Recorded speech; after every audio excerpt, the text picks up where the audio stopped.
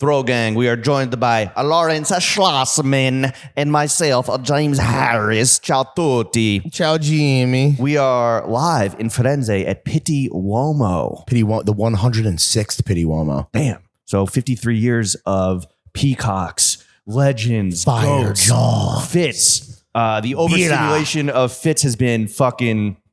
My brain's fried, bro. Though we have been locked in a room today to do the fucking job we were sent here to do. Yeah, exactly. Which is crush fucking podcasts. All right, we've been literally locked in all day podcasting, doing another compilation ep as we are wont to do when we touch down in Italia.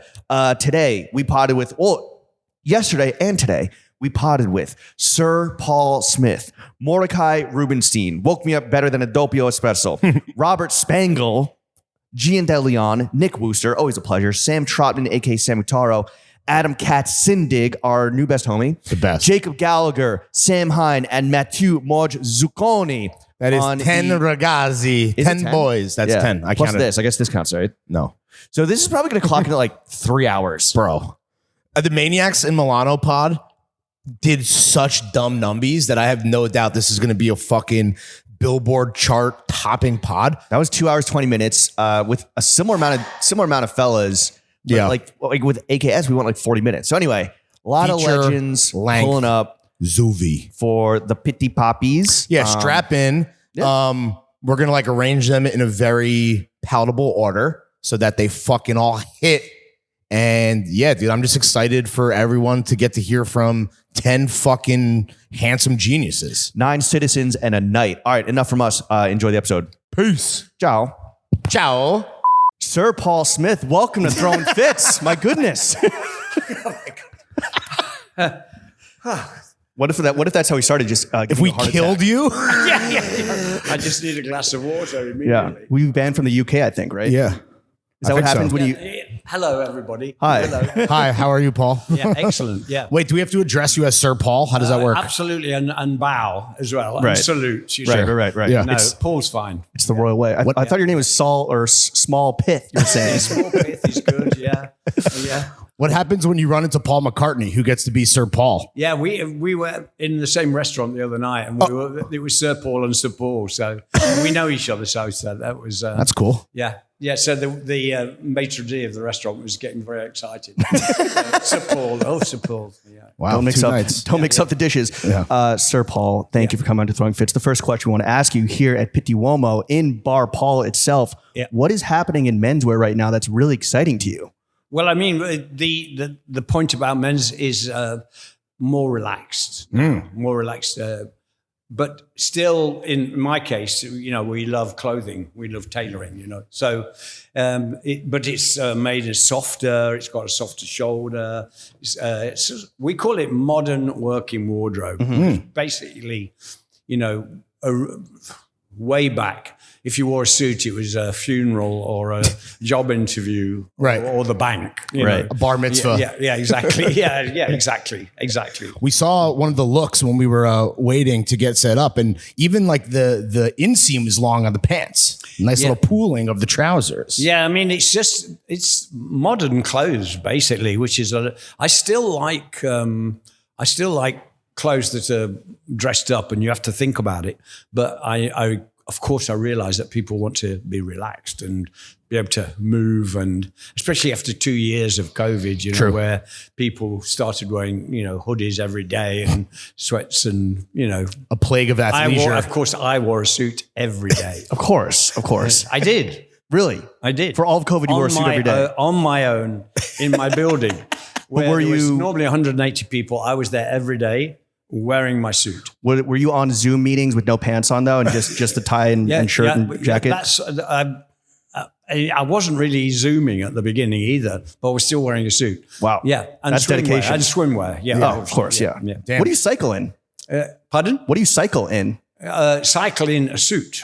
Really? Yeah. Wait. Wow. I've got photographs of me cycling in suits. So it better be relaxed and have some movement. Yeah. Because we do a suit, which is called suit to travel in, which is means that you can move in it, but also it doesn't crease as well. So it's just packable. Yeah. Okay. It's good. And it's real wool, not made out of... Okay, don't start bragging. Okay, none relax. None of that fake nasty stuff.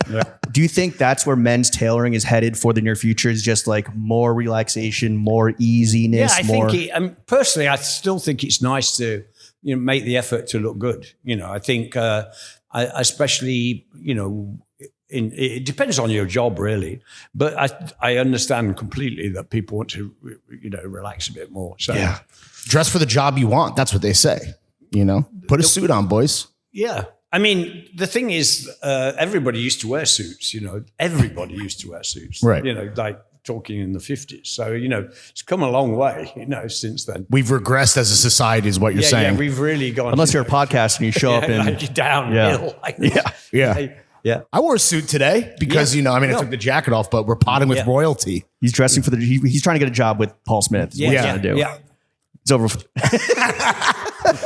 I'm available, dude. This is all I got going on right now. Not much. Paul, as a man who's seen and done it all, where does Sir Paul Smith draw inspiration from these days? And don't say everything because we're already familiar with your book. You can find inspiration in everything. What specifically is catching your eye these days and inspiring, like Lawrence was saying, kind of this like modern, almost like modern mod look? I mean, everything's inspiring. But that's what we told you couldn't say. Yeah, that was one thing you couldn't say. I'm not taking any notice of you two. Jesus, okay. Tell us how you really feel. I'm Sir Paul Smith. Yeah, you are. I mean, well, I think. I'm. Inspiration's all around you. That's all I can say. Okay. What about from like traveling? Because I know you're a globetrotter yourself. You're just in Thailand, Sawadee Cup. Yeah, I mean, traveling's great because, you take photos. Now we all take photographs. Right. We're all photographers. So, shadows. There was one, I don't know whether you saw it. There was a shirt I did last season. It was just a diagonal print of shadows. And that was sitting in bed with the Venetian blind and the sun coming through and just going, snap. Boom. Shirt. So it's that easy to be a designer, really? Yeah, shirt. Just sit in bed. Just text the photo to the textile maker and then boom, you're done. That's it. Done. Besides dressing us down as you did about 2 minutes ago, what's the worst trend in fashion right now, in your opinion? Okay, all right. Okay. Here's your chance. Podcasters.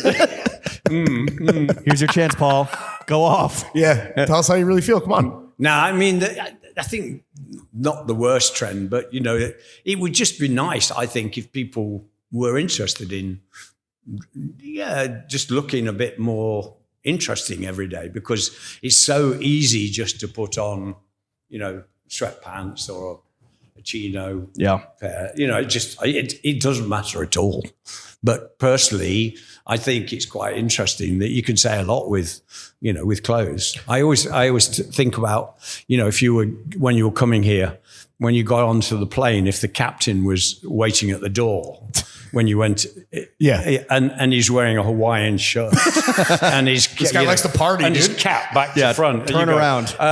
I'm okay, actually. I won't go to that guy was at the Europe. airport bar. I'll take the train. I'll walk.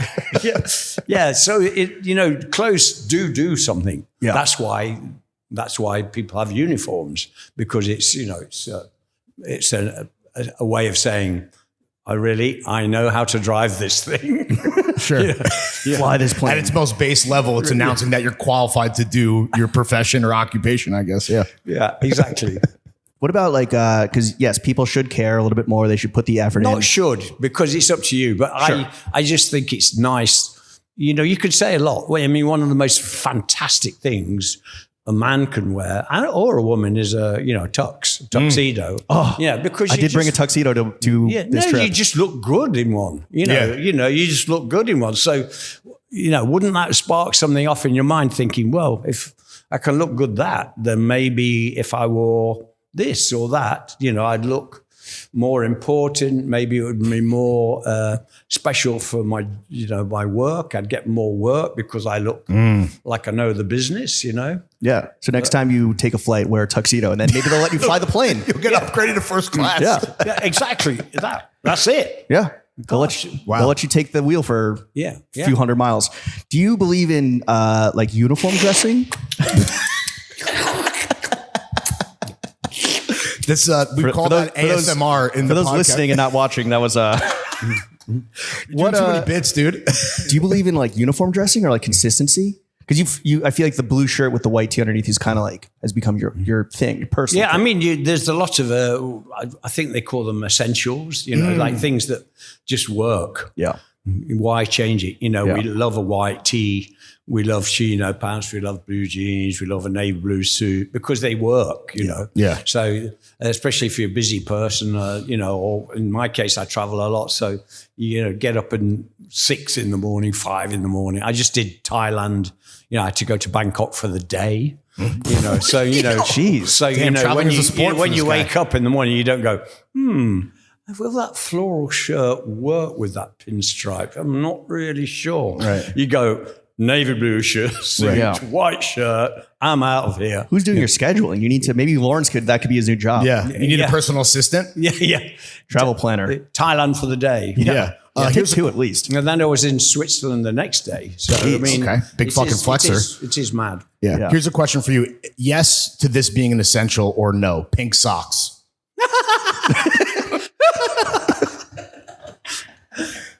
Are you mocking me right now? I like pink, actually. Yeah. I like pink. I think pink shirts really work well. Like a pale pink. Yeah. Because, you know, it makes you look like you're almost healthy. Yeah. Not quite, but almost. Of course, as a cycling fan, which I am, you know, the Giro d'Italia, which is the Italian race, the leader's jersey is pink. Oh, that's okay. Yeah, so I mean, you know, the Italians definitely like color. Like a pop Speaks color. for itself for sure. Paul, you've been in this game for a minute. You started with a shop that was 9 square meters, and now we're in a palazzo. Chateau Smith. Looking back, though, what was a personal style phase that you went through that, again, with hindsight, you now cringe at? I got stopped in the street in probably 1970 by a gentleman that would probably was in his 90s. You look like a girl. Damn. But was this swing in London with like, you know? And I thought he was absolutely right. I did. Yeah. That's a compliment. Yeah. I mean, you know, it was velvet trousers, floral shirt, long hair. Yeah. But then, you know, at that time, I was dressing Led Zeppelin. Sure. Yeah. Swing in London, Floyd, baby. Pink Floyd. Yeah. You know, Yeah, baby. Eric Clapton, you know. So, you know, he didn't know that gentleman. Right. What was your response to that fucking geezer? I just said, you're absolutely right. So Oh, you know. Yeah. You killed him with kindness. I was very polite because he was polite. He just said, you look like a girl. And he was absolutely right. Yeah. I said, you do. He said, you do. And I said, I do. Or something like that. Anyway, That's the highest I compliment agreed with him. Yeah. That's the highest compliment one What could a give. British interaction. I know. Yeah. Well, that man didn't know that he was speaking to a future sir. Yeah. We got to know, as Americans, because we're ignorant to this, what are the benefits of being a knight? Like, do you get discounts at the movies? You get a very big sore on your shoulder. Oh, yeah? Where she puts the sword down. Yeah. And then you have to, you know, deal with that for the rest of your life. It's a heavy I'm wearing sword. a Band-Aid. Oh, yeah. No, I see it. Yeah. Damn, you were attacked by the Queen Mother. Yeah. Assaulted. That's right. Yeah. Yeah, because I asked about her hip. I did in real life. Really? Yeah. And how was her hip? She said, my dear, thank you so much for asking. That's very kind of you. It's a lot better, thank you. Wow. What a class act. In the meantime, all the line of people were all crashing into each other and going because you're not supposed to stop and chat. You know? Right. So because all the queue were just backing up. And everyone was getting, you know, knighted or whatever. Yeah, and they're all backing up. Yeah. They're all So bruised. what I'm hearing is it's not that special to be a knight then. That wasn't. I was already a knight. Oh, okay. Was it a good class? That was with the Emperor of Japan. I was having dinner with the Emperor of Japan at that's cool. At a banquet at Buckingham Palace. What was how's the food? So, pardon? How was the food? Food was there was a lot of it. Okay, yeah, I'm sure. Yeah, like the knives and forks started, you know, like half a meter out. Did they serve traditional British fare? Mushy peas, spotted dick? Yeah. Oh man, I'm not sure the Emperor of Japan was that keen on it. He's like, what the hell is this shit? What is this brown? The lady bush? sitting next to me she wore a tiara, in her hair. To Buckingham Palace, she wore like a crown. Yeah, like a crown. Isn't that like wearing white to a wedding? Like you it's called a right? tiara, so it's acceptable. Okay. It's Oh, it is. So I said to her, because in these situations, I always get a bit camp. Okay. Yeah, because you're nervous. You surround them. You're completely out of your depth. We get that in our line of work too. You overcompensate a little bit. So I go, I love your tiara. I said to her, and she said, do you? I hate it. It's his grandmother's. And pointed across the table. And there was a man there with sashes and medals and everything. And I said, is that your husband? She said, yes. I said, what does he do? Head of the Navy.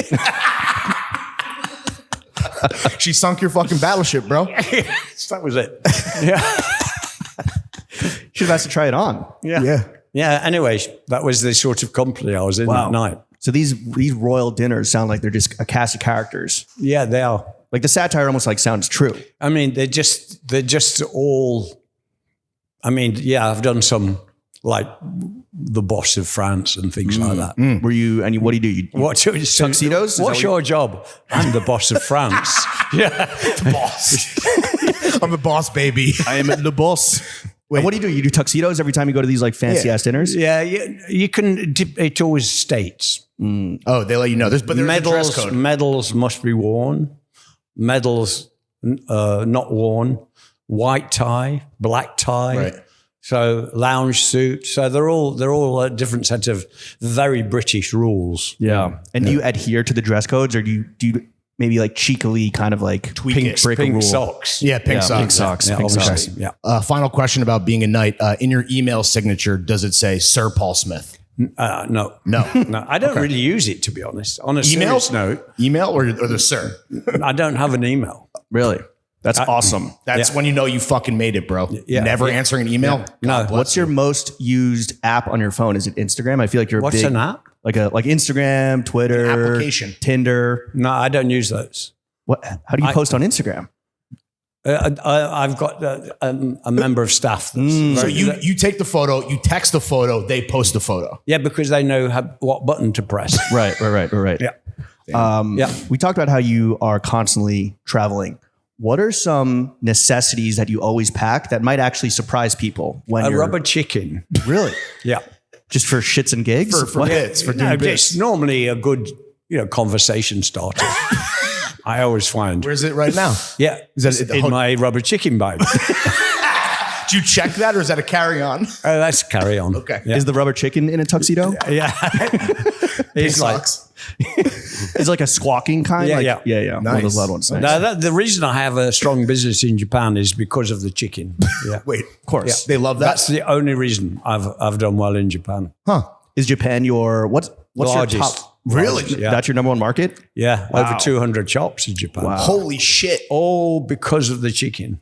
Damn. They revere the So, chicken. you go to a serious meeting and then it was, Right. Right. Salary and then menu. suddenly, That'll wake up the room. yeah. And Do I then- smell yakitori? Jesus Christ, dude. So from a rubber chicken to 200 stores, that's how you won over the Japanese. Yeah, I mean, if you've got any listeners or viewers that want to know how to enter the Japanese market, go and get yourself a rubber chicken. Yeah, they love Immediately. props. Yeah, immediately. They're huge fans of prop comedy culturally. Yeah. Speaking of culture, I feel like your list of collaborations looks like a CVS receipt, right? Yeah. I mean, there's too many to even name them, but one that stuck out to us as a cinephile over here to my left, your work with Men in Black International. How easy was it doing some of the costume design work on Men in Black since they just wear black suits? Well, the good thing was it was all in black. So that was, so I had a lot of black fabric left over. So I say, what about black? And they went, well, that's the name of the film. I said, good. Okay. Perfect. Well, that's even better. Funny how that worked And out. I was in it. You're right. There's a cameo of you in the movie. How was that? Oh, Life on set. I mean, I'm just waiting for the Oscar. Oh, yeah. Hello, Academy, pick up the phone. Best alien in a supporting role. Sir Paul Smith. He brought his own rubber chicken.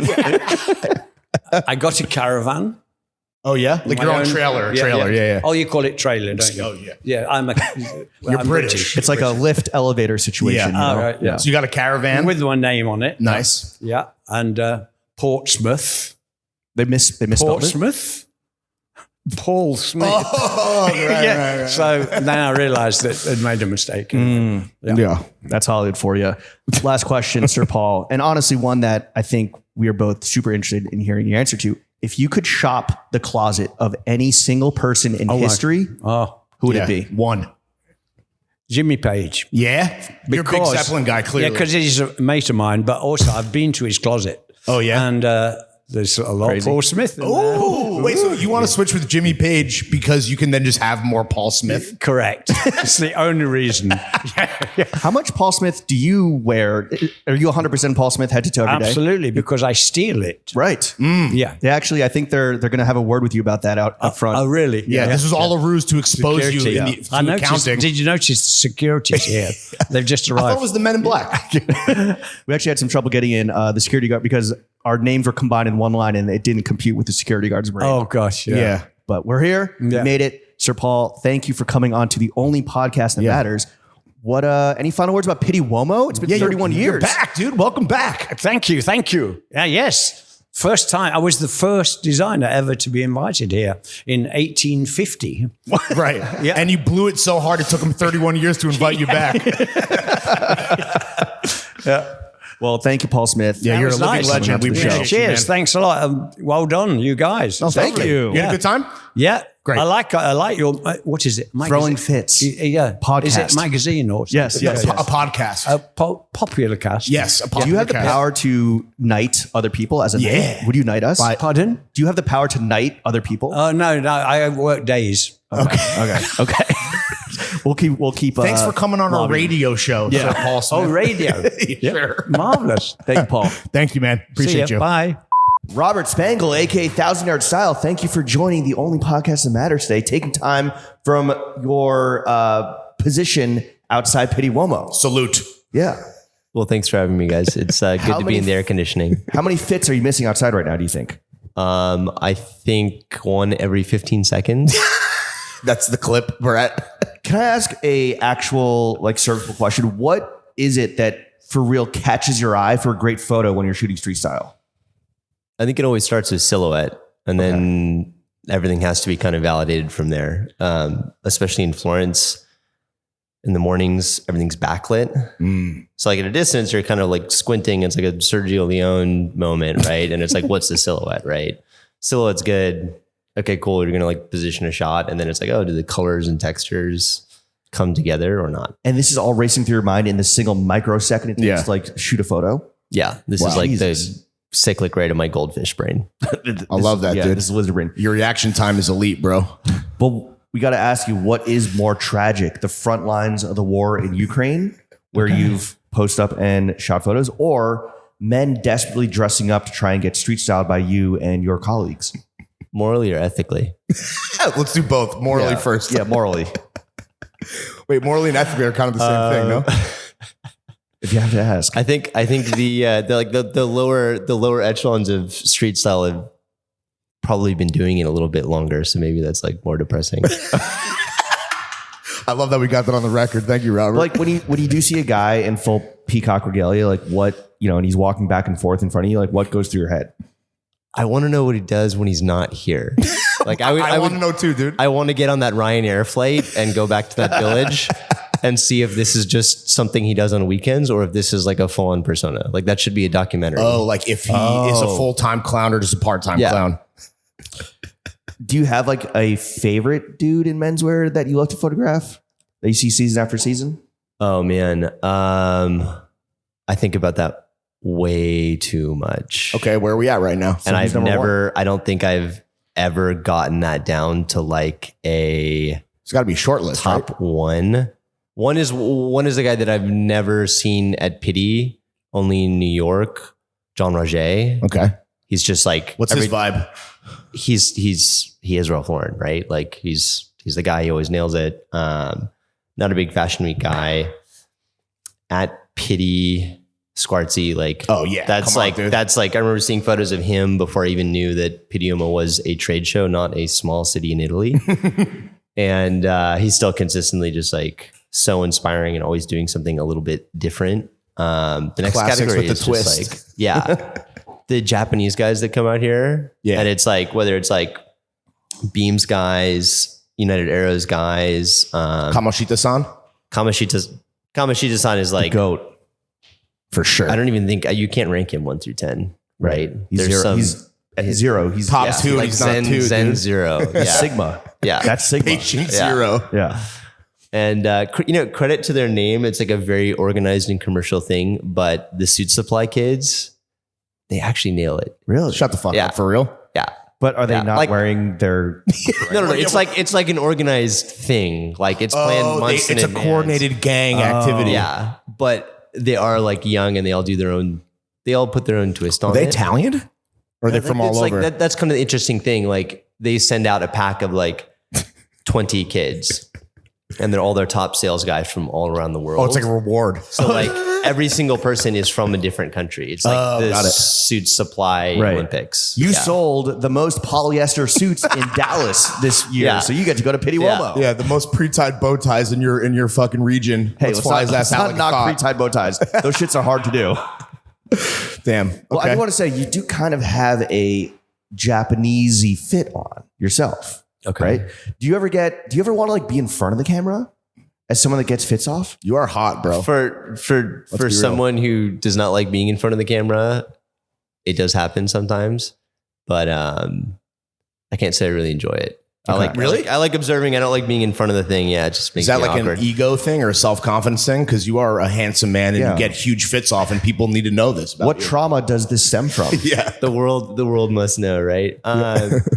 I think it's just a preference, right? Like I like observing and I like learning rather than being the object. Cerebral. Right? You're a brainiac. I want to ask you this. As a brainiac, as someone that's in the mud, in the trenches, quite I'm literally, about to With let the you down. gas.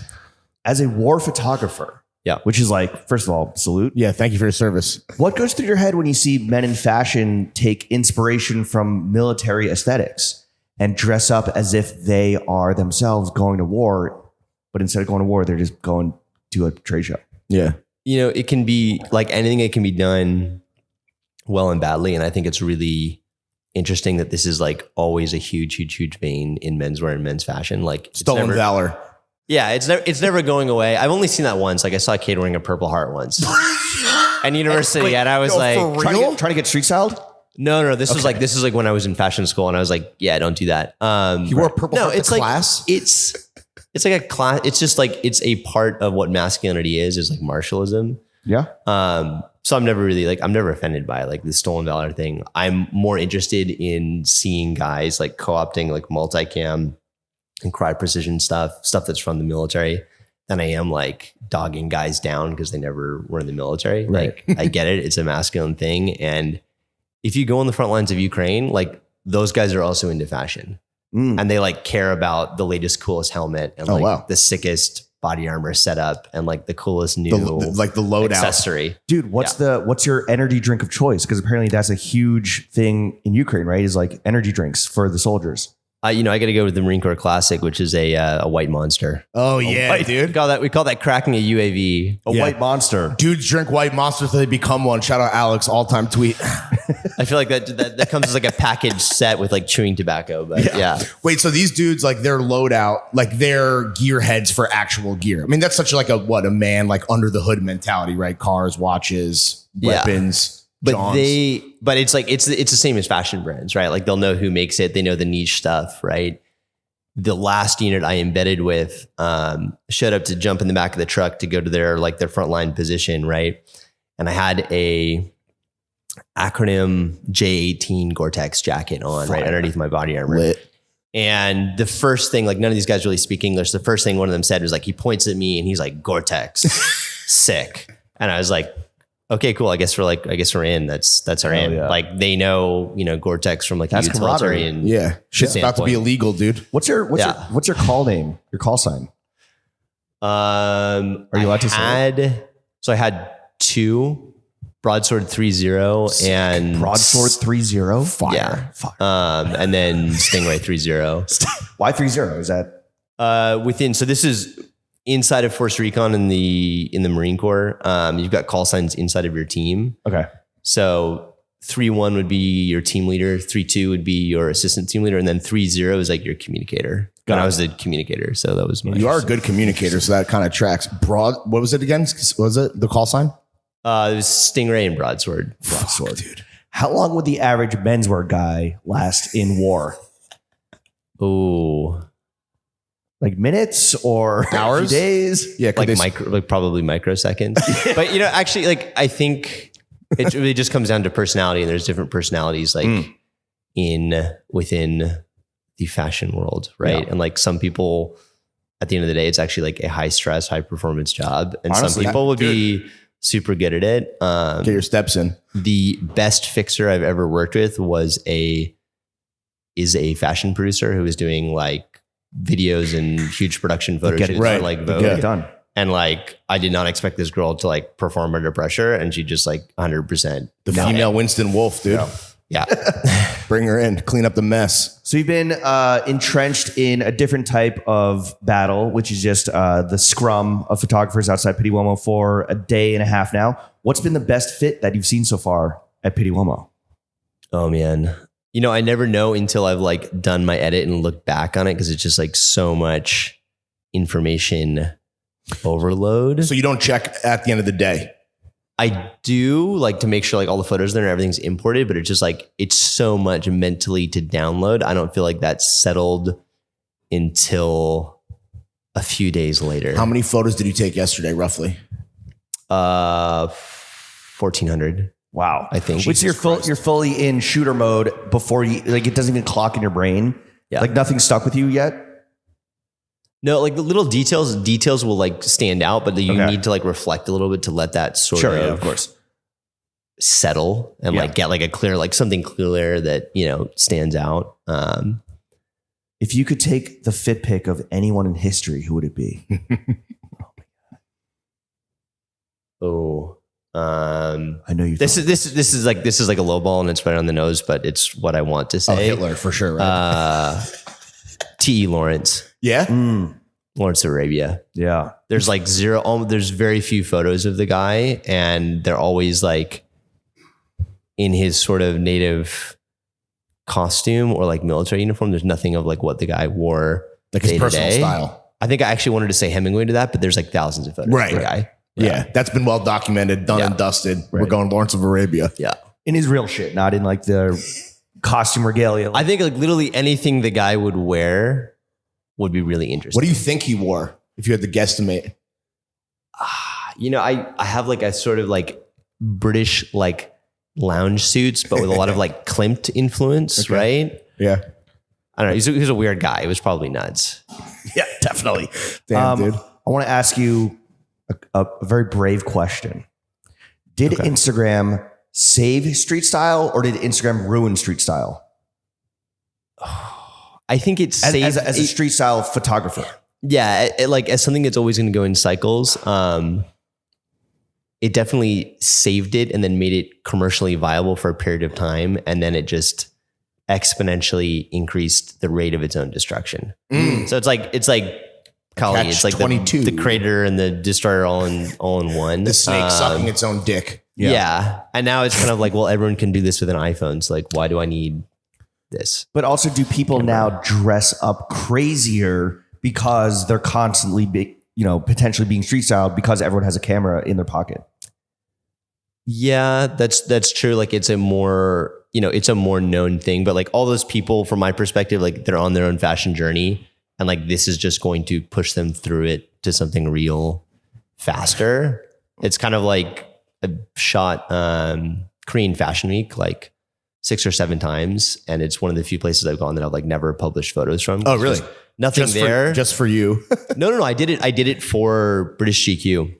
Just nothing there excited me. Oh, okay. And it was like everyone was doing this as a performance, and they didn't really know like the brands that they were wearing. Oh, shit. And it was very like everyone was doing it, but it was like copy and paste. So there's a lot of that now because like street style is so much in people's comprehension, but those guys are either going to lose interest faster and like just not do it anymore, or they're going to get educated to the point of finding something real that'll be interesting. The style journey that you're talking about, right, that some people are stumbling through. Are you like, when you're taking photos, right, and obviously there's people who you're not going to shoot, how judgmental are you in that moment when you, or do they not even like register? They're not even people to you, like, or are you like, As you know, as a guy who thinks that like beauty is a moral good, I try to like tone that back really, really, really hard, because it just like puts you mentally in a negative place. Sure. I'm just remembering like this is stop hating, Lawrence. This is the weird thing that I like obsess over, and I'm not really in a place to like judge every other person That's your job. into it. Yeah, no, it's like, it's my job and I've been doing it for a long time.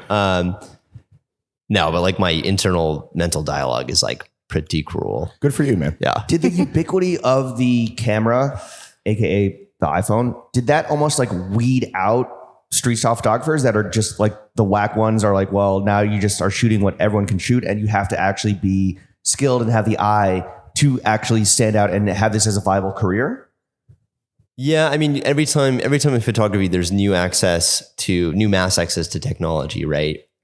It always brings a ton of fresh faces on, and then everyone has to like work harder to differentiate. Right. So at the end of the day, I think it's really great. And if like the iPhone 15 is actually fantastic for photos, and if you go out and just want to use that, you're going to do absolutely fine. Do you ever shoot street style with your phone?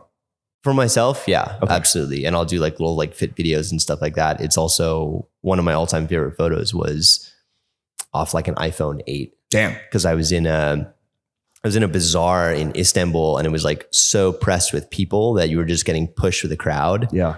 And there was this girl with this amazing fit who kept looking back at me, and I like literally couldn't get my camera up. So I like slid my phone out of my pocket and just like randomly. Not creepy at all, by the way. Totally normal. No, not at all. So you don't always just have the bazooka on you, right? Is what you're saying. No, normally I'm using like a smaller Leica, actually. Did you get a number? for the Olympics? Did you get the Turkish girl's number? No Habibi numbers. Okay. No Habibti, sorry. What's the favorite photograph of yours that you've ever taken? Oh man. There was a older guy sitting on the edge of the Kabul River in Kabul. I photographed him twice. I met him a few times, and like that guy will always be my personal definition of what style is and what also like being chic is. Do you like to have a personal relationship with your subjects, or does that sometimes ruin the mystique? Like this guy, like you're obviously like, you know, enraptured clearly, but like if you had to choose, is it like, I'd rather not spoil the I think most of the time I'd rather not mystery? I'd rather not know, because it is kind of about that initial interaction. That is the interaction, right? The acknowledgement of the camera. But like positionally, like you're gonna have to talk to people after you take a photo. Especially like in Afghanistan, I had to learn how to handle it. I had to learn a little bit of the language. Like that's not a place where you can just like bang out a photo and then like run off. That's unless she's a hot girl in Istanbul, in case, you know, that's, I don't want to, that's, girls are scary. Yeah. Men would rather go to the front lines of a war than get a number from a cute little Habibti. Women are terrifying. Yeah, that's a whole different level of adrenaline rush. Well, Robert, we want to thank you for coming on to the only podcast that matters and taking time off from your actual job. Thank you. We're going to get you back there so that you can flick up all the crazy, absurd, amazing fits that are parading through Pitti Uomo. Thank you for coming on to the only podcast that matters. Appreciate thank you for having me out there, and I hope you guys get to break away and so that you can take our photo, right? Obviously. Exactly. Thanks. I would have or not and make you feel bad. Thank you, Robert. Appreciate you, man. Jacob Gallagher, live from Pitti Uomo with the motherfucking boys on the only podcast that matters. How are you? I'm well. How are you guys? We're so fucking back, baby. You're wearing the same shirt that you wore last night. Interesting. We've now recorded in 3 different cities, I guess. 2 continents. Oh, Milano. 2 continents, 3 different cities. Yeah. All right. First question. I'm not wearing the same shirt as I was wearing. Is this a question that you're about to ask? Yeah, it is. Sorry. Go ahead. Okay. Great podcasting. I know how to do this. Jacob, did you bring my apology gift for being a bad podcaster and even worse of a friend to you?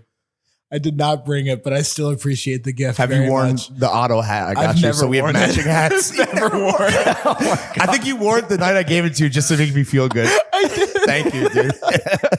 Okay. Just wanted to clear the air. Are you not wearing it because you don't like the hat or because it represents like a terrible 3 hours of your life? If if I may, the hat shape is more your tastes For than my pea-brain. tastes. I like it closer to my dome, and this is a little poofy. Very at the tall, front. very tall. It's Okay. a pseudo trucker, I would say, in a way. Am I supposed to be looking at the camera? No, you're Where am talking I- to No, you Okay, talked to us. And by the way, I want the hat back. You can have the hat back. That's fine. All right, my question. Yes, please. Let's talk menswear tennis rankings. Who are the top 5 right now? Because there's a is that group DM still happening? What's going I on? love that you're asking me this because you know that I've said that you are the best of the menswear people that I've played against. All right, thank you, I don't know if Jacob. that's true. I don't know if that's true. done. Well, okay, so you are. I will say who I've played against. Okay. I think it goes probably you. I'm Sinner. I guess yeah. You're as we speak. You're Yannick Sinner within the menswear universe. You then probably Noah. Though Noah claims that the day that I played with him, he was having a really off day. Okay. Yeah, sure. Okay, dude. And then, so probably you, Noah, and Nathan are all in a certain cluster. I would say We're like the being big three. very similar. We're like Novak, Rafa, Fed. And then who's number 4? Let's do 4. Who's 4 and 5? And you're Andy Roddick. And then I think that if I, but this is He's just Andy Murray. Sorry. That's what I meant. Keep going. Do you 4 and want me 5. to answer? Yeah. But then this is just who I've played against. So then I would say like I'm better than Bijan. Okay. I beat Bijan more often than I lose. Way more often than I lose to Bijan. Oh, way more often, Yeah, bro. at this point, yeah. Bijan I'm has a beating much him more cooler often. head on the court. I'm fine on the court Dude. of late. How many times you're like Lawrence at a restaurant? You've been asked to keep it down. Okay, that was not fair though. Because, like Wait, were you having a bad day? I was actually not even having a bad day. The guy this passerby told me that I was being too loud when I hit the ball. Like you're grunting? Like that? Like I was in an intense rally Oh. and this, I got a couple in there. You're and- grunting. You're Anyway. on your Carlito shit. All right, let's talk fashion. This is our first time on the men's fashion circuit in Europe, doing like the whole shebang, Okay. the whole sheboing boing. What advice do you have for 2 doe-eyed rookies? I'll go to bed as early as you possibly can every Okay, day. what other advice do you have? No, actually, like applicable to us. Don't drink a lot. I mean, it's a marathon, right? Like you gotta pace yourself. I think it's important to stay well hydrated and to get as much sleep as possible. To check your email. I think I always forget to check my email while I'm over here. Is that why your boss called you in the middle of happy hour last night? That was actually not my boss. That was a coworker, and it Got was. You're forgetting the most important thing, the fuel that keeps all of us going. Gossip. Yeah, I mean, the gossip hasn't hit that hard yet here. Y'all were yapping last night, dude. We were like, what are these guys even on right now? Yeah, but that's just par for the course. You put us all together, and all we're going to do is That's true. discuss who's going to next up. design Givenchy and what's coming. Who's next up for real, for real? Yeah. Yo, is streetwear dead? My man's wearing a Stussy shirt. Okay, while we're here though, we were talking about the inconvenience of the gigantic conference table. What are your pet peeves about Europe? I know you're a big pet peeve guy. The basic, I think it's the same one I said when we spoke in Milan. Which is what? Remind us. That they don't give you enough water here. Yeah, dude. that getting water is a real difficult endeavor. when no you're at one a on this restaurant. continent is hydrated. It's bizarre. But bottled water is cheap. Other pet peeves. I don't. I mean, the traffic is truly terrible here. Not in Florence, but Right, when you're like walking it's here. bad, and I've already been warned that it's very bad in Paris. Paris, it's fucking. Well, what about congestion pricing? Did that that not well, work? I believe in congestion pricing, but Well, you have personally, Ethically, morally. not. I mean, I don't know if ethically or morally, but I think that congestion pricing is a good solve for public transportation funding problems. Do you have a personal driver while you're here? Not while I'm here. Where No, do you no. have one? But when we leave here. Yeah. Would you say personal? Will you have one in Paris? I will have one in Paris. So you're part of the problem. Yeah. Yes, sure. How Like, bro. how well are you tipping? It's actually to be totally honest, I don't deal with it. It's my That was a coworker trick from question. the They don't tip in magazine. Europe, so you don't have to worry about it, bro. Okay, anyway. All right. Something we've kind of Thought you were gonna noticed. be nice to me. We're hanging out, dude. Yeah.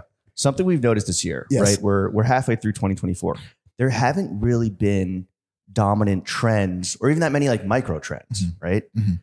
Are we living in a post-trend world? Okay, so And you guys should start thinking your answer too, because I'm asking the same question. Okay, so I think that I wrote this article recently about shorts. Yes, I was in it. That we spoke with, and You're welcome. our conversation, and then what a few other people said, I think kind of has rung out in my head, and I've been thinking about a lot. Where it's like we're heading back intensely toward the like everything is on the table moment, and if you look around at Pitti, one, I think walking the fair for the past couple of days, things have really stagnated trend wise. Like nothing new seems to be arising. Nothing new is breaking through. But you look at the pants and people are wearing a pretty large swath, let's say, of pant shapes out here. And, when I would come here in the early years, so I've been coming to Pitti for 8 years or so, 8 or 9 years. So in those early years, everything was really slim. Like you could very clearly tell like that was what was. I could see your calf through your trousers. That was what people were really Like being skinny told. jeans or like Euro cut or both? No, like that slim, tailoring. I mean, here it's very, very slim tailoring. And now we've really seen, I think, a broadening of that. And so I think that really illuminates how we are back in this moment of like anything is possible. Anything's on the table. Now, what I will say is it's been on my mind that like, and Lawrence and I have disagreed about, I think that Lawrence is actually right that this was not a very good fit particularly, but like the Drake pants photo.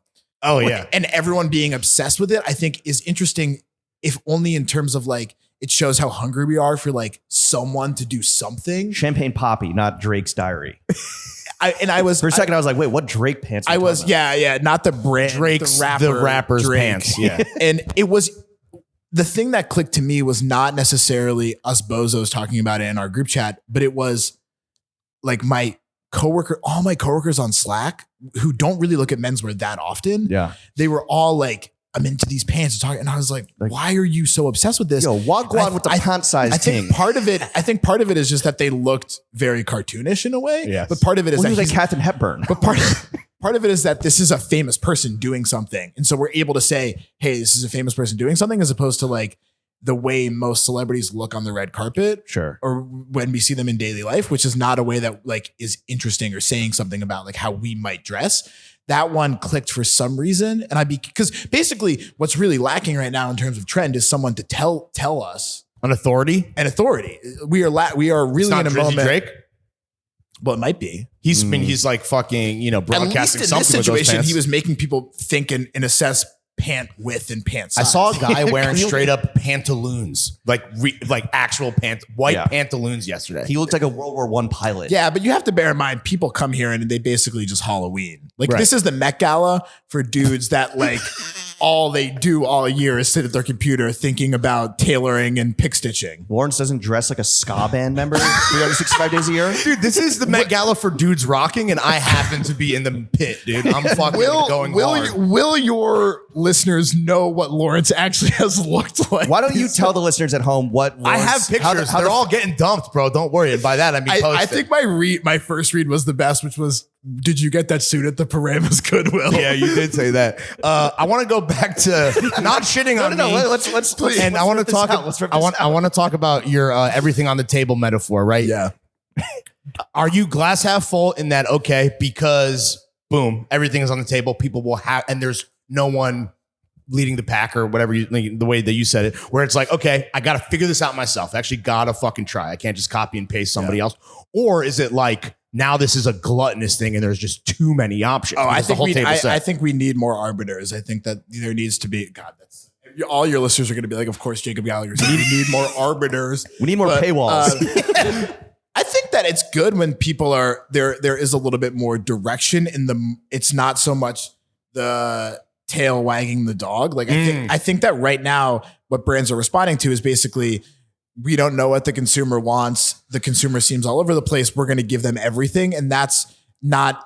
That basically begs the question, why should brands exist then? Like, why should these companies be making clothes then if they're not giving a point of view? True. If they're not offering something that says like, this is where we're standing. This is what we specialize in.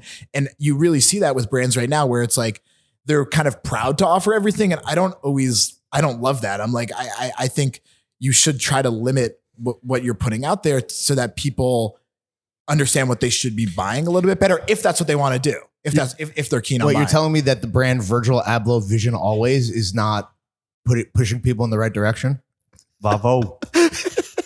I don't know if I consider that that's not a brand. That's like that's just Drake. That's a guy making clothes for. That seems to be a guy making clothes for Drake. That is a Nepo homie. It's interesting that Drake didn't think that those pants were on the market because like those pants definitely he could have found something like that. Yeah, so they would have been hemmed properly.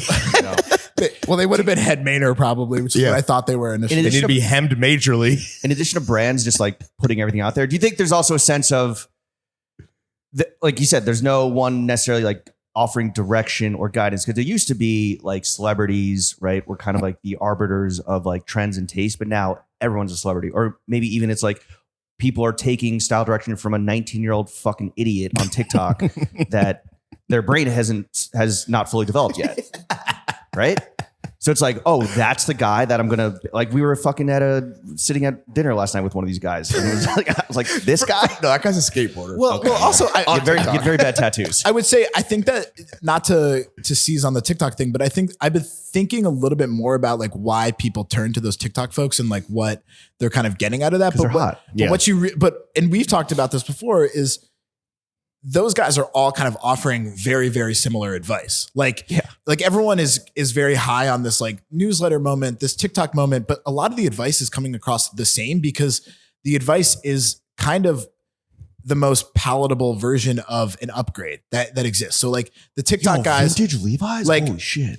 like it's aspirational. not to just cite my own, but like I wrote this article about kind of the unbutton, the good boy polo, The split neck. the Johnny collar, the split neck polo. And that the moment I started looking at them and trying to find out like, oh, like what brands make them. And then you'd go to the tag photos and it was just like a million TikTokers, like all recommending the same polo, like over and over again. Is it payola? And I think what it is just like, it's an easy upgrade where it's like, you can kind of say to people, hey, move off this thing. And it feels revolutionary to some people. So then they start following and you're able to grab an audience quicker with that stuff than you are with a radical proposition. And so I think that we are seeing a homogeneity across the recommendation sphere where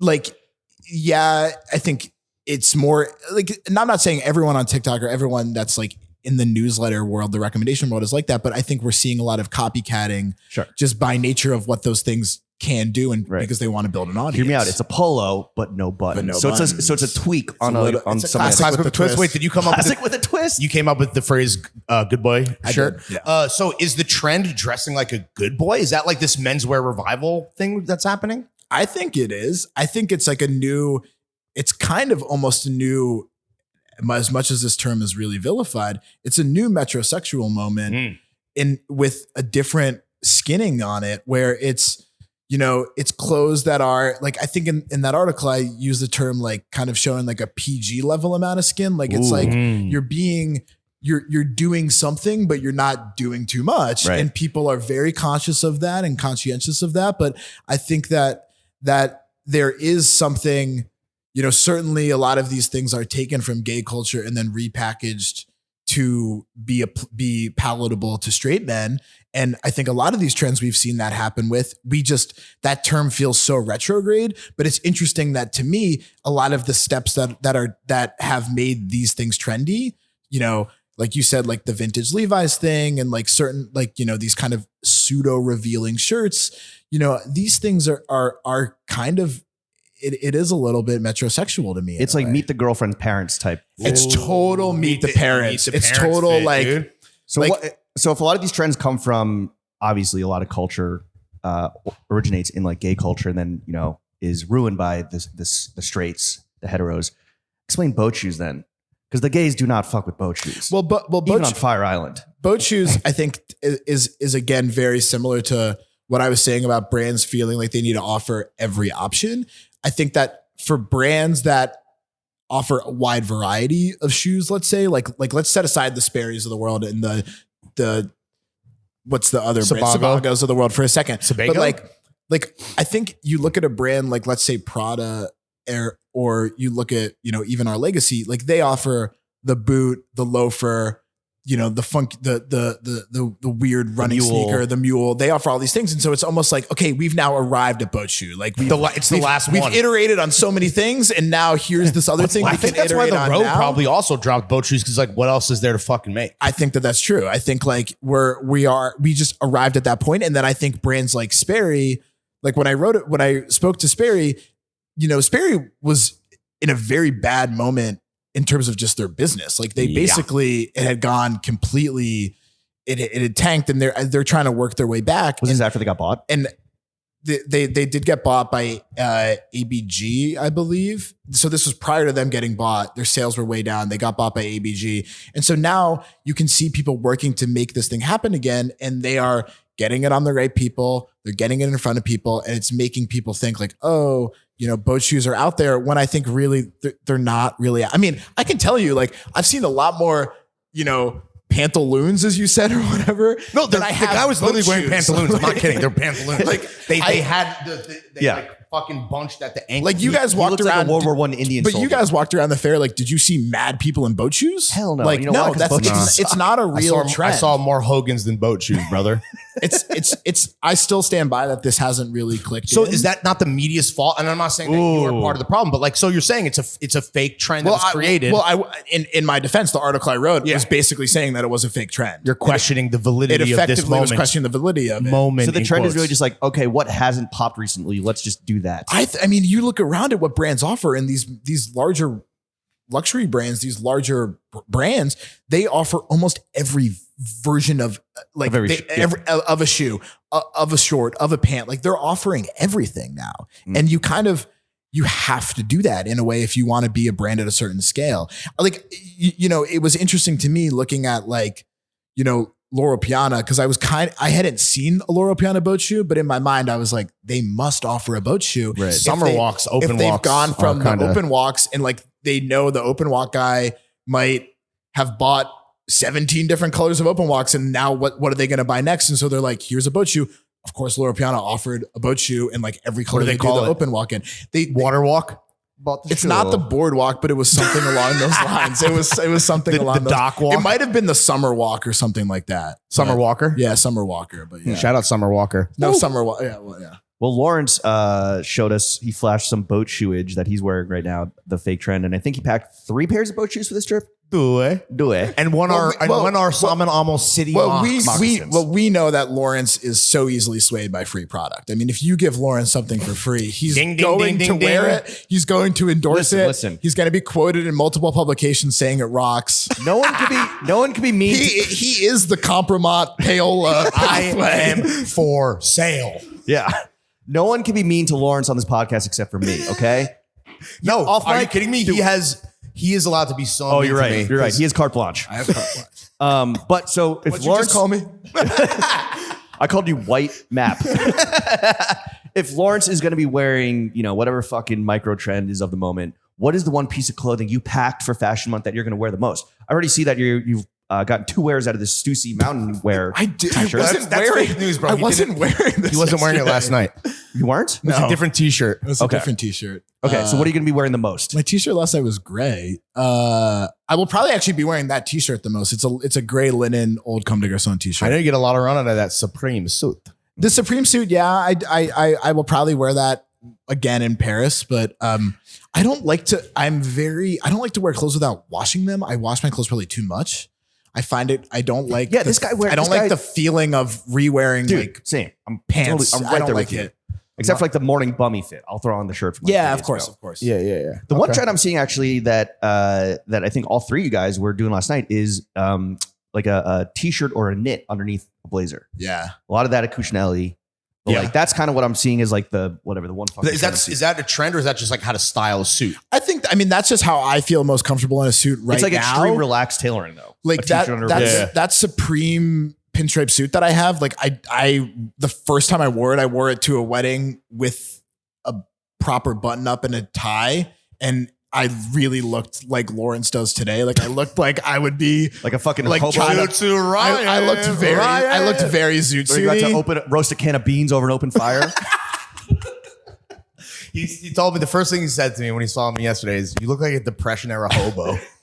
Just hopping the rails. Which I was like, "Thank you for placing this hobo in a time and place." You this know, land is my You're land. doing your thing. Yeah, that's just how I like to wear a suit. I mean, I think Sam is to my right, and Sam, I think, pulls off the tie, the button up, like for me right now, I just don't feel super comfortable in it. It feels like I'm trying a little too much, but because it's not what I've been wearing for the past little bit. So, But the t-shirt under the blazer, big fan. I'm into it. Big fan. Yeah.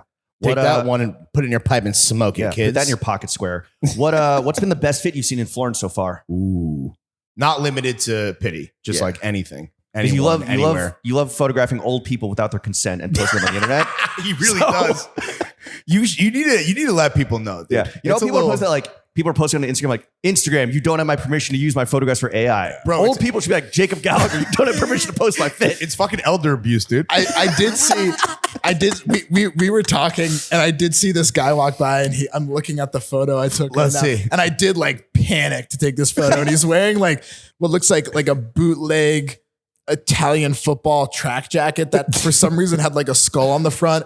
And then It's not Kappa, it's Bappa. these like yellow, blue, navy and red kind of like ski pants that almost look like they would be like Tommy Hilfiger, but they say ski dope across the legs. And then he was wearing, and it's quite hot here today, and he was wearing a beanie. Like this was really, This is in Pitti. this was in Pitti. This dude is And he has like- this is a lord. This is a lord. That's He has that's an amazing. Apple Watch with a gigantic gold bracelet. Yeah, Ski Gold dope. strap. That sounds like a different type of snow, brother. Yeah, he's wearing like I wouldn't know anything about that. But That's a fit, dude. what are the this was really good. But then what was that Italian sneaker brand that was really hot in like 2012?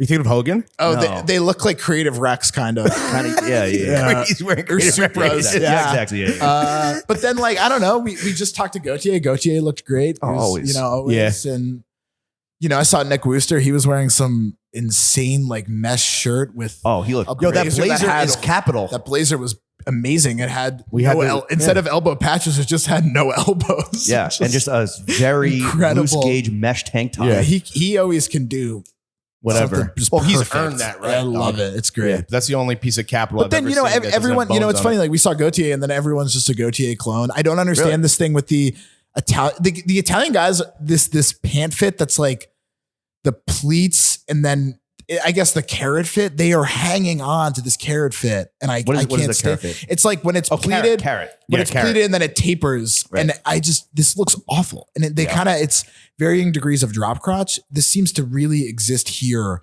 centrally. And I don't Just get at the it. fortress. I think maybe just at the, honestly, I don't really see it otherwise, but these And we're going guys to talk love other it. European cities with Matthieu. Okay, but going back to you for a second. Yeah. If you could swap suitcases with anyone for the rest of Fashion Month and sizing is not a factor, who's it going to be? Ooh, sizing's not a factor. Yeah, this is a good question. I wrote it. Whose shit you want? Oh, did he just? Oh, he knows who. Matthieu was like me. Me. Probably Matthieu. He's Really? yeah. We have similar All style. right, pretend he's not in the room. Pretend we're not potting with an audience. Okay. Lawrence? No, what is it? My shit actually fit you properly. Yeah, if I could get everything Lawrence has tailored so it actually fits. So you're not a Gap commercial from 1990? How many pairs of boat shoes do you need? Well, no, the obvious answer is Jian because Jian just has the most Every piece shit. of clothing. Well, 1/3 of his shit got stolen, so. But then he immediately went to the Prada outlet and bought all this stuff. No, he went to the mall, not the. He went to the he's mall. saying the Prada He went to outlet the for other 30. outlet. He went to the mall and it was going down. No, that's Word the- to young that- jock. That's the obvious answer because he just Jian? has the He has most everything. stuff. He's got everything. You could get the Throwing Fits Friends and Family Gazelles. I get, yeah, sure. Oh, fuck you, bitch. That's, yeah, no. You know Oh, you wow. wanted All right, it. you're out of here, dude. You're done. You know you You're wanted done. it. Yeah, we're done you here. guys. All right. We're done here. What Who's a next? pleasure. Who's next? Is it Sam or is it Matthieu? All right. Thank you, Jacob. Later, Jacob. Pleasure. Thanks, guys. Nicholson Wooster. How the hell are you? Old.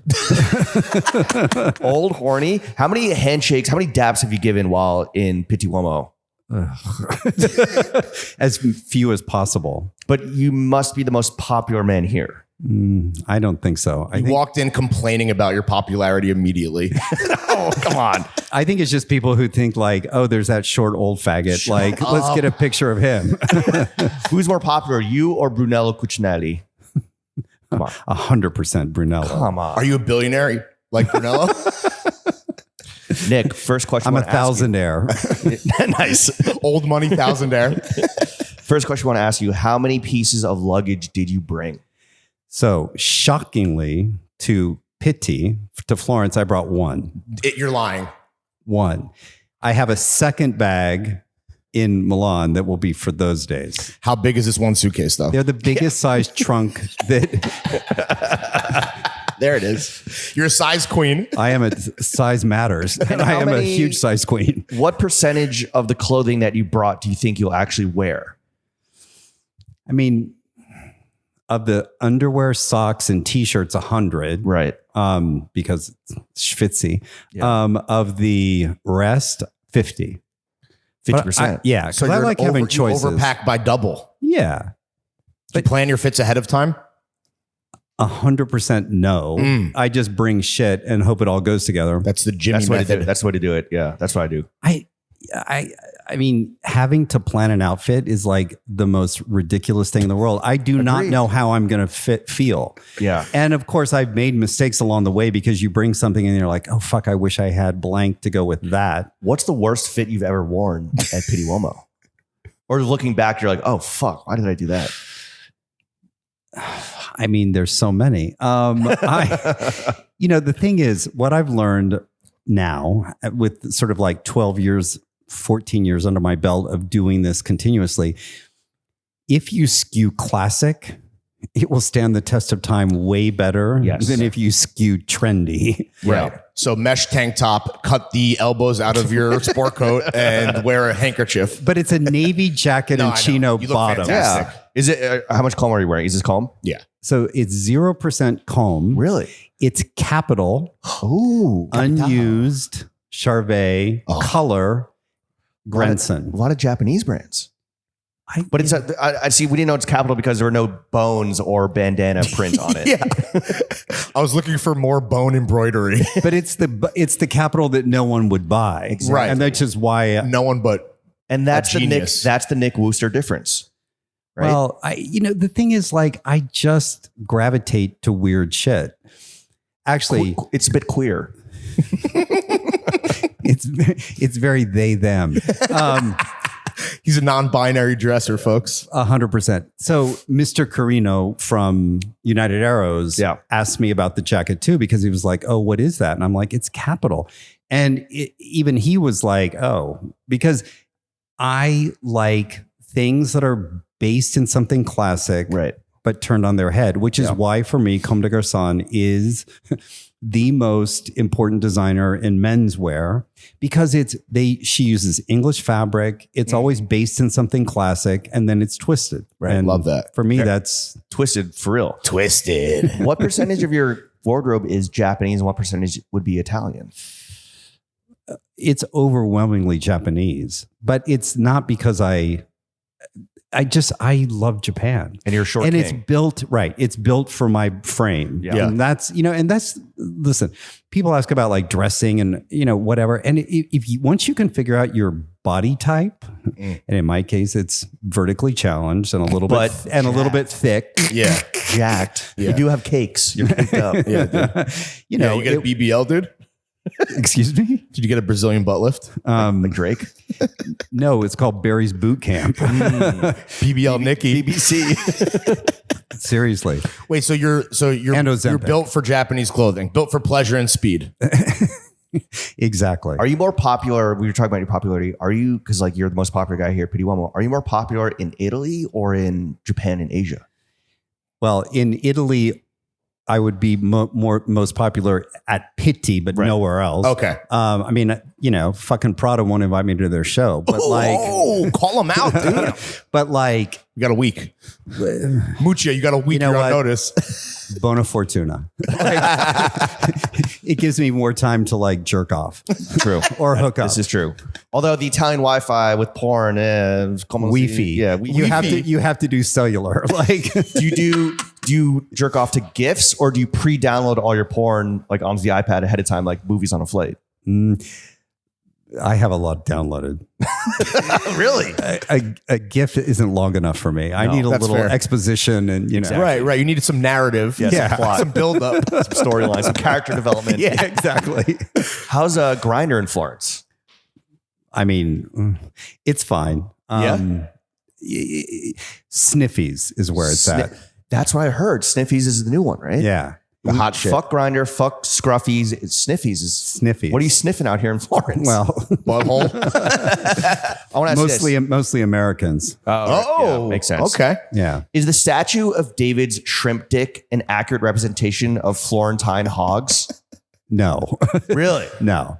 We're hung over here. Yeah. Uncut too. Yeah. Which, As is culturally it's all the good. norm. It's all good for me. Might get some smegma on the omegma. That's why you need to wear Gore-Tex, dude. Yeah. Smegma just rolls right off. Nick, what is the workout routine? How do you stay so buff while you're on the road? Barry's Boot Camp, Milan. Oh, yeah? What about in Sonato. Florence, though? I don't, you know what? So I'm a big believer in you take it when you can get it. So like, I don't work out here. There's no gyms here. You're walking a lot here, too? You walk here and, you know, I eat one meal a day, maybe. So, yeah. You're an OMAD lifestylist such as myself. I am. I love that. Do you dude. indulge when you dine, or do you Fuck keep it yeah. strict? Like I am not going to deprive myself. If I'm going to have one meal a day, it's going to be whatever the fuck I want. Dude, we should talk about this off mic, but this is the way. You're doing lunch or dinner? So it depends. Like yesterday, Tuesday night, I had a dinner and it was late, but I didn't have lunch. I mean, I had some nuts. Right. Well, Just some I energy. always try to have as many nuts as I can get. But, Shrimp and nuts. Or I guess hog and nuts. nuts and cream. Yeah. Nuts and some meats. Yeah. Is it like so you don't like dodge carbs when you're eating and shit? Fuck no. Okay, good. No, Well, he's not drinking, so that helps. Yeah, I don't drink. I mean, but the thing is, like, how can you? Okay, I don't eat pasta anywhere except here. And where else would you do it Why besides would you? Mecca? Why would you deprive yourself of pasta and pizza in Italy? Why would you go to a whorehouse and jerk off? Right. Right. I mean, Unless that's what you're into, and you're like a corner boy. We're not kink shaming over here. Yeah. What's Real cuck, stand up. what's your favorite restaurant in Florence? Do you have one? you know, the problem with me is I never remember the names of places, but I like Camilo and I like Trade Chigobi. Bro, we tried to go to Camilo's reservations only because like TikTok or some shit. Right. Or you probably putting it on Instagram. No. I think you can thank Scott Schumann for that because he actually had a party there like years ago. And that's how, I mean, I had been there before, but I didn't remember it. Or vertically challenged king, excuse me. You know, but hey, Is Scott even here? he is. Oh, he is? He Okay. is. I saw him. I saw him literally on my way over here. He was not photographing us. I'll tell you that. What shopping do you have planned while you're in Florence and while you're in Europe? Because Now- you're a shopaholic. I am a shopaholic, but I'm on a clothing diet. I'm like, it's bad. Like, Yeah.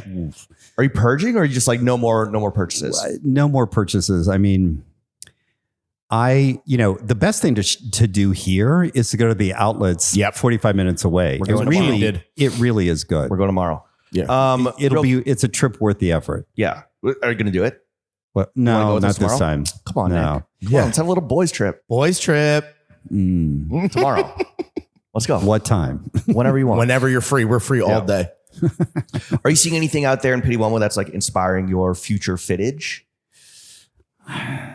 Or are you the source for everyone else? Ooh, great No, point. I know. But you know, the thing is, here's my deal, which is probably doesn't speak well of my skills as a buyer, but like I do better in stores than I do in showrooms because it's like once I see stuff in context of like that makes me want it more. Right. I've made many mistakes pre-ordering stuff or doing personals in a showroom. You need to see some shit merchandise. Yeah, it's like it's weird.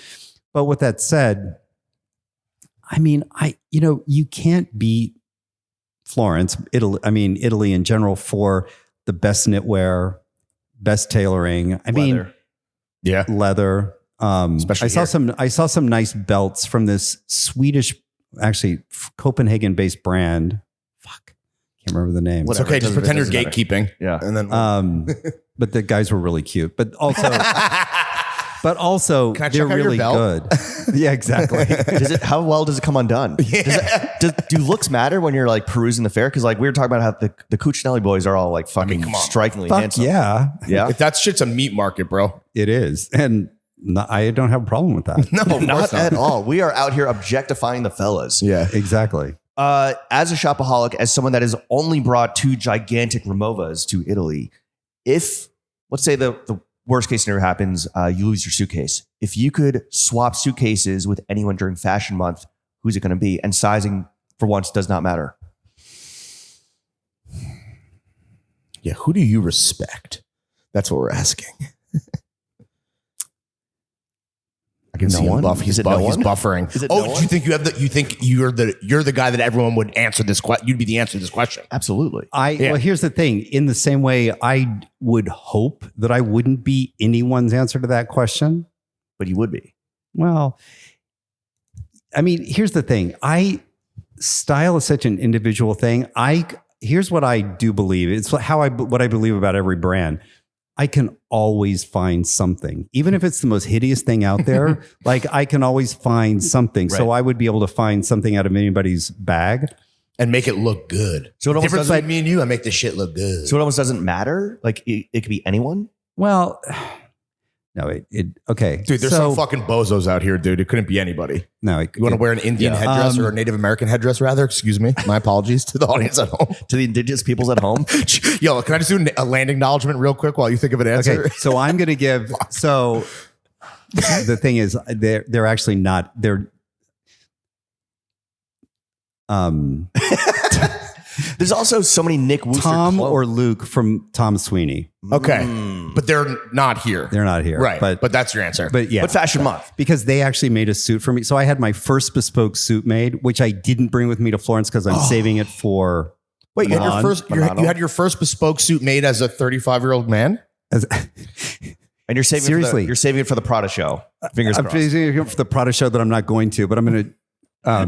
Wait, why do you never went bespoke ever in your life? Well, until no, recently? I just never had the occasion. I mean, there was one time I was going to do it, but that experience. So this is what I did, and I'm super grateful for them for asking me. So I said, "All right, here's what I want to do. I want you to make a suit for me." I gave them the pant that I wanted to work off of, which Right. they did a variation of. It was a color pant, so the shape is amazing. But I had them make shorts for me too. Ooh. Nice. Oh, so you can switch out the bottoms with Exactly. so smart, and it's a dude. double-breasted fresco in a super heavy cloth. And Love it's switching like, out the bottoms. I'm always about switching out the bottoms. Exactly. Okay, sorry. What are the specifications of the suit? So it's double-breasted Mm. and it's super heavy fresco cloth, like really, like it's a little bit heavy for this kind of weather, but I don't give a a fuck. 3-season guy, basically, though. Right. It's Right. going to be hot in Milano. Yeah. Right. Hotter than here, probably, to be honest. Right. And it's probably Get going lucky. to rain too. Ooh. Or do you see Nick Wooster clones? I think we asked you this when you were on the pod, but like, especially here, you must see people that are like copying you one for one. You're like, I Where did you're that 5 I years posted ago. that 7 days ago, and now I'm seeing it in person. You know, this is going to be, I'm probably going to cancel for the. No, the thing you that won't. always kills me is when people say, "Oh, I follow your style." And I look at them, I'm like, really? Yeah, that's a bummer, dude. Yeah, follow harder. No, Exactly. Take it from us. In the rare instance, like, you can't choose all of your fans. It happens, bro. That's true. That's it. Nick, what's the over/under on how many times you think you're going to get street styled at Pitti Uomo?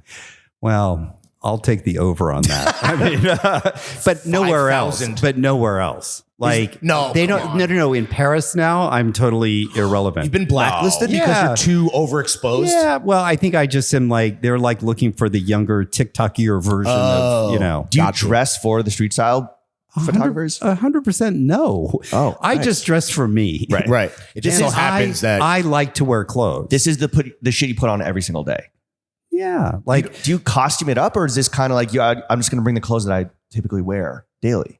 okay. So, I mean, of course, I don't wear this shit in LA all the time. But if I go out, like if I go, which is rare because I don't really go out that much. But like to go to the grocery store, no, I'm not wearing this exactly. But I might wear the top and the shorts. Right. And I might wear a sneaker, like a slip-on Van instead of wingtips. But sometimes I actually wear wingtips with like a bathing suit and a tank top when I'm like running out the door. I would like to ask a question about the sockless look, right? So I was having a discussion with the guys who do Horatio loafers, and those boys are like anti-sock. And it feels like socks are so important right now. Do you go sockless with shorts like most of the time? I'm wearing a foot panty. You know what I mean? But like Foot thong. a visible sock, though. I mean, do you? So I like that too. It really depends on the length of the short. Yes. It depends on the actual footwear. So like I like a slightly shorter short, a boot and a sock that you can see boots. in right. Like shorts. I have these Sakai boots that are like they're kind of like a Red Wing on a crazy sole. Okay. And I didn't bring them with me on this trip, but like that I like with a little bit of a sock showing. I get them at Tabio. They look like Yeah. Great Japanese sock brand. they look like classic who make Pantherella. Like they look like classic socks, but they're short. They're like, and I love those with shoes. Mm. I brought two of those with me. Ankle for the month. socks. Yeah. Right. Or I guess, what do we call them? Crew sock, I guess, technically. Well, but a crew I think of as coming more right. They to have a term calf. for it. It's called like, I think they call it like the short crew or something like that. Maybe, but I'm Tabio, great sock totally brand. into that length. The thing is, I like both, but it's kind of like, because were you guys having this? Somebody was having a discussion about short lengths and Yes, about how probably us. It's with probably Jacob or something. I don't know, it was something. But the thing is like, because here's what I believe about shorts. It's just like women's skirts. All lengths are possible. Like The shorter, the better. It depends on your legs. Yes, like, sure. And it depends on the condition of your legs. Oh, so for someone who has chicken legs, what do I want to do? Show less, or show off more? It depends on what's happening on top, and it depends on happening what the bottom, like what the shoe is. Okay, Yeah. I see. Like Because- everything, it's bottom dependent. It is. But you don't skip leg day. Is your point? You're working those gams. No, out. I've got good legs, so I'm he's like, got great I'm legs. happy to have my dick pics out in the world, and I'm happy to wear short shorts. Like, Are you slutting it up this summer, clothing wise? Like we see the mesh, we see the short shorts. Like, are you getting real slutty this summer? yeah, it's a tank top under here. Ooh. I'll show you. Oh, okay. Can't wait. I love it. On video. This man's been in his slut era for years. Yeah, that's true. But I'm embracing it. slut At right 64, I'm embracing it. The OG slut right here. Yeah. We saw the Fire Island pics from the 70s. The shortest shorts of all time. Those are panties. Yeah. Those Right, weren't even right. shorts. Skivvies. So in terms of getting street styled, like how many street style photos of yourself do you need out there that will, satisfy your ego? I mean, listen, I'm always flattered when anyone wants to take my picture. So then this idea of like being like blacklisted or whatever in Paris, how much of a shot does your ego take? Or have you come to terms with that? You're at peace. You know what? At first I was like, what the fuck? But then like, you know what? It's perfect. I don't have to worry about it. It's almost And like also that's the other thing. I can recycle old clothes and no one's seen it before. You found the silver lining. Congratulations. What do they call you in Korea? Like swaggy grandpa? Like what, Yeah. what do they call you again? No, fashion uncle. Fashion uncle. Fashion gunkle. Gunkle, He's the funkle. exactly. The funkle. Nick, we're here for business, right? This is a trade show after all, Pitti Uomo. If you could partner up with any brand and be the face of them, a brand that's showing a Pitti Uomo, who would it be? Prada. Are they here? No pity, No, dude. A Pitti. Actually, but the first time Prada did men's was here in 1993. Were when you they started here? showing men's? I was, because I was still a buyer at Bergdorf's in those days. Maybe the reason Prada is keeping it at arm's length is because you're too thirsty. Have you thought about that? I'm not TikTok-y enough for that. Maybe you're too handsome. Or do you feel any pressure to like get TikTok-y?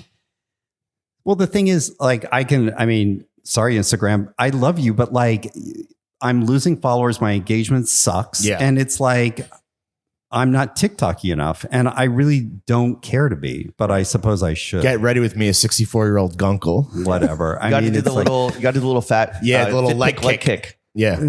But, but the problem is, it's like, I mean, listen, I get it. The world moves on, but there's still something nice about a picture. Like No one has moved on from you, to be fucking clear, dude. I don't care if we're at Pitti. I don't care if we're in Milan. I don't care if we're in New York or LA. You're the GOAT for a reason. Dude. well, Are thank your you. are your You're welcome. photos on Grindr? Are they fit pics? Or dick No, pics? but I do have a couple of, pictures that are like taken by a professional, Sure.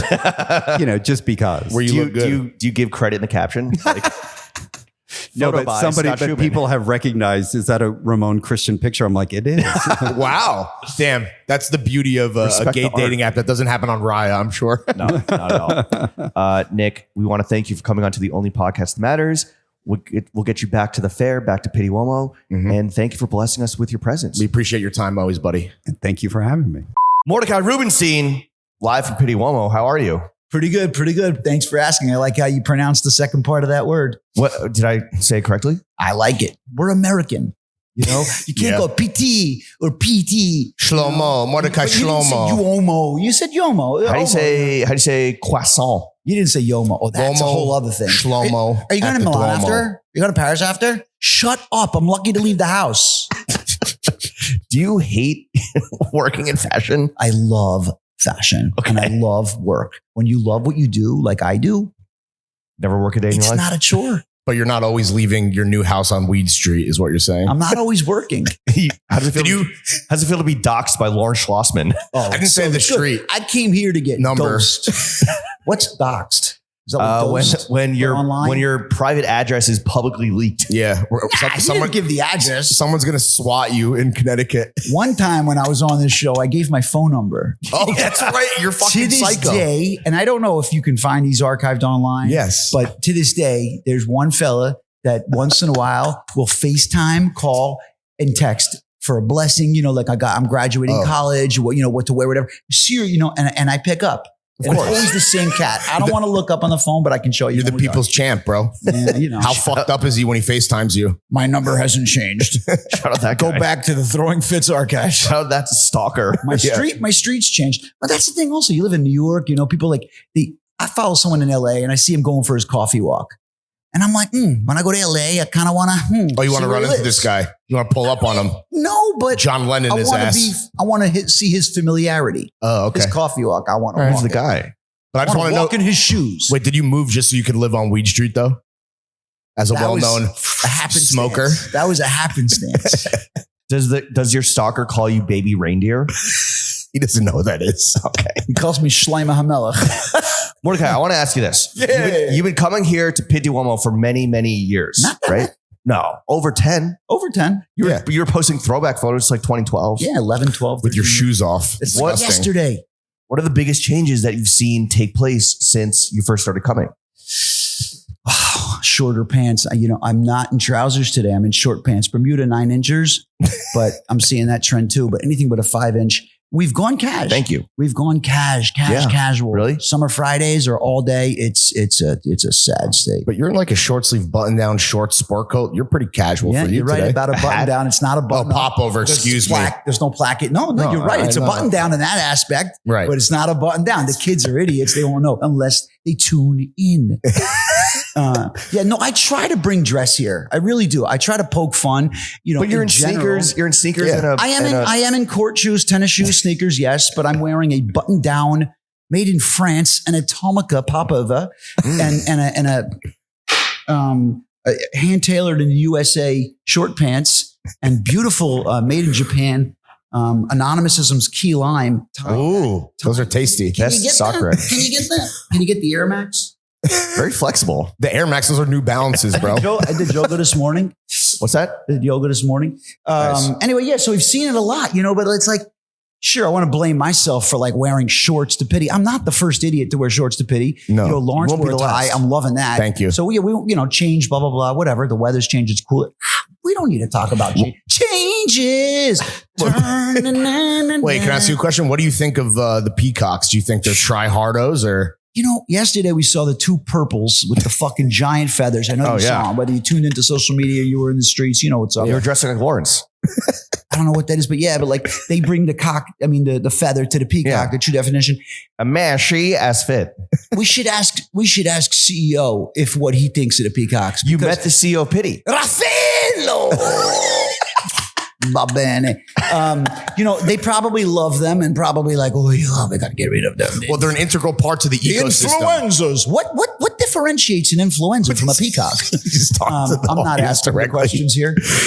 It's too much. It's too much, but they do fill the streets. I'd rather see them than fashion students, maybe. Wow. Okay. But Fashion students or fashion like industry? Well, influencers. Both. No. I like the influencers and I like the students. I don't like just people filling up space that you have to say, excuse me, because you're doing a photo shoot out there. But they're also bringing energy. They're bringing their peacocky to the game. It is energy. Cursed. It's energy, but it's cursed energy. Yeah, it's like that corner you can't turn anymore. It's the best freak show on earth. But if you want to feel good about yourself too, and you can't. They come here to floss. Light that cigarette, tobacco stick. Now, hopefully, a joint. Kick back. They don't look like they sweat. They got 3 outfit changes. They're inspiring me. I'm not going to lie. I want to do outfit changes. I want to go back to the telly and change. Is there anything you're seeing that's going to inspire some future Mordechai personal style? I look too hard for that. Okay. And it's only been one day. I mean, the first day is great because you're enveloping and meshing yourself into the Firenze pit. And then Pitti Uomo, it's just been one day. So no, yet. Last season, you didn't ask. I saw a gentleman in a Casentino hat, all pilled and shit. I'm like, wow, we see it in coats, blazers, never seen a hat. Spent the whole winter trying to get that hat. Didn't get it. Nothing hit me yet. Not yet. Nothing yet. Yeah. Operative word. Yeah. It's only day one. I do want to leave with my pockets full in my mind, I really need some madras for next, I can't say next summer, like this summer. We're cursed in a way that these trends are supposed to be what you're looking for in a year, but we're looking for them on eBay tomorrow, or we're looking for them yesterday. Expeditiously. It sucks. It's great. It's I think your wife wakes you up 2 a.m, person next to you, whatever. Hey, you're going on the opposite way. You're going on a ski trip and it's 90 degrees. How quickly can you go to your closet and get your best winter gear? So that's a nice problem to have. I hate it. I spend so much time. You had 6 months to prepare for this trip. There's no reason we don't have amazing outfits. I can, and yet I'm. So you need to be able to change at a moment's notice, like Jason Bourne. You need a go bag. Who's that? Never mind. A fictional character. Wait, so is there anything you're seeing in what would Italy? Be in your go bag? Yeah. I'm go on. Is there anything in Italy, like a styling maneuver, whether it's a hat you love that you want to see more American guys in general try to pull off? Yes, straw hats. And I'm thinking for myself, because I'm an American, but I'm really, they're global citizens. I'm more Euro. I'm out here, we want to come back with silk scarves and ascots. And you get home and you're like, dude, this doesn't work on the G train. That Ecuadorian hat you were telling me about, is that what you mean by a straw hat? The shit at EG that you can get in New York? But yes, because I bought that before the trip, so I can't lie and be like, oh, I was inspired here. Yeah. But they wear, I don't know how to say this, but the underlying theme of not just Firenze, Florence, everything, they wear clothes with ease here. Mm-hmm. We put on a button up and we feel dressed up. We put a tie on, we feel really good. They look like they're going to play pickleball in a fucking suit and tie. They could do anything. I don't know how, what analogy, but they look so at ease. We're relaxed. Such schleps. Yeah. Even though I live to get dressed. I love getting dressed. It feels so good getting dressed. Look at the airport. Look at our countrymen. Look at our Juicy Couture on the ass of the sweats, which is great. I want one too for men. Juicy has authentic brand group. I'm ABG, bro. But Juicy has a booth. Juicy's got nothing. Pitti. I saw, dude. Some brands come to die here. I don't know. Other brands, Valabasas, they're being birthed here. It's crazy. Are you seeing any brands that you're really excited about while you're here? But back to the straw hats. It's just it's old sensible men in the summer. There's a guy walking by the Duomo. He could be from Kansas City or Bologna, and they're wearing the same hat. Yeah, the American maybe has a little wonky, but that's a beautiful He has a football jersey on. It doesn't look like they bought it at Hatco or the one by the 6th Street on Blue. But it's matching his Patrick Mahomes jersey. And it's instead of a baseball hat, because you see the American tourists here, what are they wearing? Long, sensible back fucking flaps. Oh, yeah. The do-rags to prevent the neck from getting sunburned. The corporate do-rag. You're going to Europe. You don't need the expedition, arty shit. You need fucking straw. Anyway, what were you saying? What is the single best fit that you've seen at Pitti so far? Because you're a known hater, but you're a known lover. No, this man was heckling so many people at the fair, bro. I don't have a dog. I'm not an animal parent. So you have a daughter, but no. What I'm getting at is dog people. I've noticed, and I got to be careful here. They compare my kid. I'm like, yeah, have a fucking child, and then you can talk about comparing to a dog, but whatever. But my point is that is a dog get dressed? Because there's the most beautiful dog in the world that comes to Pitti. And menswear dog. I saw, it's not dressed though, but it's fur. Oh. It's so beautiful. I swear this dog's got a better hair shampoo regime than anyone. And you want to kill this dog and turn it into a hat like Cruella I want to DeVille? be with this dog all day at Pitti. I want that dog next to me. The best outfit you've seen at Pitti Uomo belongs to an animal. I mean, but it's still early. But what did you say? What did I see yesterday? Jog my memory. What were you going to say? No, you were just heckling people like the guy in the Dodgers hat who's clearly like an Italian guy who doesn't know the rules of baseball. All right, positive. What did I see? What did I see? Positano. What did I see? All right, let's. I mean, I've seen a lot of ties for no reason. And when I say that, I like it. What I mean is like, I don't want to see a tie in a crew neck. I don't want to see a tie in a polo. I want to see a tie on an actual collar. Even if it's a pop over and you don't see the placket, fine. Shout out Odeon. I think the busboys still wear ties over polos. But, I've seen them like wearing them untucked with a tie. It's kind of cool, boys and girls. Really? It's wrong. Lawrence shaking his head. And I'm with you. But I also like it because it's like, who wears ties? Right. Like me. I wore a tie last year, Pitti, every day. I think there was 2. There was no Raffaello and myself. Like no one's wearing ties. So are ties back in a big way? No, let's be honest. I mean, I want to say yes around here, but how much of this translates to like Zero life. Our metropolitan streets? Yeah. It's like, but like this is how you dress every day. This is not how he dresses every day. Right. I'm in a costume. I talk to close friends that haven't been to Pitti. What do I wear? What do I wear? And I talk to friends that have been. Oh, I just wear the same things I wear in LA. Well, you look like a douchebag in LA. So like, I don't want to see you wearing the same things you wear here. But I do dream of an everyday uniform that I don't own yet. I try What's to wear that uniform? I try to wear true tried and tested because you don't want to come out here like, this is my new dress. I never wore it before. And then you're like, it doesn't fit right. You're not walking right. But at the same time, I always want newness for the trip. Oh, the funniest thing, I have to tell the stories. Yesterday, I'm with this guy having an espresso and he sees a guy across the way. He walks up. The guy had a polo from a Ralph Lauren polo shirt on. It still had the size large tag and he pulled it off the guy's fucking Which guy? shirt. Oh, I did that. Yeah, you pulled the fucking tag off. Rag and boner. He literally went. You don't think he wanted that? Straight from the outlet. He might have lost his luggage like Jian, like a lot of people. Well, Gian was robbed. Dude, you're right. We're going to talk about that with Gian. Wait, so what is the dream uniform you have in your head that you dream all day? You dream of uniform. There's a couple of things. Warhol, I believe, wore the OCBD Oxford cloth button down every day. And it's such a beautiful like wherewithal, a blue or white Oxford. Unfortunately, it's gone to that like, Rich Styles asshole. But, I still love the Made in USA aspect. And it's like a shirt you can wear with anything, almost any occasion.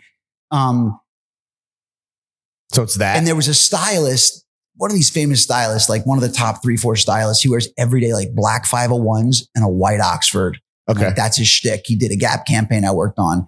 And I was like, oh, he's English. And I was pretty impressed that he wasn't wearing Turnbull, that he was wearing, like, and I dream of like, I love you, a while ago, I wanted to wear head to toe USPS, 9/11 happened. You can't get a lot of that shit on eBay. Like FedEx uniforms became hard to get. Yeah, that's the worst part about 9/11 they started putting like codes in for employees. Yeah.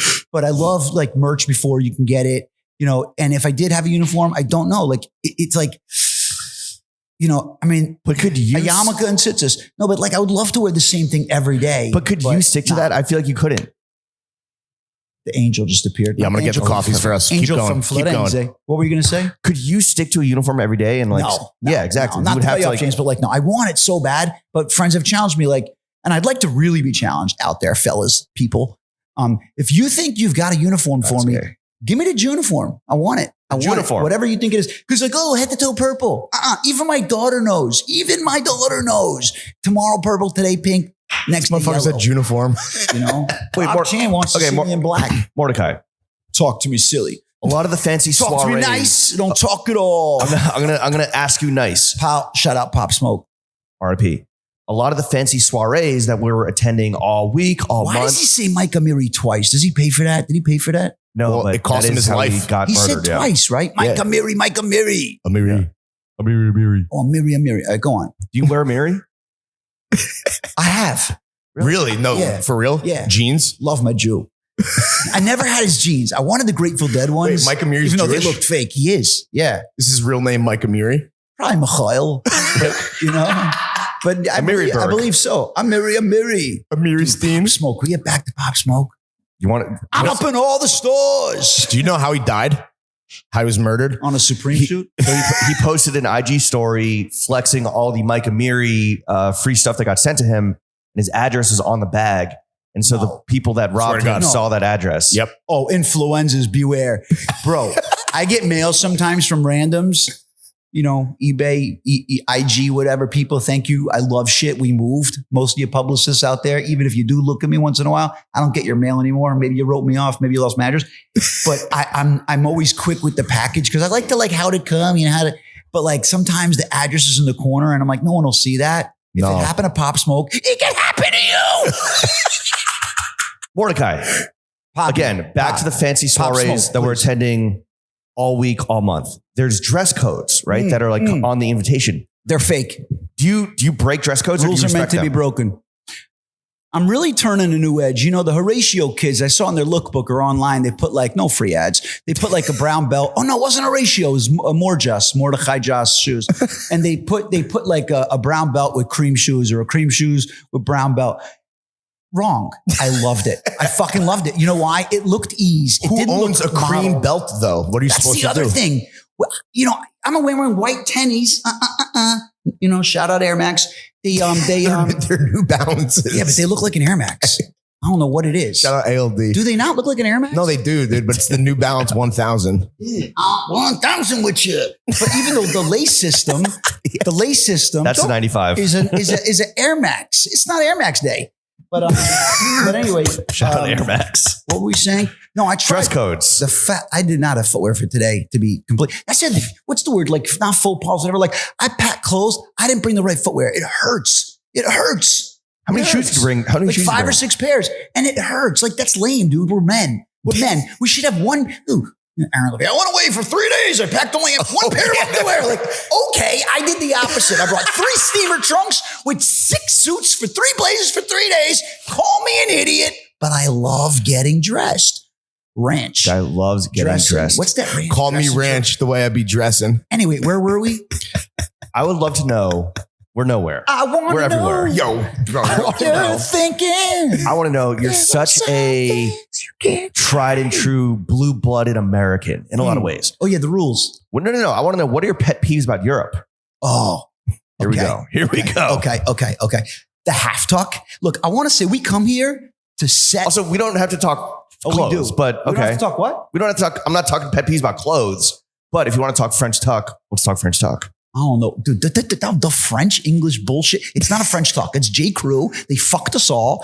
And every other designer's doing takedowns of it, whether it's French, English, British, Bahamas, Honduras. It doesn't matter. What's the Honduran tuck? You're both wrong. It's called the Gretzky. It's the Gretzky tuck. Invented it. It's the Gretzky tuck. The great one. We should really talk to Gretzky. And if you get him on, bring me on. Okay. We should talk to Gretzky about it. You know, Sean Avery was my intern at Vogue and Men's Vogue. So we could probably, Oh, that's right. Sean Avery, dude. Shout out the off Rangers. the cuff, what he said when he walked into the Vogue closet, the Men's Vogue closet. OMG. And he also had a suit with shorts on that was so tight, like calves, like you couldn't get it on. It was hysterical. Like, but good for him. He was like the first. No one gives him credit with all like tunnel fits in the NBA now, or like, you know, all like Travis Kelce. Dude, Sean Avery was the first fucking athlete. Sean. Yeah. John Avery. John's Avery. But he was the first. And also, you know who he's dating right now? Mary-Kate Olsen. So maybe you'll start seeing him in the row. Let's they're fucking dating? go, dude. I didn't know that. Wait, he's dating a twin? Yeah. He's twins. And he's a dad. I'm going to have to talk to him. And he's a Grateful Dead fan. Oh, is he? I'm gonna have to hit we him won't up. hold that against him. Yeah. Well, I like that he's just, shows his kid playing golf on the internet. You know, I like on the IG, I like when people put their lives out there, even though my wife is against it. I mean, look what happened to Pop Smoke. Exactly. Tati Smoke.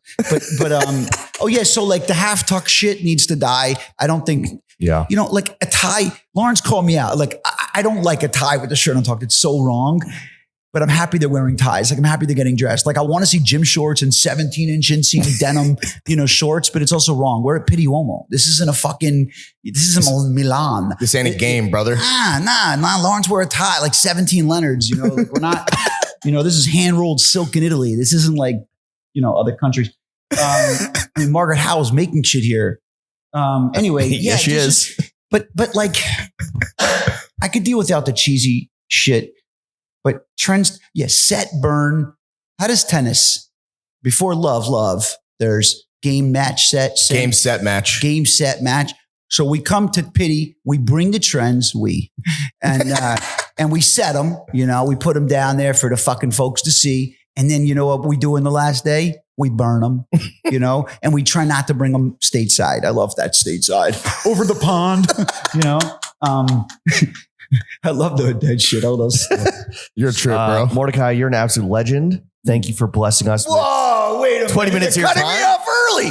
No. What? What do you mean? Bro, we're 17 minutes late. Fucking around. Happy to be here. Happy to be here. We need to get you back into the fair so that right. you can continue looking, seeing, observing. I love that James called it absorbing. the fair. That's important. The stands, the fair. The trade show. Because it's a trade show. Yeah. But in these terms, it's called a fair. And I love that. Not a carnival. Which to us, it's a fucking circus. Let's be honest.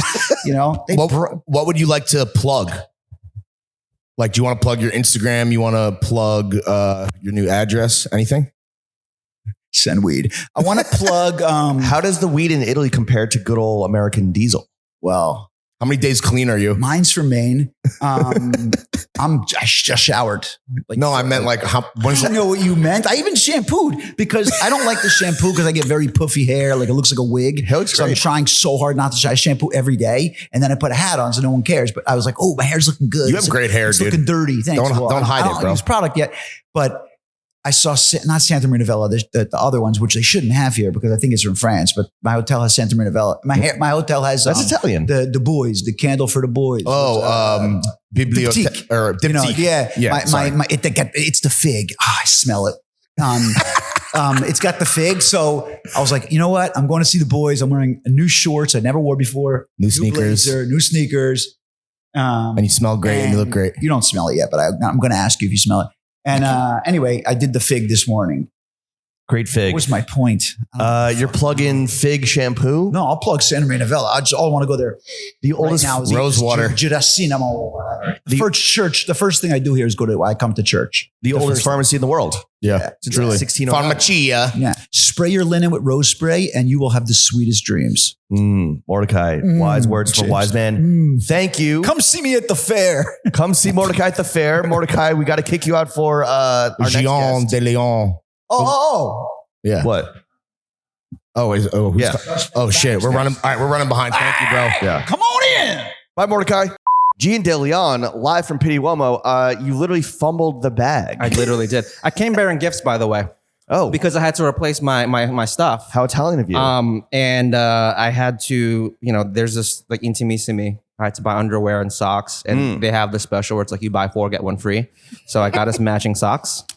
The Simpson socks. Wow. They did a Simpsons collaboration. Yo, those are the and then Lawrence, this is for you. Oh wow, dude, some fucking Firenze merch. That'll look great in Dime Square, bro. Dude, that's you're not like the other Dime Square inhabitants. Yeah, dude. Catch me in Clando in the Firenze hat. Thank you, Gene. Homer Simpson's famous line, "Eat my pants." Yes, dude. The thing is, those are the extendo clip socks. Wait, So do these go up to like my ass? they go up to the knee. I'm wearing them right now. They Can go you all the way show up to the knee. Simpsons Lederhosen to our patrons? Wait, move that way a little bit. Move that way a little bit. I think you might be off camera. Yo, There you they go. pair real well with the With the Adidas friends by and- throwing with the friends and fits. fam. Friends and family Gazelle indoors. Is that sneaker of the year? As someone that gets and wears it all, is this the sneaker of the year? I think it's up there. Ooh, Yeah. What else is up there? high praise. What else is up there? I mean, Wales, Bodie. Bodie might be one. Not Bodie. The Bodie Nikes. the ass Astro grabbers? Glides. The Astro grabbers. Yeah. The ass grabbers? Come on. With the giblets? Come on. Yeah, dude. the gibbets. The gibbets. Not the big intestines. The metal gibbets, though. The cast they're- metal gibbets on the black ones Those are pretty coffins hard. trash. Jesus. Don't say that on mic. Sorry. No, the receptionist at the Pitti Uomo office was like, "It's a garbaggio." That's what coffee. about the coffee. The shoes or the shoes or the coffee. It's basura. Okay, so Jian, I mean, I honestly, this is a good seed because they went straight to feet. Straight to feet. I wore them the day they were on the timeline. you didn't sell them on StockX. Thank you. No, because I didn't check StockX until after did I you- left the house. Do you know somebody? Do you know somebody sold them for $1,000, dude? Jeez. And we're trying to figure it out because of the size. Wow. We've narrowed it down to a few suspects. Don't they do like the sale history where you're on StockX where you can like see like, Yeah, what am I going to hit up the CEO of StockX and be like, who bought my sneakers? don't they say like, you do like the price tracking and then it tells you like what size sold? Yes, you can see. So we know what amount? size it is, but it's a size that was fairly common. Oh. Yeah. Literally by putting them on your feet, you lost $1,000 apparently. I had no idea. Well, Which you could have that's used. not the only thing I lost. Which you could, although after StockX user fees, I'm sure that was like $400. Yeah. You could have used that $1,000 because let's back up for a second and give the people some context. You had a bag stolen. What's the story there? So, before you guys came here, I told you guys that the life hack was to fly into Milan, take the train to Florence, which you guys did, or you took the plane to Rome, but basically train to Milan or train to another city and then take the train in. Yes. So that you don't get your luggage lost because there was a high rate of that happening Because with Italians a connection are flight. lazy and bad at their Bad at their jobs. jobs. Say that. Yeah. I'm saying that. But anyway, You know so what? Their hands are so greasy. The luggage just slips out. the prosciutto, Yeah. prosciutto fingers. Yo, stop eating sopressata for lunch and fucking handle my bags, bro. Put olive oil in my hair. Wow. Yeah. So, Sorry for the light racism. great. Anyway. Yeah. They're white, so it's fine. Right. Well, so yeah, I took the train only from after Milan 1945. to Florence, and I was like, I don't know, I was so wiped because I like gotten maybe like 3 hours of sleep on the flight, and so I was like, this is a 2 hour Did you nap. not fly Delta One? I'm United Premier 1K. But did you have the lie flat? Yeah. Okay, good. Of course. But you didn't sleep. Okay. Bro, if I I, mean, was on dude. if I was on a flight, it would have got down differently, bro. Here's the thing. Normally, Delta One, it would have gone down there. yeah. But normally I have it down to a science because I usually take a red eye, but I usually leave at like 6 or 8. I left Not at like 7. 3:45. Ooh. And then Brother, basically what I normally do is like I go to the lounge, I shower, and I get ready for bed before I board the flight. And then when I get on the flight, I pass out. Right. I don't even ask. You like, pop a little perky. no, Perk I 30? do a Japanese GABA chocolate, which is like it has Wait, is it weed? no, it's like this amino acid called like GABA or whatever, but they put it in like these chocolates. Yo, gabba gabba. Yo, ass. GABA, dude. It works. It like you take a couple and Of course, it's Japanese. it makes you sleepy, Right, and that yeah. usually does the trick. Nice.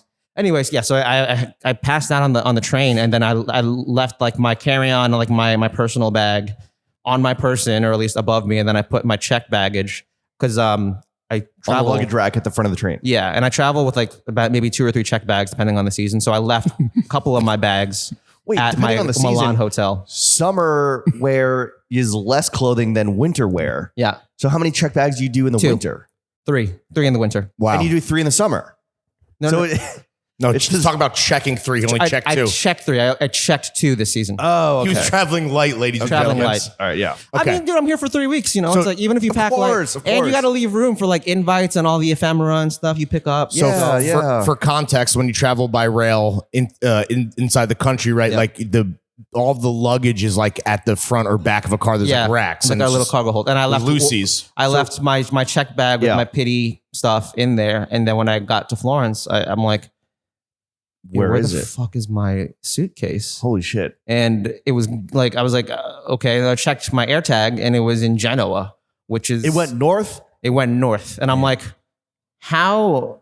What happened? And then I'm basically like, either somebody like accidentally took it, No. and I'm like, No nah, chance. this shit got jacked. Yeah. It's gone. And like it basically like within 5 hours of like me finding the AirTag location and then going to like the police and going to the train station and being like, can you do anything? They're like, it's impossible. I'm on my lunch break. Huh? Yeah.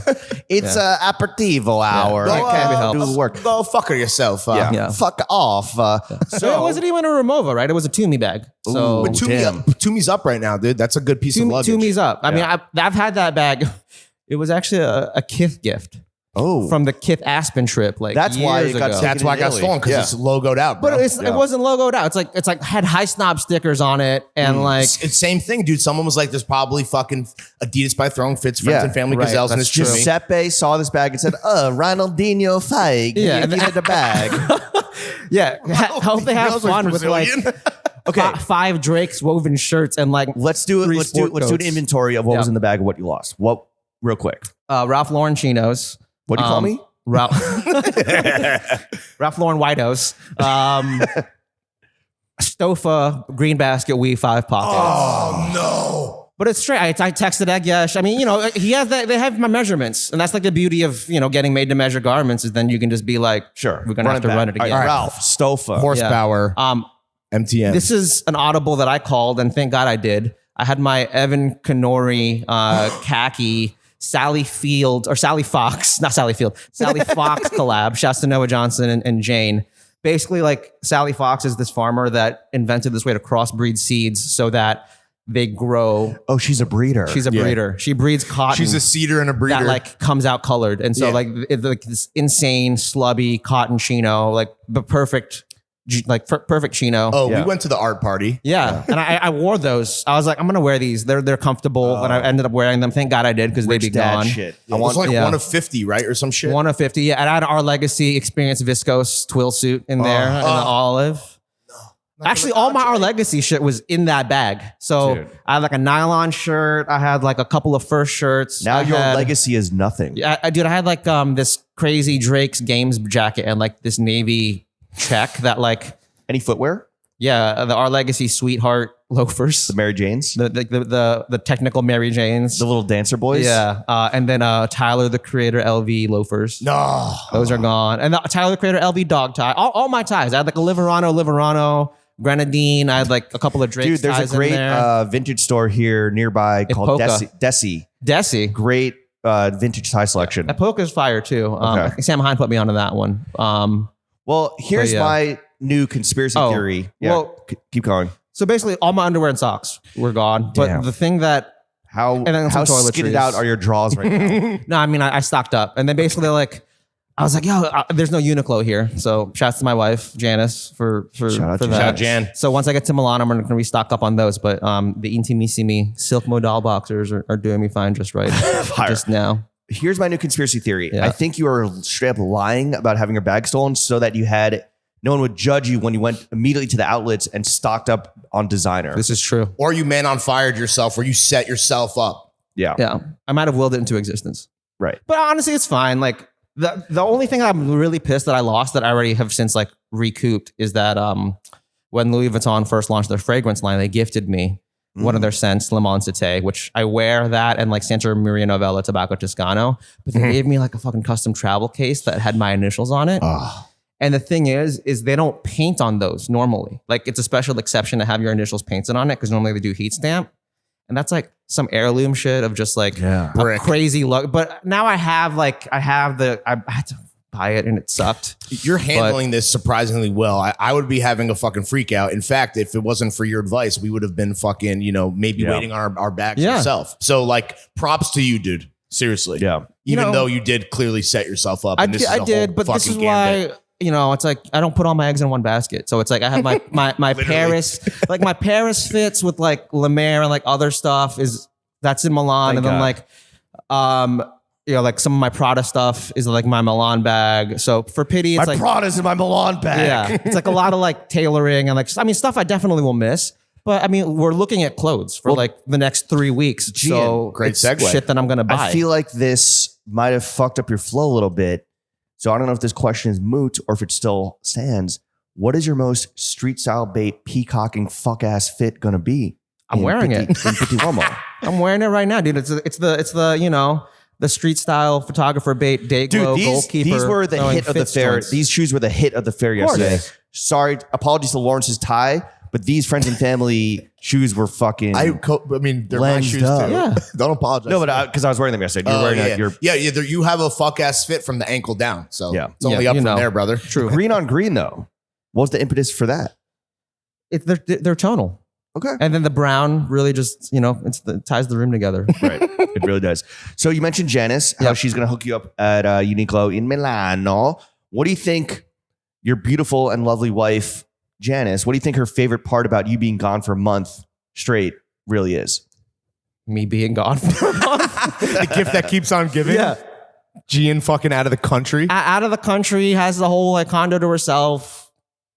That's it. And then I'm not in there pissing her off by like leaving the socks next to the hamper instead of in it. Right. If I come home. Dude shit. Yeah. Like dude shit. Guys being dudes, dude. Just not even bothering to do the one extra easy step of putting the dirty draws in the hamper. Right. Yeah. Well, now Toss the dirty draws are stolen. Yeah. We got to ask you, you're here for work. right? You're out here I am. schmoozing, looking, wheeling and dealing. What are some brands here at Pitti that are catching your eye that maybe one day we'll see on the racks in Nordstrom? Well, funny thing about Pitti is that we actually picked up De Boni Facture from here. Oh, nice. Oh, So the Bone that was Factory. like maybe 3 or 4 seasons ago. We saw them at Pitti. I mean, they'd been on my radar for a while, but then they were here. And then I was like, yo, and Martine is another brand we picked up after they showed at Pitti. So like when Martine did her Pitti show, I was like, all right, like let's take another look at this. I think it's time to like really examine. Let's do a little re-see. Yeah, because I mean, a lot of my job is about, really working with we have an amazing team of like merch directors and buyers, like chefs to Ricky and Sam. It's understanding the timing of like when, our customer's ready for it, right? Because it's like we operate.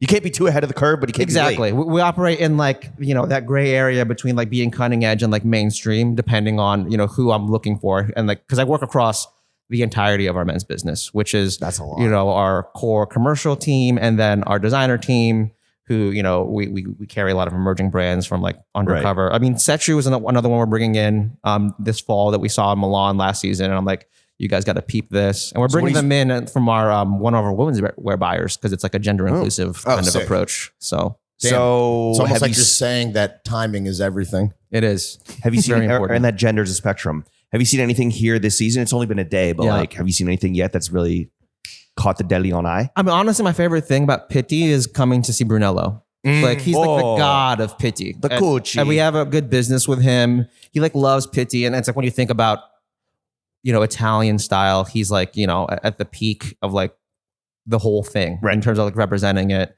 And then, Paul Smith is the feature designer too. So whoever like the feature designer is, Sir Paul Smith. Sir Paul. Thank Dare you? Yes. Yeah, friend of the program. Yeah. Well, New friend of the when you're a program. close and personal friend, he's like, please call So me Paul. when you come to Pitti, you gotta check in with the mayor. You gotta see Brunello first and course. foremost. Yeah. Big B. Yeah, and then Hair Knows, another brand we work with.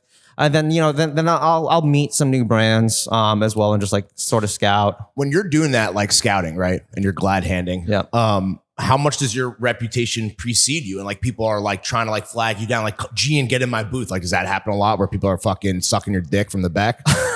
I mean, no, they'll be like, oh, come check it out. And I try to make time for that. It's like, you guys know, it's like, I'll try to like meet as many people as I can. You're A&Ring. I'm what? You're A&Ring. A&Ring. A&Ring. Yeah, exactly. John's in Which is great. repertoire. And I think for me J&R. too, it's like, we have such a big business. What really helps is like a lot of the brands that we do millions of dollars with, I get to see like, there's brands that we buy that maybe show in like Australia. And so they'll have the whole line here and I can walk through like the assortment and get like a preview of like, here's the color story. Here's like the key items we're going to stand behind. How the and fuck does it work with business stuff. Australia where it's like they must be showing, so we're looking at spring 25 right now, but they must be on fall 24?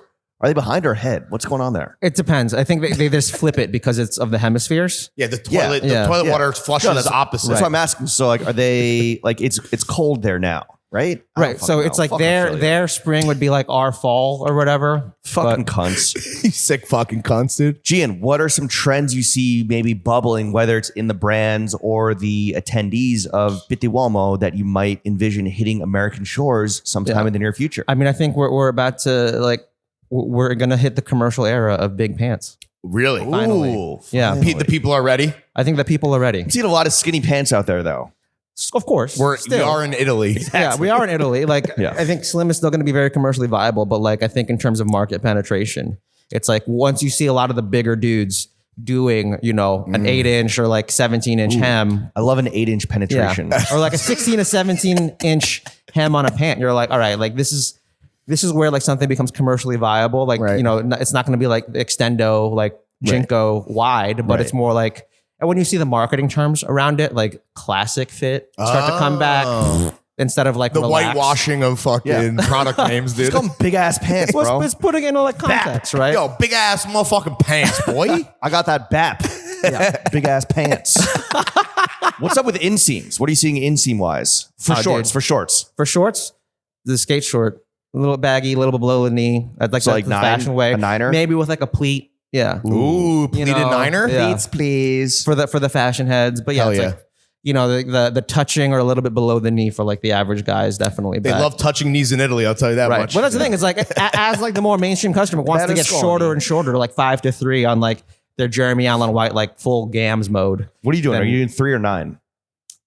It depends. Do you have thigh tattoos? No, Okay. Really? I don't. Let's fix Do that. you have any tats on your legs? I have maybe one tat on my leg. Okay. Where? Also, I don't know why I'm Rest is saying arms. tat. That's whack. Yeah. On your We butt say cheek? ink. My butt cheek is not my leg. It's on my. Butt cheeks are legs.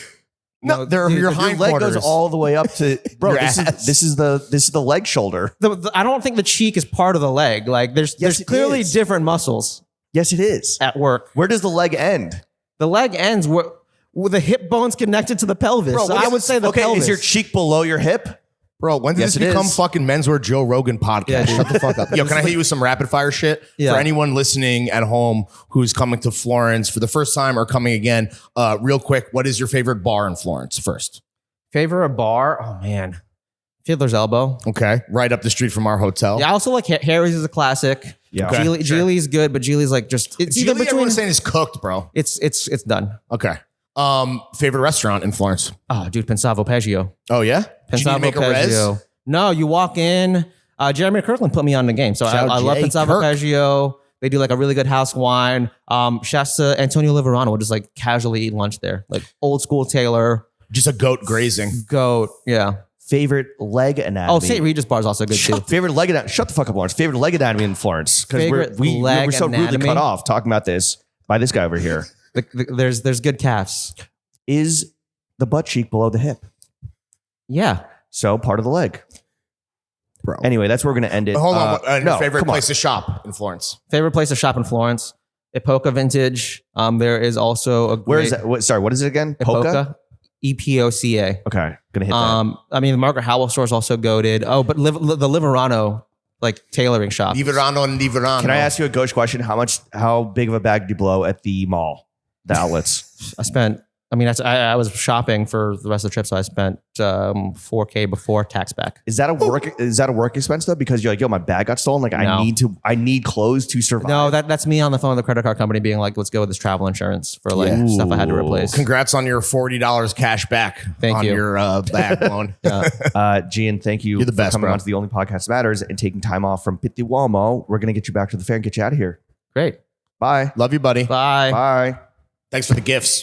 Live from Pitti, we're with Sam Trotman, aka Sam Utaro. Sam, how the hell are you? I'm good. Enjoying the good weather out here, trying to get a tan. You got a tan. I got one, yeah. It's topping up from the lovely British weather. A British tan, as we say. So you're not in a suit or a full peacock costume. You're keeping it functional with the easy breezy sleeveless. Yeah, that's my vibe out here. I'm constantly like running around. So Just all the sheer. suit doesn't work for me. So I'm just in some easy breezy legace, as you guys say. Oh, some sheer, some mesh, some legace. Yeah. I all the definitely major food raised a groups. few eyebrows with it, with the Oh, yeah? peacocks that are out Oh, here. come on. You are not the most freak looking motherfucker out there. I'll tell you No, that. there's definitely a lot of eclectic looks out there. I've just saw one guy who was dressed in full on, he almost looked like the last boss of like Versace. He had like a full kind of like gold chain, like jacket, gold chain boots and that. Was it 2 Chainz in 2016? Yeah. Like, It's full on the air, like that vibe. You saw I'd say, Titty but Boy the Italian in version. person. I want to ask you this. You know, without giving away any future content, Yeah. what are like the storylines and narratives and arcs and characters that you're seeing at Pitti Uomo that are grabbing your eye?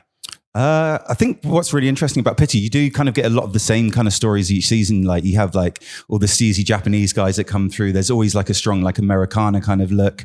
But one thing I always love like looking out for is like the caps. Like the caps, there's always like a new cap each season, whether it's like, I don't know, like the era of like the Amy Leon Dore one. There was that, I think like last summer, like this season, everyone's going for the kind of like motor sports ones. Oh, shit. That seems like a big thing. Or Motocross. like Fox motocross, racing. like that, yeah, or like the vintage, like motorsports, or like some guy had like vintage kind of like aerospace ones. So every season we're always kind of looking out. It's for like too what the hot new to wear a trend is. motocross jacket, so you gotta fucking rep with the cap, I guess. Exactly, The chapeau. yeah. Dirt bike stolen valor. Yeah, right. None of those guys ride. Yeah. Yeah, definitely. Since like 2016 as well, there's definitely been more like casualization, I say, like with Pitti. Like since I think like Ghosh yourself. Rubchinski, yeah, like me, myself, yeah. But Well, it's funny because my man to my left here, he was last at Pitti Uomo in 2012. Yeah. and you're like, yo, everyone's wearing a suit every single day. I'm like, yeah, in 2012 they were. Yeah. But I was talking to other people that have been there since then, and it's like, no, you can show up in a short t-shirts or a sleeveless sheer vest, and you won't look out of place. Yeah, you've always got like the Americana guys. I guess they're always like the alternative for like the tailoring. But then there's a lot more of the young kids who are coming through now. And I think it's reflected in the brands that they have here as well, where it's like more contemporary kind of like menswear. There's a lot of like the young students, like they pass through and they're wearing more like designer bits as well. All right, so here's the $1 million question. Have you seen more jorts or more ties? I've seen some really short shorts coming through. Oh, yeah? Like, what is it, you guys? Is it a 6-inch inseam? 5 for a while. 5, yeah. 5 is standard / basic. 3 is for the sluts, and 9 is for like the cool. Right. I saw a slutty Prada guy. He had the little like the denim jorts on. That was definitely look. He pulled it off though. He weared it well. How many jorts as a denimsman yourself? Yeah. How many jorts did you bring to Pitti? I didn't bring any jorts with me yet. No, I've got one pair. Oh, okay. Yeah. God. But I wouldn't say they're jorts. They're Capris. They're the Legacy. You know, they've done that. Oh, the really long that funny like twill denim that they've got. Yeah. I've got a pair of those. We almost caught this man jipping, dude. They're called shorts for a reason. They're not called longs. What do you have is there a goated pair of jorts in your mind? There's a brand in the UK called what's it called? A Denim, I think it's called. Okay. Yeah. A Denim? Yeah. Terrible SEO. No, I think I'm getting it wrong. Let me start. I can't remember what he's going to kill me now because I can't think of it at the top of my head. But, It's all good, otherwise, bro. Silver Tab, like Levi's, they're always Yeah. like classic, like go-to because it's like the vintage kind of original of like jorts, I'd say, like I back think in the like 90s. the platonic ideal of like jorts when you close your eyes and imagine them as like Levi's silver tabs that were like maybe hacked off or hemmed into fucking jorts straight But up. that's what they've been going for quite a few seasons now, haven't they? It's like probably like 3 years in the UK at least. 3 years? Yeah, like people have been on like the jorts like really Well, early, especially with that look with like the Bloodcore. Adidas Sambas. Yeah. Well, also bloodcore. Was bloodcore a thing in the UK, or was that just us? I think it was more because objectifying- obviously we're like British, so it's like younger kids, I guess they're like reappropriating that like football casuals look, but I guess they understand the nuance more than maybe like an American kind guess of like in young England, kid doing it's it. normcore. But the football shirts, of course, like they're huge. In England, bloodcore is just core because you're all blokes. Yeah, and they're all like caning like the pints of beers and that. While we're talking British brands, what's your Mount Rushmore of British clothing brands? I'd say, right, That's let me have putting a on think the about spot this. here. This is a hard Are you one. familiar with the concept of Mount Rushmore? Yeah, of course. But I'm just like thinking of which would be my What you do is my you best take, three. you steal a mountain from some indigenous peoples that were there for centuries, and then you put 4 white motherfuckers, just plaster them into the mountain. Yeah, you should be familiar with this concept since you guys invented it over there in the I think I'd United say Kingdom. like Nicholas Daly. He's definitely like one of my favorite ones at the moment. Definitely rate what he's doing. Trying to think who So else. you're going to go contemporary and then we'll go all time, or you want to combine? I think I'm kind of more into sort of like contemporary ones. Let's I'd go off. say. So Nicholas Daly. Nicholas Daly. Well, I could say like Alexander McQueen. Like he's like iconic R.I.P. designer as well. R.I.P. And then I'd Check say on your friends, people. trying to Yeah, think check who on would your be my chunky last Stan one. Smiths, dude. Let me think who would be the last one. Just like got off my head 2. Well, you need to get 2 more.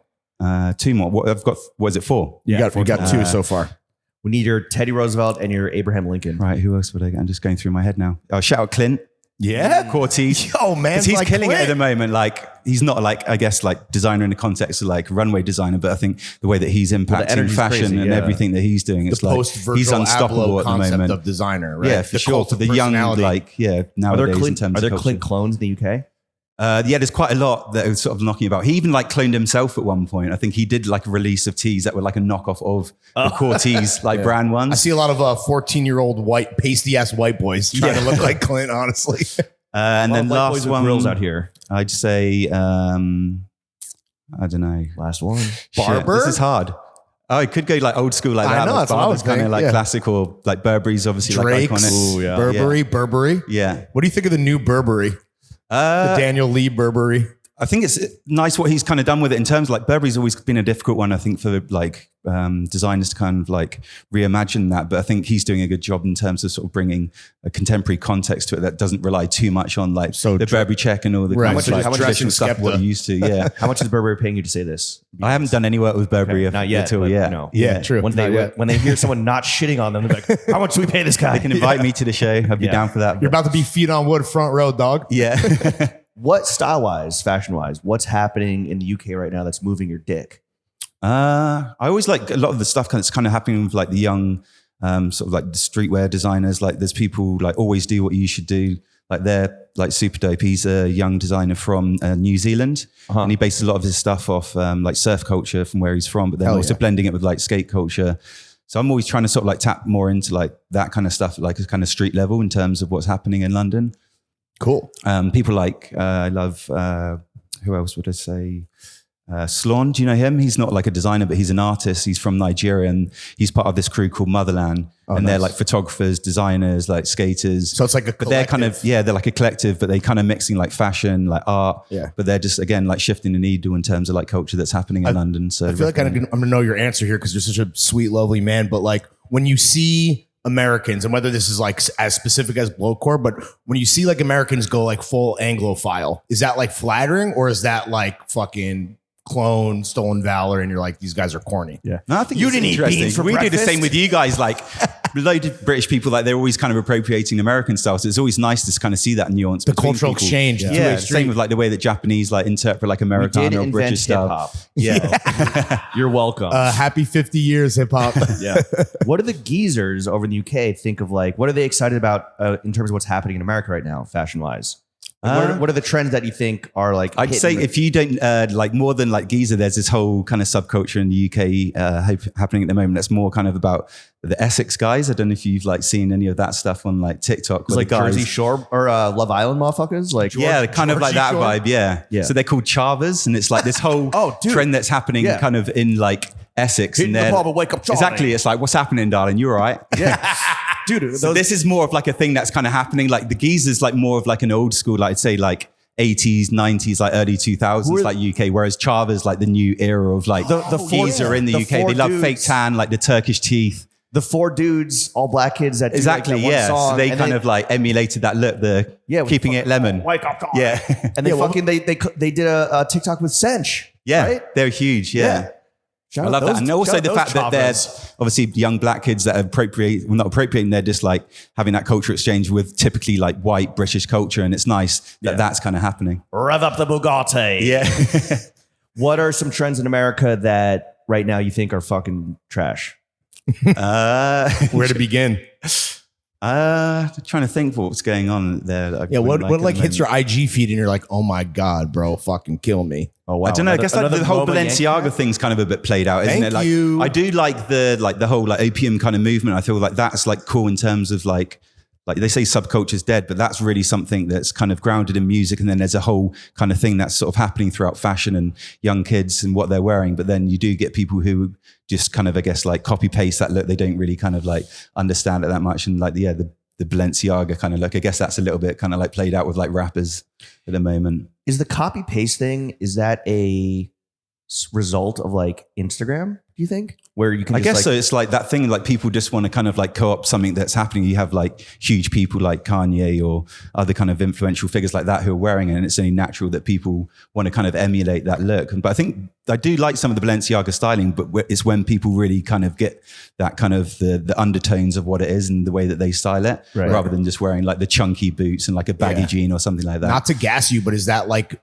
kind of like the reason why Instagram accounts like Sam Utaro need to exist, so that we're not just doing a surface level look, but we're actually like learning about like actual rave culture or gabber culture? Yeah, exactly. And connecting the dots. That's always been like my take as well. It's like connecting the dots of like where like someone like Demner, whatever his references and what's the lineage between like those kind of like the pants or the Adidas tops that he's wearing and things like that, of like where that sort of comes from in subculture. That's what really kind of inspires me, and my audience love to kind of like learn about those things. And same for me, like a lot of the time, like I'm not like a cultural expert. I love just doing research, and that's where the page started from, is that I always kind of like dug around online, like Tumblr, and like reading up or speaking to people, finding out these stories. And then the platform was just sort of like a way for me to kind of share what I was learning myself. I think Sam Utaro is the only account where I will expand a caption. Yeah. I love it when I get that a lot, but then I do get people saying, not reading all that. Of course, dude. But it's nice because sometimes that happened. my audience will be like, no, you need to read it because you'll learn something nice. So it's cool that people have my back. I like that. looking at pictures. How many people are like, where do I buy this? Yeah. Just show me I have where to buy give a this. shout out to you, Lawrence, because you put me on from like the early days, back in the Grail days of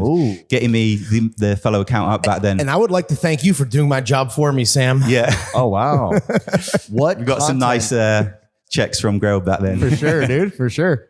What content on Samutaro rings off the hardest? Like what goes crazy? It's more the unexpected stuff. I try and sort of like have sort of certain themes of what I cover in terms of like art, like style based things. But Art goes off? yeah, No. but more like I cover like I guess like graffiti or more kind of like younger like artists and that are sort of happening, like popping off more kind of like underground ones. Okay. Yeah. Well, art is hard. And like the fact that you can like distill it in a way where even like a layman can be like, oh, like I can learn something here. It's probably like, yeah, I mean, as a moron myself, that's a good way to learn about art. Is Exactly. via And I Instagram feel like captions. it's like art's more connected to fashion than ever. So people want to kind of like learn about that. So sort on your of next shit. Hinge date, you can be like, yo, did you know Basquiat fucked Madonna? Yeah. Crazy? Like, I did do a post on Mia Khalifa a couple of days ago. Saw that. that. went off. And I know that you guys, I saw on your Reddit thread that you obviously have a lot of the incels who go off on that. Yeah. And I didn't even like kind of like look in the comments because a lot of people were going Zionists crazy. also went off. Yeah. in the Yeah, I did see a as few well. of those ones. Yeah.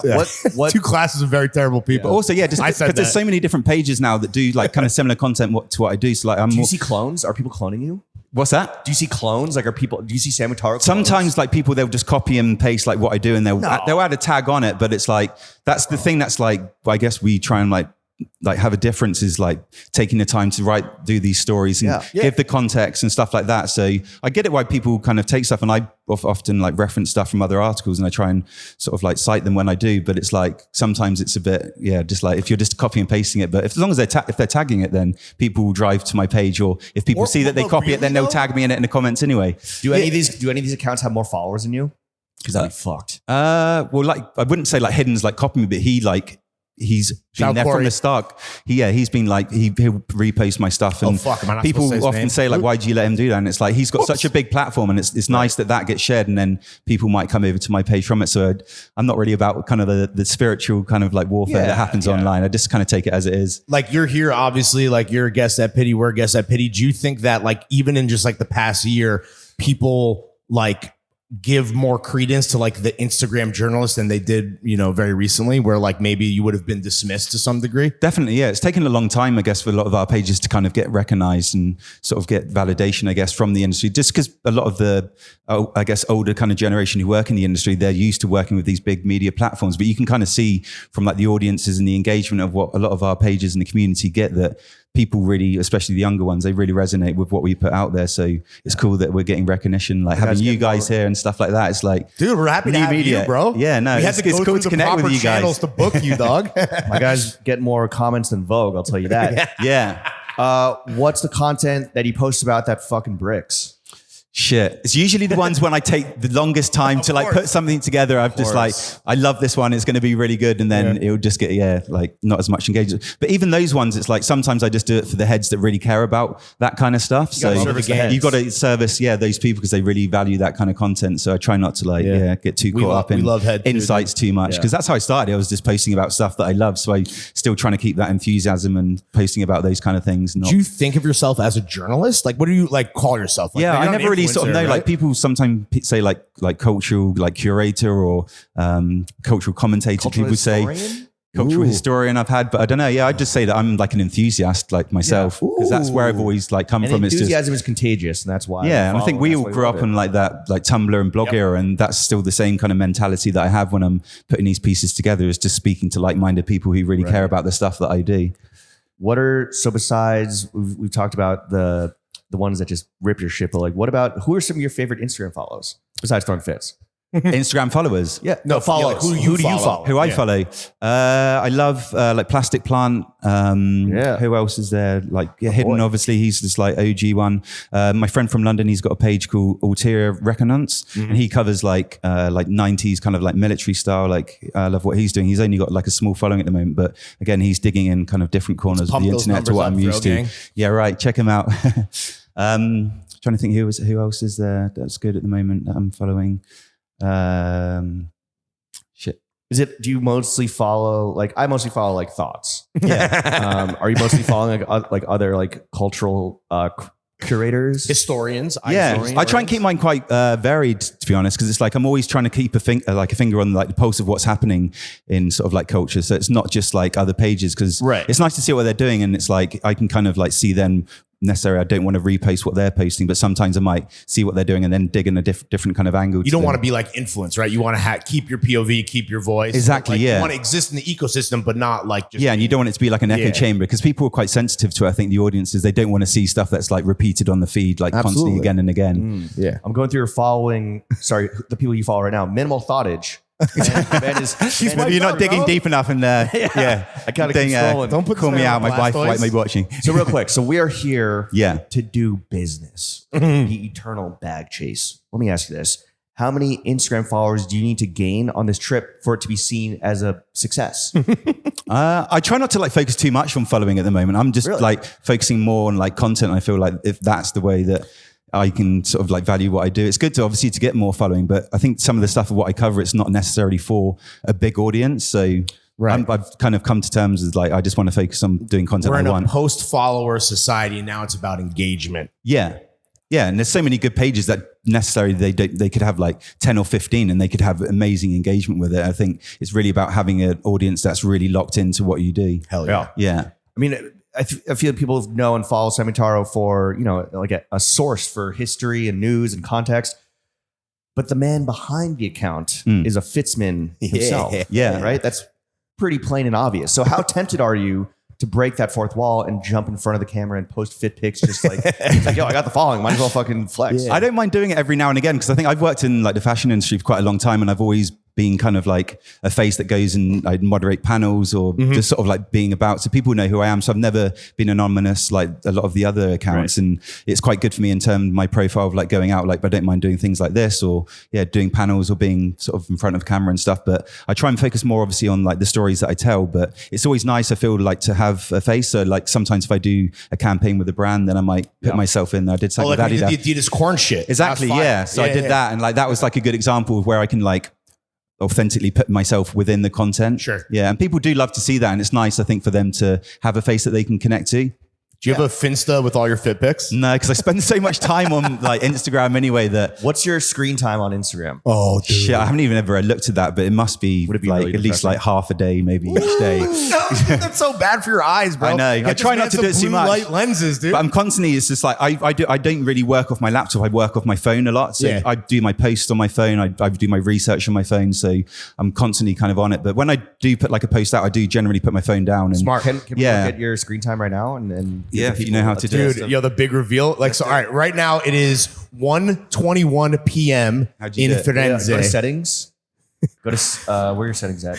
Yo, Settings. Sam Trotman getting the fucking boomer tutorial on screen time live And on then pod. just screen time. It might not be that bad the past few days because I haven't been on. Well, it. yeah, I've you've been been out busy. here. Yeah, Been glad handing, dude. yeah. Okay, are we ready? Yeah. Drum for roll. this? Oh wait, sorry, I didn't mean to limit your usage. Oh, I just locked out of Instagram. No, actually, I don't know how to. I did get locked out of Instagram last summer. Actually, I got pulled on like I did some posts for Louis Vuitton, and I ended up getting the account taken down for copyright. So I was out of it for 4 weeks, which was Holy shit, dude. Were you shitting bricks? I was initially, and then it was kind of like I guess like silver lining, because during Fashion Week, I just got to be a bit more present during the whole shows. I wasn't on my phone the whole time, which was nice. But then after 3 Right. weeks, I was like, "Fuck, am I not going to?" Sorry, You talked about like posting and putting the phone away and like not getting caught up in like that refresh kind of like doom cycle. Yeah. But like, But it's not so much even about the doom cycle. I think a lot of the other content creators will understand that there's a lot of time that we put into like putting these posts together, whether it's the research or like the writing and things like that. And it's like, it does take a lot of time to put through it. So even like the past sort of like few months, I've taken a little bit of time off from Instagram. Smart. I don't have to be posting every day. Dude, you've got to watch your mental health with some of this stuff because it's pretty full on. And I'm sure you guys understand it even more. Like you're active every day. Your screen time is not showing up. Maybe it's a UK thing where it's like, they're not allowed to like better privacy from the big maybe, tech. dude. Yeah. Or It's pretty high though. it was so depressing that Tim Cook himself was like, I don't want to have this guy. You know the guy fucking Samitaro? Yeah, block his shit. Yeah. So you talk about how you've worked in fashion for a long time, like as a blokesman. Yeah. Why has London Fashion Week men's lost the fucking plot. I know. I didn't even realize that they had like They Craig folded it Green into, and like yeah. Charles Jeffrey like this week, and I didn't really know anything that was kind of like And happening. the Craig show was fucking incredible. I know it was insane, but I think it's harder like to get into that one. But there was a point like from like sort of 2013 to like 2016 when you had the people hot like shit. Astrid Anderson, you had like Nazir Mazhar, Martine Rose. like, yeah, and a lot of those young designers. KTZ. Yeah, Cold Wool. Yeah, KTZ was one of the OG ones.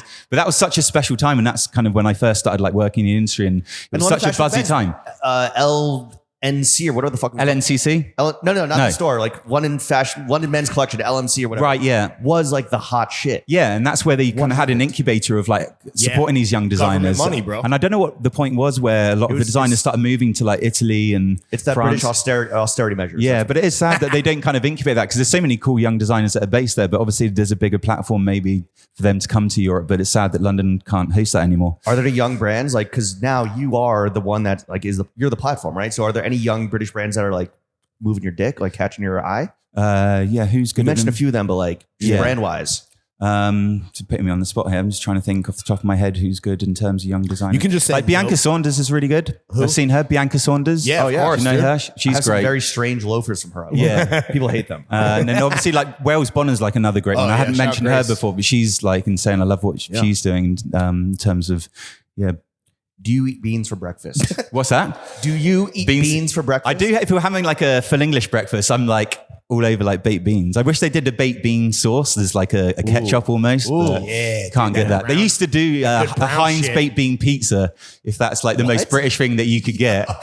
What? But it would be like so like scalding hot that you bite into it and the cheese would just like melt the top of your mouth. Cheesy It's horrible. beans. Yeah. Is it people into beans in America? We're into the fact that you motherfuckers eat beans for breakfast. Have you seen the pages on TikTok that do like the jacket potato with beans and cheese? Because that's like Americans are obsessed with that at the moment because it's just like a foreign concept it's a of food- having a baked potato. It's a with- food truck, right? And Yeah. like, people show up like at like 9 a.m. Yeah, I for think them to he's open somewhere and in do like Manchester or something, but people travel all around like the UK to go to have that. it is the brownest, beigest thing I've ever seen in my life. Yeah, I do love a jacket potato though. We're just it's just funny to us because these motherfuckers be eating beans for real. Which honestly, beans for breakfast. Yo, they're delicious. fire. Yo, baked beans are good as fuck, dude. Let's Yeah, be clear. they are good. That's the other thing. Usually for dinner. Definitely though. get a lot of flatulence from that though. Well, look, you need the protein because you're a runner, right? As a runsman. Yeah. Don't get the someone fits off, I get the fitness off as well. Yeah. What's your running fit of choice? Satisfy usually dripped in that. Yeah. Shout out Brees and Tommy. Those guys are always sort of like plugging up. But what I love about them is because there's so many like niche kind of like running brands that are coming out now, and it really kind of like fits like the lifestyle of runners. And I love what they do in terms of like connecting music, and they've never really been about running in terms of like performance and your times. It's more about the mental state of what you enjoy about running. But running's not for everyone, but it's just been something that I've always loved since I was younger. And like I don't run that a flow shit state besides that the you get bag. when you're running. Yeah. The runner's high. Yeah, we just run our mouths. And they're satisfied in a rare class of our legacy workshop. That is true. Yeah. Alongside Throwing Fits. I've got some of them. I actually just got a new top from Satisfy when I did the Paris Marathon recently. Hell yeah. They do like this, they crop the tops and they do these kind of little tassel things. But I brought it with me, but I don't know whether Pitti's ready for that one. I've got So the you have a run sleeveless on club today. you have a run club at Pitti? Yeah, so we've got like a big crew of people that come out for runs in the morning. Like Pitti's quite famous for like people going to like the Irish bar and like there's loads of like free parties, yeah, free we were booze. So there people till get like 3 turned a.m. up out here. But a lot of it's like a select group of us who kind of like turn that in, and then we all just get up early, and like that's our kind of like social thing. So we meet at like 7 a.m. on a bridge. Nice. And we'll go and do like a 10K run, and it's a really nice way to kind of like socialize with different people many miles that is are that? out here in Pitti. It's like photographers, there's buyers, and it's a really cool kind of little like Who's social the thing. worst runner? Pitti Uomo. I'm not going to put anyone on blast. There's a couple of guys because it's basically the first where we meet on the bridge. There's this killer hill that goes on for like maybe like half a kilometer, and it just like that's when it kind of like you can tell people who are with it or who aren't with it. Yeah, Yeah. There's there for the Some clout. people just like die on like the bridge. I may disagree with your lifestyle choice, but I will defend with my life. Yeah, You're right. like some guys will turn up in like a pair of Converse and try and like run with us, and like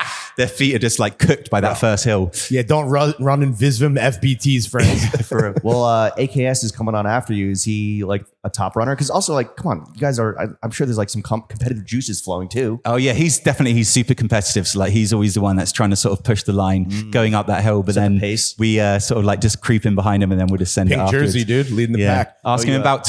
He always wants to stop at the top of each of the hill to get his breath back. Where we usually keep going. But he's pretending to take photos. But okay, I like that. But no, he's healthy. And Adam's the one who's actually kind of like the instigator of getting those runs going. He organizes all the routes. So shout out Adam. Yeah, sure. Florence is like well known as like a very like beautiful walkable city, and obviously like you guys are taking advantage of that to like the nth degree with the run club. Yeah, is Florence your favorite city to run in? And if not, what is? Yeah, no, Florence is definitely one of my favorite places. The city itself, it's obviously really beautiful, like to go and like look around, but it's always pretty hectic, and especially if you're in the show. Whereas when we go out and do these runs in the morning, like within 2 kilometers, you're getting up and all like the rolling hills like Tuscany, south of the river. South of the river. Yeah, that's where it's at though. But it's honestly, it's the best. And like, that's one of the things we were running one of my friends, Daniel, today. And he's like, this is what I look forward to the most coming out in Pitti.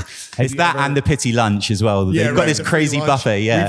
And it's nice that you can indulge in that. And you've already got like 10K under your belt. Have you ever accidentally or purposely run into a fat American tourist who's just fucking eating donuts and knock him into the river? No, but there are so many American tourists about that you sort of see that you can definitely sort of like pick them out when you're there. You hear more English on the fucking street than you do like Italian. Last year, actually, when we stopped for a coffee after we'd been to this run, and there was this sketchy American guy that sort of came up to us, and pretty sure he'd been up partying all night, and he was just like completely out of it, and he was just like, "Oh, can we borrow your phone to like get directions?" And he sort of gave us his hands were just like all brown and like grimy. We were like, dude, what's wrong with this guy? And he stunk. So that was a bit of a weird encounter that we had. You don't say. Getting feral in Firenze. We'll see. Yeah, for real. Thank you for coming on to the Only Podcast Matters. We're going to get you out of here so you can go hit that lunch that we are so envious of. Although we did have some fire kebabs right before he came in, which might explain our lackadaisicalness and stench on our breath. Yeah. Thank you again Apologies for coming for the on to onions. Throwing Fits. We got to do a full episode at some point next time you're in New York. For sure. Yeah, it's great connecting with you guys. Please. That's really tight of a pity that they let IG historians into the press lunch. So that's good. Good on you, dude. All right. Thank you, Sam. Thank you. Later, Sam. Sam Hine, straight from One World Trade, live at Pitti Uomo. How the hell are you, my friend? I'm good. Thanks for having me. Thanks for lads coming, are bro. in town. Fashion Month is kicking off. First up with Pitti Uomo, but you were in Capri earlier. You're fucking hitting Milan, Paris. You're doing it all. What are I was in Shanghai. Jeez. First, so I'm warmed up. dude? What's your to go. Delta status? He's heating up. Diamond. Oh Wow, my goodness, dude. You're talking to 2 platinum boys. Yeah. Okay. We woke up to the good news earlier today. Yeah, that's right. Because we spent way too much money upgrading ourselves to Delta One. Yeah. It was a poor We business bought choice. it. But as Fashion Month kicks off, what are the shows and events that got you most excited? Because it is a slog, dude. Yeah, it's a long journey. I think I'll be here for 2.5 weeks. So PT this season, we went to Paul Smith last night, and I actually really Wait, Sir Paul Smith. Sir Paul Smith. Thank you. Just edit that out. So I thought it was actually really nice because it was a presentation, and we go to so many runway shows, and he actually did a huge, like, spectacular, enormous fashion show at PT in 1993. Yeah. And he and I talked a little bit yesterday before the show about how it just makes more sense to do like a more intimate, smaller scale thing, in 2024, given how crazy and big everything else is now. But yeah, I mean, once we get to Milan, it's like, the circus really begins. And Martine Rose is showing in Milan for the first time. That'll be sick. Which is going to be really great. She showed a PT a couple of years ago. Yeah. And then she did like a screening film sort of guerrilla fashion show thing in Paris last season, which I missed. But it looked incredible. So I'm excited for that. And then Prada is always a highlight. I mean, it just feels like they really set the tone for like the entire next 6 months of menswear. Is in it a way. possible to have for there to be a bad Prada show? Like, no, right? Yeah, Like, yeah. Oh, I mean, really? I mean, there's, I mean, like technically and like conceptually and production wise, like it's always going to be very well executed. The clothes are always like cut really well. The quality is super. It's like you're never looking at a Prada show and like thinking like, oh, this doesn't fit. Like this, the styling is weird. But there's some because the each season is so conceptual and they're often very different season to season. Like there's some Prada shows that I look back on and I'm like, wow, that was so inspiring and it was amazing. And then sometimes it's I've been to some Prada shows where I'm like, okay, not my favorite, still good, but not getting me going this season. Can't wait to slay them in show notes. Yeah. Just kidding. Subscribe to show notes. Honestly, by the a way. must read. What about like, are there any, besides like the big names, right, that we all know and love, and even like Martine Rose is pretty established at this point. Mhm. Are there any like bubbling brands, maybe in like Paris? Yeah, that well, there's you're- one in Milan. There's actually very few really exciting young Italian brands, which is sort of a weird, I think, problem that like, you know, we're at Pitti Uomo, like hopefully, you know, there's hopefully, you know, maybe we'll go back to the fair and we'll find something. So far, no such luck. But Magliano, who showed at PT last season, and is showing in Milan next week, is really exciting young brand run by this guy named Luca Magliano, who is the most energetic and fast talking and effusive and gestural Italian person I've ever met. That motherfucker must be throwing hands then, because if he's the most effusive and it's intense, gesticulating, god damn. You got to watch your, Yeah, dude. This man shadow boxing or having conversation. Dude. But it's sort of, you know, it's like we were talking about Magliano earlier, and I described it as it's like Club Ken Armani. Okay. It's the sort of drapey, you know, natural fabrics, and there's a lot of tailoring, but it's all like fucked up in some way. It's kinky, and it's sort of, it's like, is it horny? It's pretty horny. So it's like an Italian guy, is what you're saying for the most part. Dude. Is that this? Honestly, it's so funny to have, you know, this compilation episode, and everyone is basically like a lot of times talking about what they love, and they don't want to say classic with a twist, so they're like trying to come up with like different words. But like, are we literally in classic with a twist era for menswear? Like straight up. I was interviewing, I feel like in like the past 6 months, like a couple creative directors who have, I can't remember exactly. I don't want to say that that Simon Port Jacquemus said this in Capri over the weekend, but I think he basically said like classic with a twist. And then I interviewed Demna in Shanghai, and he said something very similar to classic with a twist. So it's like what? It's and obviously what it's classics is he talking about? How twisted are we going here, dude? But that show, the Balenciaga show in Shanghai was way more formal than maybe a typical Balenciaga show that you'd think of. No mud. There was no mud. Running through the mud. Yeah, no Erewhon collab. It wasn't like the sweat stuff. Yeah. And just it was, an Under Armour one. Yeah. Which what was the freakiest accessory? Like, obviously we know like the trash bag, the Lay's potato bag. What was like the stunt fucking bag? There were a couple. There was a Balenciaga shoebox. There was a leather Balenciaga shoebox clutch. And then there was a line of handbags that were all made out of other clothing. So there was like a trench coat and a shirt and a hoodie and a Under Armour hoodie and a garment bag and like a puffer jacket and a leather jacket. And they were all like, they made the items of clothing, and then the ready to wear team made the clothes and then gave them to the bag team, and then they turned them into a bag by like sewing it. Balenciaga Under Armour is gonna go so hard in Baltimore, dude. Holy shit, bro. Are we still seeing people dressed in Balenci head to toe, or is that kind of tapered off? Yeah, I mean, I know a half dozen, maybe more dudes who only wear Balenciaga, and I just ran into one at the fair. Was he crushing coworker. it, or did he look like a fucking bozo? He looked a little out of context because it's PT. Like everyone's wearing, but you know, he looked cool because of that to me. Sure. This guy Francesco Martino, he's a GQ Italia style editor, and he exclusively wears Balenciaga. He has a great collection, yeah, it works. Dude, you know? what? Okay, besides, we all know and love the GQ American team, yourself, Will, Narc Dad, Gerald. What GQ team globally gets like crazy fits off as like a squadron? Oh, yeah. GQ China. Yeah? They could go John for John with anyone. I saw them in Shanghai, and oh man. Dude, you posted the editor-in-chief or maybe yeah, Rocco Leo. And I went to his shit. He's fucking, first of all, he has like 1 million, he has like hundreds of thousands of followers, and he gets fucking huge fits off. Yeah. The GQ China team goes in. I mean, they dress incredible. Yeah, they are incredible. Are you seeing anything? Because everyone's always like, oh, Japan, obviously, you know, fashion capital of East Asia, Korea for sure, a rising power. Are we seeing anything happening in China in the menswear scene that you could see kind of like transcending and taking more of like a global, having more of a global presence? Yeah, I hope so. I did a little. I didn't have time to do like a ton of shopping or like poking around or take meetings or anything when I was in Shanghai, because I was there for I think like 72 hours.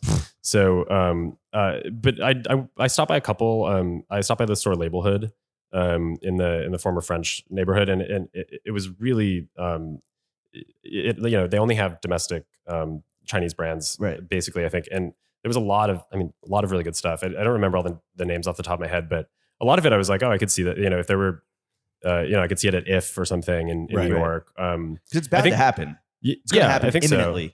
So. And I mean, I think part of the reason why it hasn't happened yet is because Trade war. the market in China is really strong for fashion, and the style that I saw in Shanghai, when I was hanging out with some friends who live there, I mean, like them and their friends and the kids that I saw at the mall and on the street and stuff. I mean, it's so advanced, and a lot of it is designer and luxury. But then I think there's there's pretty good business for Chinese brands in China. So they're keeping it domestically, like, and they probably they sell well in Tokyo. Okay, they sell well in Korea, and they maybe don't have maybe they're just small enough that they're focusing on sort of building the codes and building the business and building everything. Also, in Biden's America, he's going to hit those Chinese brands with crazy tariffs. But I mean, the same is true of a lot of American brands. It takes a while to establish a business abroad. Yeah, that's fair. It's not like unlike trade Supreme going to Tokyo 3 years after being founded, right? It's took 30 years. Yeah, a lot of brands. Well, no, Supreme did go to Tokyo very early, but that's sorry, I was thinking of Korea. That's pretty rare. Yeah. I mean, you travel so fucking often to these like destination fashion shows, fashion month. What do you like to do when you travel besides grinding away and filing stories and showing your beautiful jawline at these gluttonous dinners? I try to work out like one time per week, I guess. Like I'll try to work out one day a week, like once in Milan and once in Paris. Okay. What does that entail? What do you do? It depends where I'm staying and like what the hotel. What are gym you is doing like. in Florence?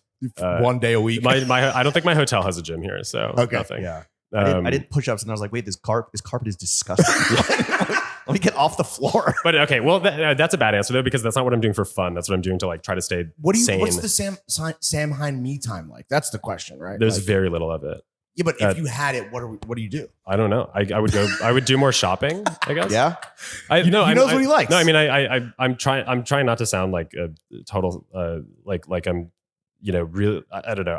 What I'm saying is that like last in January when I was on the men's circuit, like I think I took like the day that I got to Paris, I took an hour and a half when I should have been writing and working on a story in my hotel to like meet up with a friend who happened to be in town. And we like went for we did like a bridge walk, and that was kind of like the only thing I did like in 2 weeks, just kind of like on my own time for myself. Like the schedule's pretty rigorous, but I don't necessarily feel like I have to like get away from it all, right. I quite enjoy it, right? Yeah, like love what you do and you never very work a day in your social. life. It's fun. It's occasionally grueling. Occasionally, there's a lot of waiting. Fashion week, there's a lot of like waiting for shows to start. There's a lot of waiting in cars, in traffic or whatever. Sure. And that's a lot of I spend a lot of that time working and writing. I always have my laptop in my car. But then you like after the shows, like after the last show at night, like go to dinner with the GQ team, go to dinner with these guys, socialize, go to stop by a party for a sec, like maybe have a drink, and then like go. So it's so stimulating that if I had time to sort of do my own thing, I would probably just like so you're like an idle hands guy. Just go for a walk and bed. go for a walk and try to hang out.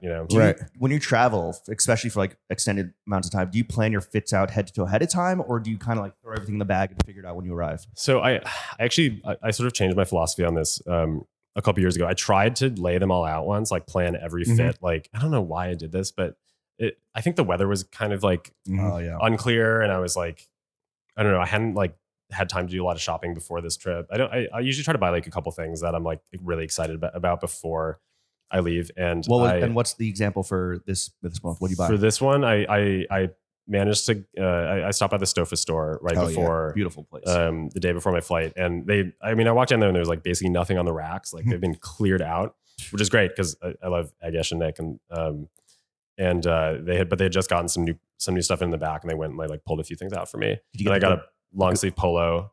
That you were wearing last night. Yeah, that I was wearing last night at the Cucinelli dinner. Casual tailoring. And then I got like a lightweight sort of summery sweater. Nice. Like dark, little like cropped fit. So nice. Stofa brand of the year. Yo, honestly, with the store, they're up there. It's really good. I mean, and they've been doing it for 10 years. Again, this is sort of like the slow and steady thing. Like, they But I feel like it's finally broken out of like kind of a very niche. If Well, you know, ready you know, to now. wear, like having that available so you can walk off the street and fucking walk out of the store with something, right? I mean, That's everything. the dudes who were in that store the day that I popped in were all of them were already wearing Stofa. All of them were buying a bunch more. I mean, like, and there wasn't much left on the racks, but they were doing made to measure appointments. They were like looking at stuff that's going to drop, in a couple weeks, like, and sort of like pre-ordering. So, I mean, it was. I went in there to help a buddy do some wedding shopping, and I was like, I'm just here to advise. Ended up copying like I don't know, hundreds of dollars worth of shit. Once you cop Stofa, you never hop off Bofa. You can't bring a tiger to the jungle and expect him not to kill. Yeah, I mean that stuff. It's the perfect, like, it's very luxurious. It's really like high quality, but it's not, but the price also makes sense for it's what you're reflective getting. of Like, what you're getting. it has there's a lot of like value and integrity in the product, and I think people recognize that. Okay, so one time you tried to lay out fits every single day. Oh God, it was a disaster. I mean, I think it was during women's, because now I go to women's too most seasons because there's so much co-ed. Yeah. And there's a lot of like really big brands do co-ed shows during women's. So so I don't know. I think I got there and the weather changed and like none of my outfits made any sense that like as I had planned them. And I think I got it together, I'm sure somehow.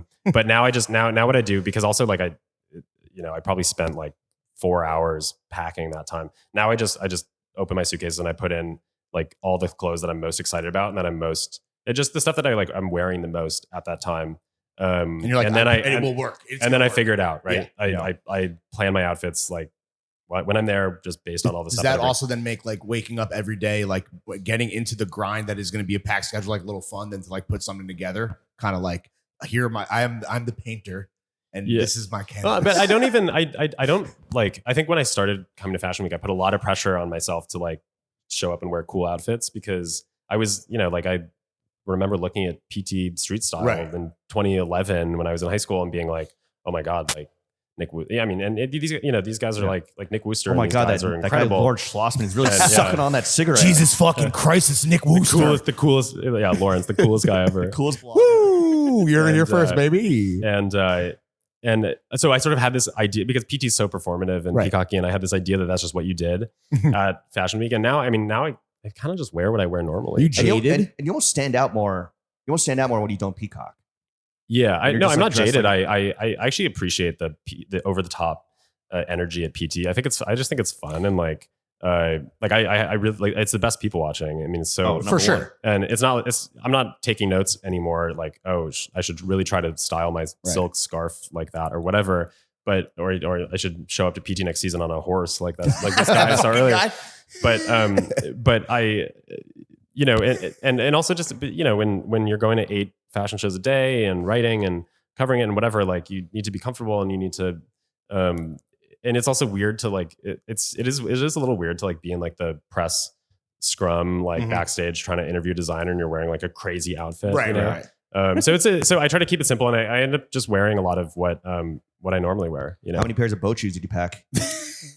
I didn't bring any actually. Okay. How many pairs do you own? I have the Bally moccasins, which I really like. Ruigi designed Bally? No, the new one. The new guy. What's his name? Yeah. Simone. Cool. Yeah.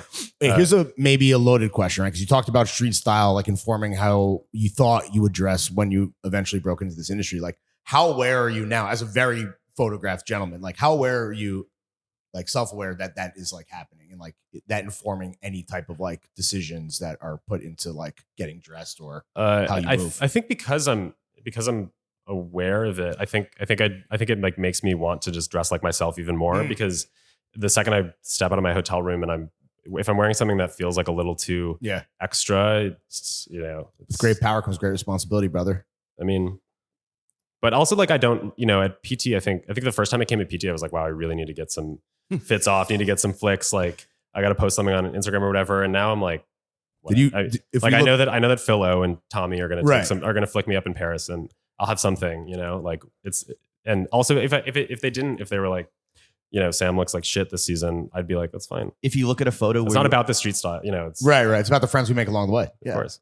It's about the fits off we get along the way. If you look at a photo of yourself and you're like, you're definitely costuming it up, do you like? I can't do that. I can't look at that photo and like feel good about myself. I'm like, what a fucking asshole. Why was I doing that? I don't know. I mean, I'm sure there's photos from like when I started. I think I've been coming to PT since like 2018. Is there some cringe in the tank? I don't know. Probably like there's stuff that like I wouldn't wear today, but Like the fit, maybe? yeah, but I think I would look. I think I would look at it and be like, yeah, that was a time. You know, That's history right there. You menswear understand? has changed a lot too. What a time to be alive, bro. Are we? Well, sticking with the packing stuff and kind of like the pre-trip stuff. What are some necessities that you pack when you travel that might surprise people? Ooh, I don't know. I always like throw in a couple ties. I don't know, like 3 ties. Like I basically like I'll because you asked me if I like really dress up. I think and I do actually bring like some tailor. I try to bring as many suits as I can fit. Oh, really? Because there are dinners. You Right. know, the Brunello dinner last night. Like I always try to wear a suit to that. Right. There are some like more formal moments of Fashion Week where I do want to dress up a little bit. So yeah, I do like. So I always try to bring like ties and like some basically like I brought a tuxedo jacket this time. Oh, word. A Saint Laurent Full tux? a Saint Laurent tuxedo jacket. No, just Nice. the blazer. And because I know that there's going to be something in Paris that I'll probably have to And wear you'll just too. pair that with like some type of black slack. Yeah, I have like black. I have a couple pairs of black trousers. Yeah, because I don't want to wear. It's not there's nothing black tie, but it's Right. Like, but it's sort of like it's like a sort of strong shouldered like Mhm. Saint Laurent blazer that you can do. Speaks for it's not like itself. smoking. You can wear it. I brought a tuxedo on. I'm thinking of doing full Ralph cosplay and just wearing it over some jeans to the Ralph dinner. Yeah. But probably not. Probably not. Good luck. Um, yeah, good luck. Good yeah. luck pulling that off at the Ralph dinner. Okay, so we mentioned boat shoes, right? And it's a similar question that we asked Gallagher is like the lack of dominant trends is kind of jarring. Like, are we in a post-trend world? Like, does it even fucking matter anymore? Is the trend that there's just the trends are over in a day? I mean, Micro. it's an interesting thing to debate. But I think that trends do still exist. I mean, we're talking about boat shoes, right? Mhm. I think that the trend cycle moves faster than it used to. But I think when it comes to menswear, men, a lot of men are still at a stage in their like personal style evolutions or whatever you want to call it, where they need to like look to things for inspiration. They need to look to, they read GQ, they read Jacob's columns at the Journal, they follow you guys. Like they everyone wants, like we're in a recommendations culture right now, right? That's like, the economy, bro. and Straight up. they subscribe to the newsletters like shopping newsletters, right? Magazine and I think that those, all of these resources are really valuable to someone who is, I mean, they're valuable to me and they're valuable to, especially to someone who's, maybe moving to the city, graduating from college and trying to figure out how to dress as like a quote unquote adult for the first time, right? Like, and maybe has some money and like wants to buy some clothes. So, like those men in particular, I think, need to be shown a path, at least a little bit, right? To say, okay, you can come over here. It's, it's all The good. water's nice. Yeah. Just because we have lived in a culture for so long where like men weren't really allowed to, express themselves through clothing in some way or whatever. So I do think that because of that dynamic exists there for a certain type of person, like trends are very real. And, I think that there is like but you can look at like, if you look at the broad scope of menswear, there's like so many different trends operating at different levels at the same time.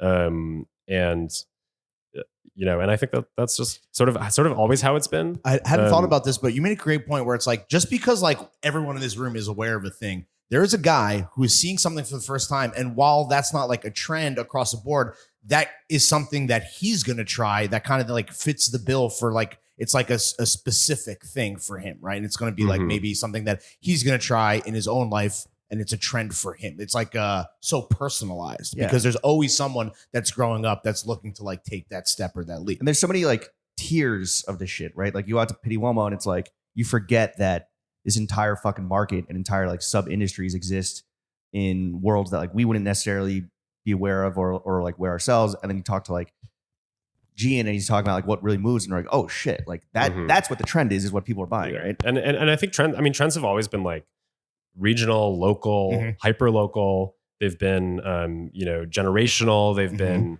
they're like trends are like connected to like space and time and social dynamics and things like that. And now a lot of that has been obviously flattened by the internet, by social media, by TikTok.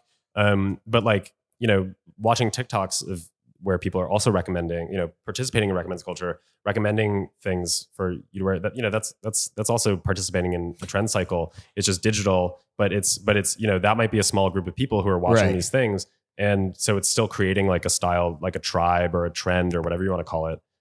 Trend is shopping. It's buying. It's capitalism. The trend is recommending.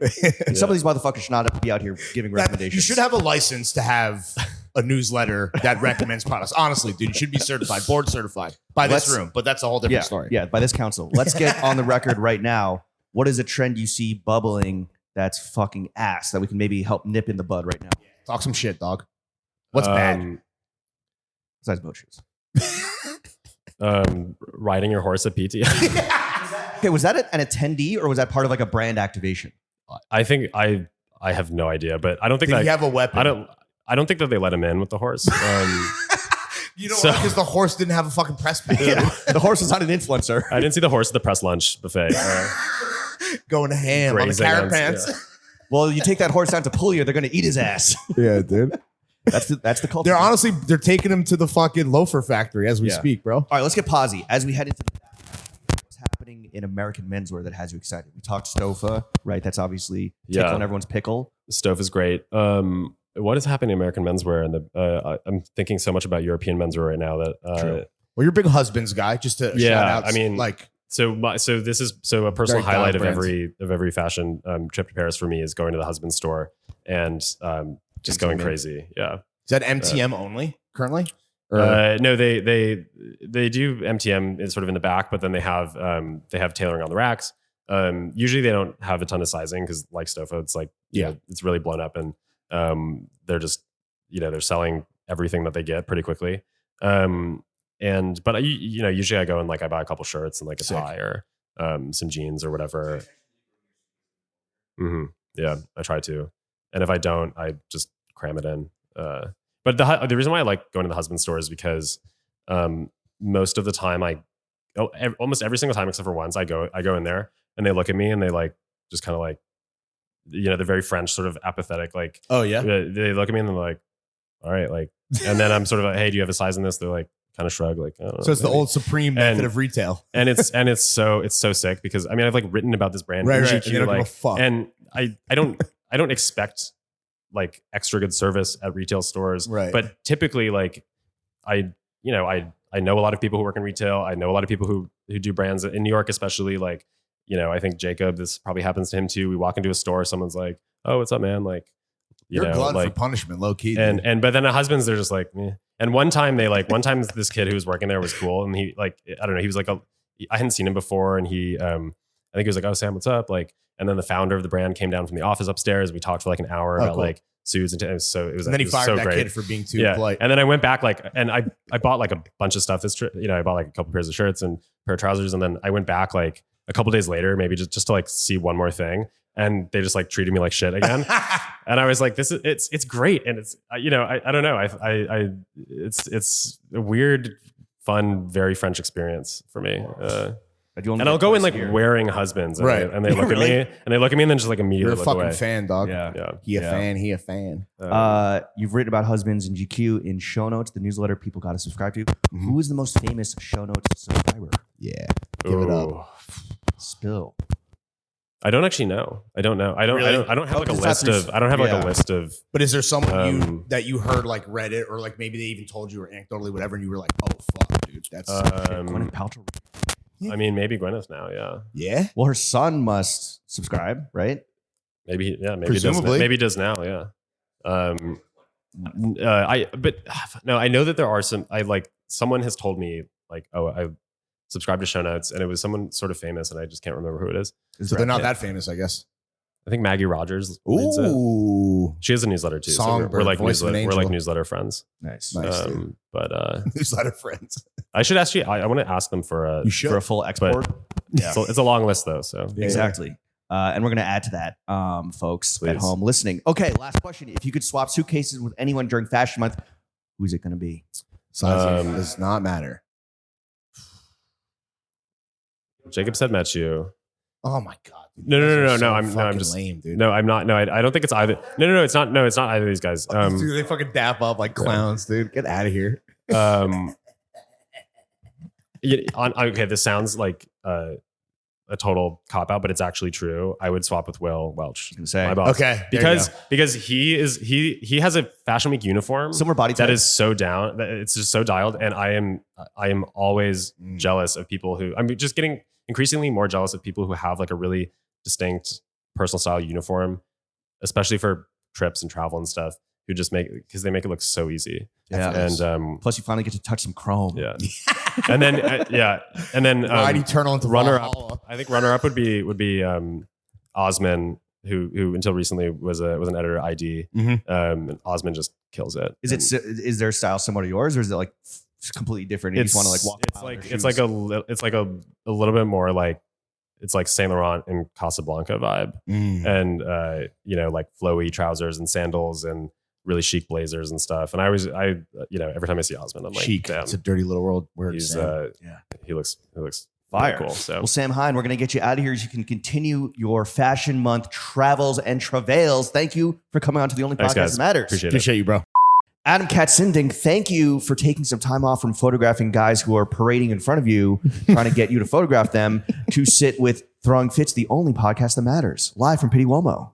Thanks, dude. Yeah, thanks for the air conditioning mostly. Well, you came in hot as hell, dude, literally and figuratively. Dude, it's boiling out there. I can say all kinds of bad words, I assume, right? I know I'm Please do. American. Cunt, We have fuck, censorship. shit, ass. Oh, What's up? So like you're charging your camera now. What happens if your camera dies? You just go home? Because Yeah, it's like my excuse. Oh, fuck yeah. Yeah, it was like I was actually talking with my buddy Daryl yesterday about how Shout out Daryl. Shout out to Daryl. I was talking about how I went running one time ages ago, and my knee started hurting, and I was like, yes. I was like, I never have to do this again because I hate running. Like, and I was like, that's so cool. Like, now I can be one of those guys who's like, oh, I can't go for a run because I tore my ACL or whatever. Yeah, I ran too hard. My camera towards ACL. I got to go back to the telly. Unfortunately, yeah. So I mean, that's my ACL right there. Speaking of running, we heard a little rumor from our boy. I'm not going to say his name, but Sam Ataro. As part of the run club, is it true that you stop at the top of each hill to catch your breath? Well, to wait for Sam. No, no joke. Sam's actually way faster than me. I mean, we're not saying names. That unnamed person is faster That than me. Instagram historian. Yeah. We do stop at the top of the hills because as the reward for waking up at the crack of dawn, we want to take in the beauty that is the valleys of Tuscany. Yes. Right. Under the Tuscan sun. Yeah. I was like, and oh, also we're Florence, bro. create content, I think, is what the kids call it. Yeah, I was going to say, like, why not just post for a selfie, right? Is that really Right. There is no selfie. It is okay. Jokes aside, which I know this is boring, but it is really fucking amazing to run up that hill at like 7 a.m. in January, especially when the sun's coming up and you're like you're way higher than the Piazza Michelangelo, and like the view's unbelievable. It's before the pretty fucking fat Americans wake up and just take up every inch of the sidewalk, right? Yeah, or get in their truck and drive up there real quick and shoot some rounds out. true. Yeah. But you are here shooting street style at Pitti Uomo. What goes through your mind, just like instinctually, what goes through your mind when you see a peacock pathetically posted up in full thirst mode trying to get street styled by you? The God, AKS. Fuck. Do you ever like, just kidding. No, I should. I should. Troll their No, I ass. think people think I'm a dick enough on my own without doing the overt stuff. I try and keep it like passive aggressive whenever possible. I was going to say, do you have the reputation as the world's most dangerous street style photographer? No, I just like people I was just talking with Mark Richardson about this, and it's like he was telling me he's antisocial. I was like, bro, you're not antisocial. Like, He's I'm Canadian, antisocial. so he's just polite by nature. Yeah, exactly. And I'm just like, I just don't. I don't know if somehow like I got this like this like brand that I'm like, yeah. Anyway, that I'm not nice. But no, I mean, the nice thing about PT and I mean the Fashion Week in general, but specifically PT is there's so many fucking people walking in at the same time that you just like pick and choose and whatever. And if somebody, honestly, I used to kind of have this thing back in the day, back when I cared, where it was like where I just be like, if somebody would look like I'd have this photo lined up, I was like, this is gonna be so good right when he gets into my frame or whatever, and then they look at you and smile, and you're like, oh fucking, put the camera ruined down. it. Yeah, you got to look mean. You got to be smoking a Yeah, cig. it'd be way too cool for me. Right. It's like if you walk up to like a hot chick in a bar and you're like, hey, and she's like, oh my God, hey, I was waiting for you to come talk to me. It's like, no, it's not interesting. See ya. Yeah, right. Oh God, Exactly. so desperate. I don't want to be wanted. Yeah. You know. So what are some like some tips you would give people that, would enable them to get street styled by you and your peers? Be like as much of a nihilist as possible. Oh, brooding. Right? Yeah. Well, I mean, yeah, just but in reality, I think that the idea that people think that photographers can't see through the like facade of like costuming and peacocking or whatever is very naive. And there are some photographers who actually don't care, or maybe they even like this kind of more like parading thing. But like, I very much like have always sought, I almost said seeked, sought. It's been a long day. The Tuscan sun has fried your brain. His brain is burrata. I got a pimple. I think that it's like we seek present tense authenticity, and it's more and more difficult to find that. But that is also one of the cool things about Pitti, because there are some very cool people who come here specifically, and you don't see them elsewhere, and you really have to filter through to find them. And that is one thing that is at Fashion Week, you don't have that as much anymore because it's been so commercialized. Whereas these are mostly real people that are here. They're in the industry, but they're real people. Sure. Well, the new shit that I've seeing, and I haven't been here in like 12 years, and you would see this at Fashion Week as well, but like the cornball that like obviously would love to get the cosign of the AKS shot, they're just bringing their own photographer now because like they don't even want to. They know not even that. They just like know that they're like not at that level, and it's like, all right, like I have my following, I'm gonna fucking pay for my guy to come and just make sure that I can be face tuned later perfectly. But to be fair, like I respect that, because I think that like a lot of us, I do. I mean, I do, for the fact that we should all be working. And like that dude who's shooting from, maybe he's not getting paid that well or whatever, but like these people, if they want to be in, in the spotlight, whether it's organically or whatever, like eventually most of us are here on our own dime, or we're standing out in the heat or the, cold. I'm not making any money coming to PT, like, which is, I'm bad, but whatever. But like, that's insane. But I think that the goal is like, you do this is your investment, and eventually somebody's going to see it, in the same way that these guys turn up to all these things. It's a bit desperate, but like, but investing in themselves, right? Yeah. And I mean, so I point the finger, but I'm really doing the same thing, right? Like I'm coming here. Yeah. I mean, legitimately though. And so I do think that it's good when those people get work, because we all deserve it. If we're out here trying, like, I think that, you should get a little bit of validation for the work that you put in. How much would it take to hire you as a personal photographer for some like cornball TikTok wannabe influencer that has like 3,000 followers? Name your price. Yeah. I mean, for how long? Just for 1 day? For 3 days at the fair. 3 days? Yeah. $15K. And this man's on call for every. No, I mean during reasonable hours. I'll probably turn up for you got an hour and a half in the morning, an hour and a half in the evening. Damn, bro. That's it? 3 hours a day. Yeah, I mean, what do you need more than that? I need it all. You're not gonna get you eating your sandwich midday as well. Content. You're not talking to two cornball influencers with 3,000K. You're talking to two cornball podcasters with 217K, bro. You get a little discount. Okay? Thanks, bro. We'll tag you for exposure. No, but to be fair, but that never happens. Like, and a lot of my peers do work like that, and and it's really great for them. But I actually have never really had anybody reach out to me for stuff like that. And I think this goes back to me looking like an asshole. What other photography do you do besides the street style that we know you for? I mean, that's the irony is I don't do that really anymore, except here at PT. I've been doing these portrait stories, like what I was saying on the email, and that's kind of just comes out of this like supreme boredom with the the ecosystem. So if you're so kind of over it, which by the way, totally valid. Thanks. Like, why still do it? Because I got a mortgage, dude. Like, what? I mean, no. I mean, have you seen those Copenhagen taxes? Jesus Christ! I swear, the like socialists are. Well, you got to pay for those 5-star prisons, bro. Exactly, dude. I mean, and if I don't pay my taxes and I end up in one of them, so it's an investment. Might be nicer than your crib, bro. Right? Yeah. So no, I mean, but to be fair, like it every once in a while you show up at a show and there's some like old lady who's not you've never seen before, some old cool dude, and you're like, oh fuck, this is why I do this. Or and I do a lot of backstage as well. You go to like a Tom Brown backstage, you're like, oh my God, this is so insane. Or a Rick Owens show. Yeah. One of these things where you're just like, oh Jesus, like this is actual creativity. Yeah, they're still trying to sell you shit at the end of the day, but it's at least they're pulling the wool over my eyes a little bit, literally in the case of Tom Brown. Yeah. Right? But like, I mean, that was a wool joke, not a scam joke or something like that. Like That was very clear, Yeah. dude, by the way. I love this. See, the audience that is paying for video gets to see. this is, they're not paying me that 15 grand we're talking about. no, that was, we get the friends and family They rate. haven't got the invoice yet. I do have their Yo, emails. what are the usage rights? We're gonna try we and send can you talk- we can talk 15K about- followers. Do you have if the love of the game and if those little moments, those pockets of joy and creativity are what keep you coming back to the fucking slog? Yeah. Do you have a single person, a favorite dude in menswear that you love to photograph season after season? Oh man, Mark! I always have to go to my buddy Mark to remind me of who everybody's name is. I mean, I like because there's so many cool. There's a lot of cool dudes here. Like I think that like the classics are amazing. Like I think Nick Wooster's cool. Like I shout think that Nick. Alessandro Squarzi's cool. Like these guys are all cool. But there's a million like mid-level guys who I don't know what their names are that are fucking cool. Lou Blois used to work for Browns and then HBX. He's got amazing style and he's the homie. Like, I don't know, man. A favorite is tough because like I need to have like the whole spectrum, Right. you know, in order to kind of, with women, it's easier because there's a lot of Women are notoriously easy. Just kidding. They're incredibly complex creatures. Are we and love talking them. about like in general? You're I talking mean, about like, I was going to say, where are we going with this? no, I don't know. I mean, I think that I also there's nothing worse than like a male blogger, man. Like,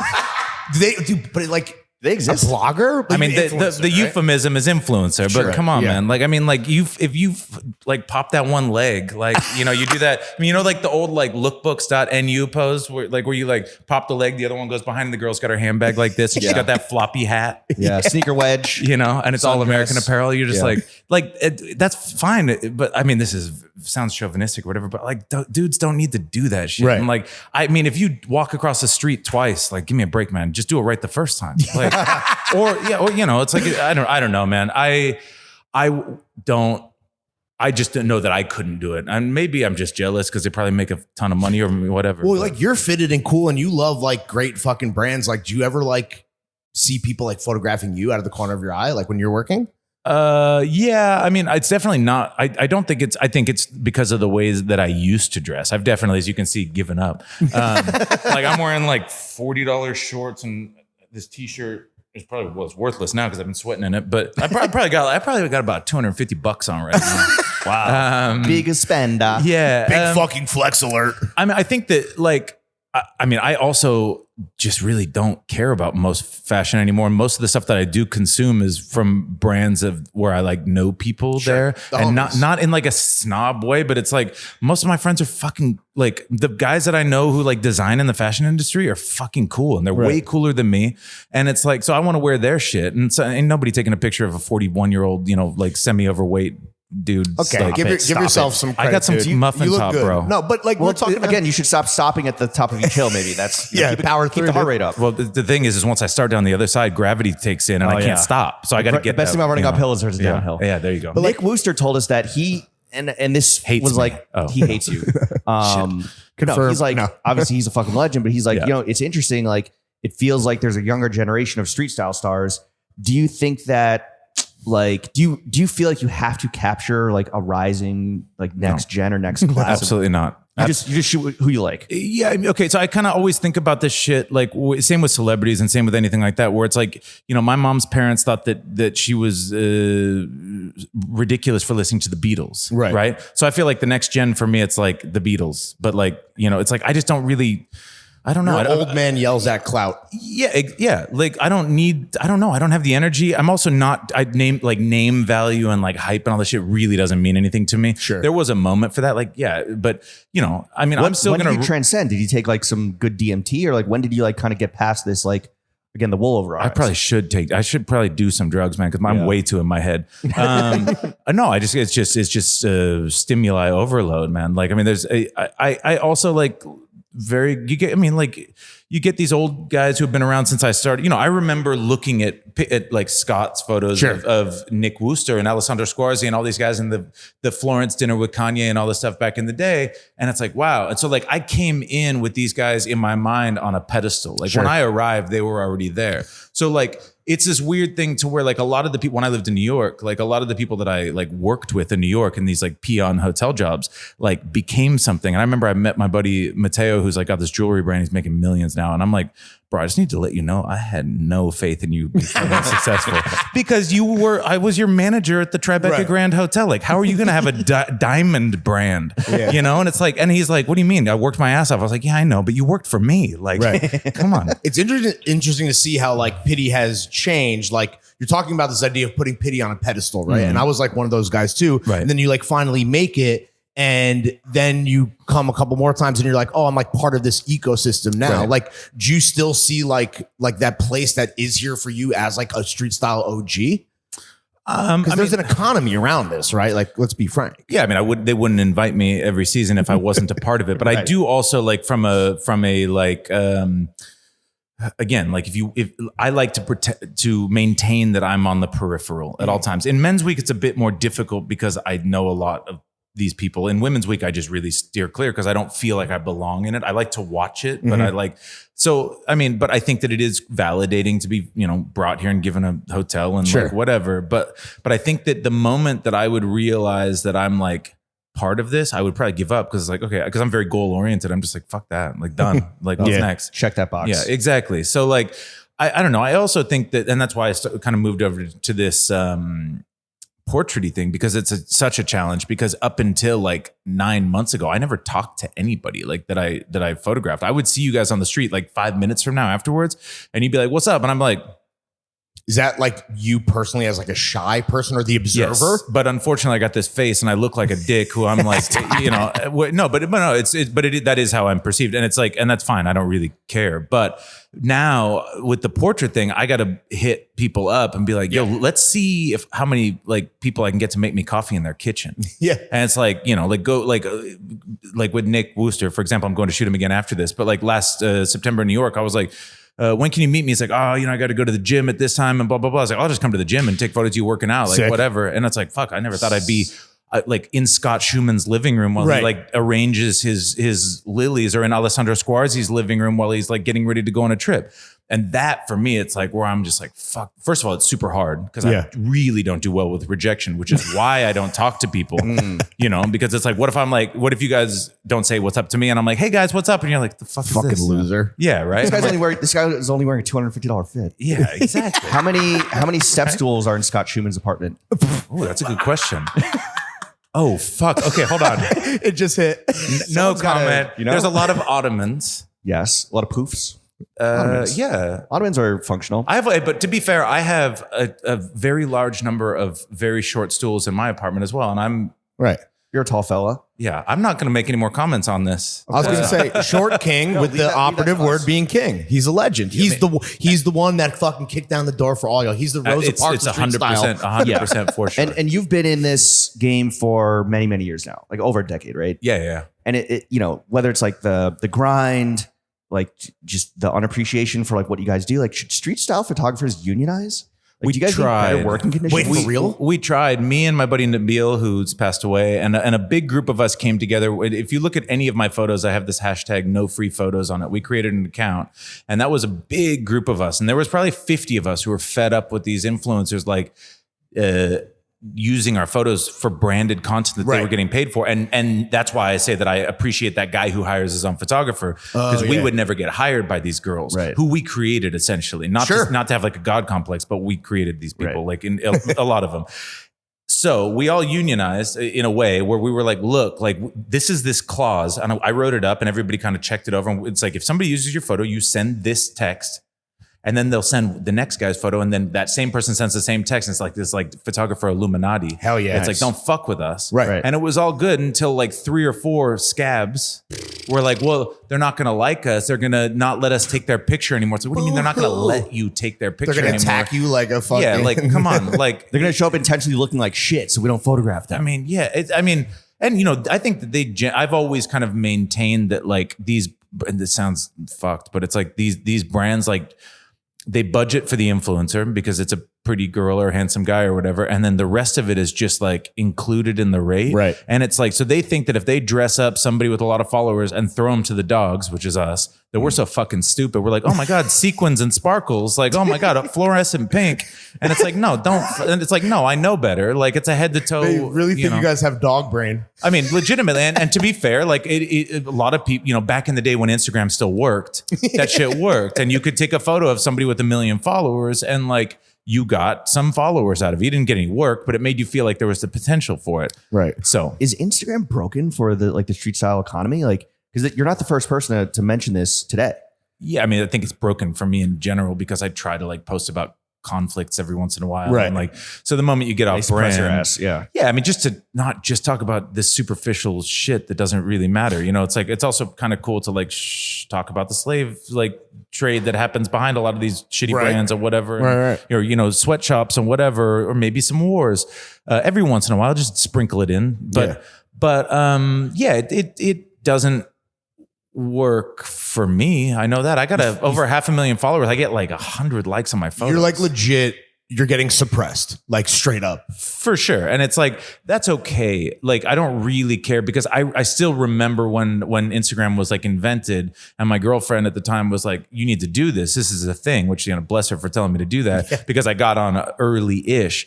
But I was like, why would I want to put my photos in a square format with a Rio de Janeiro fucking filter? Because you didn't post without, a filter back then, right? You had to have the vignetting on the edge and whatever.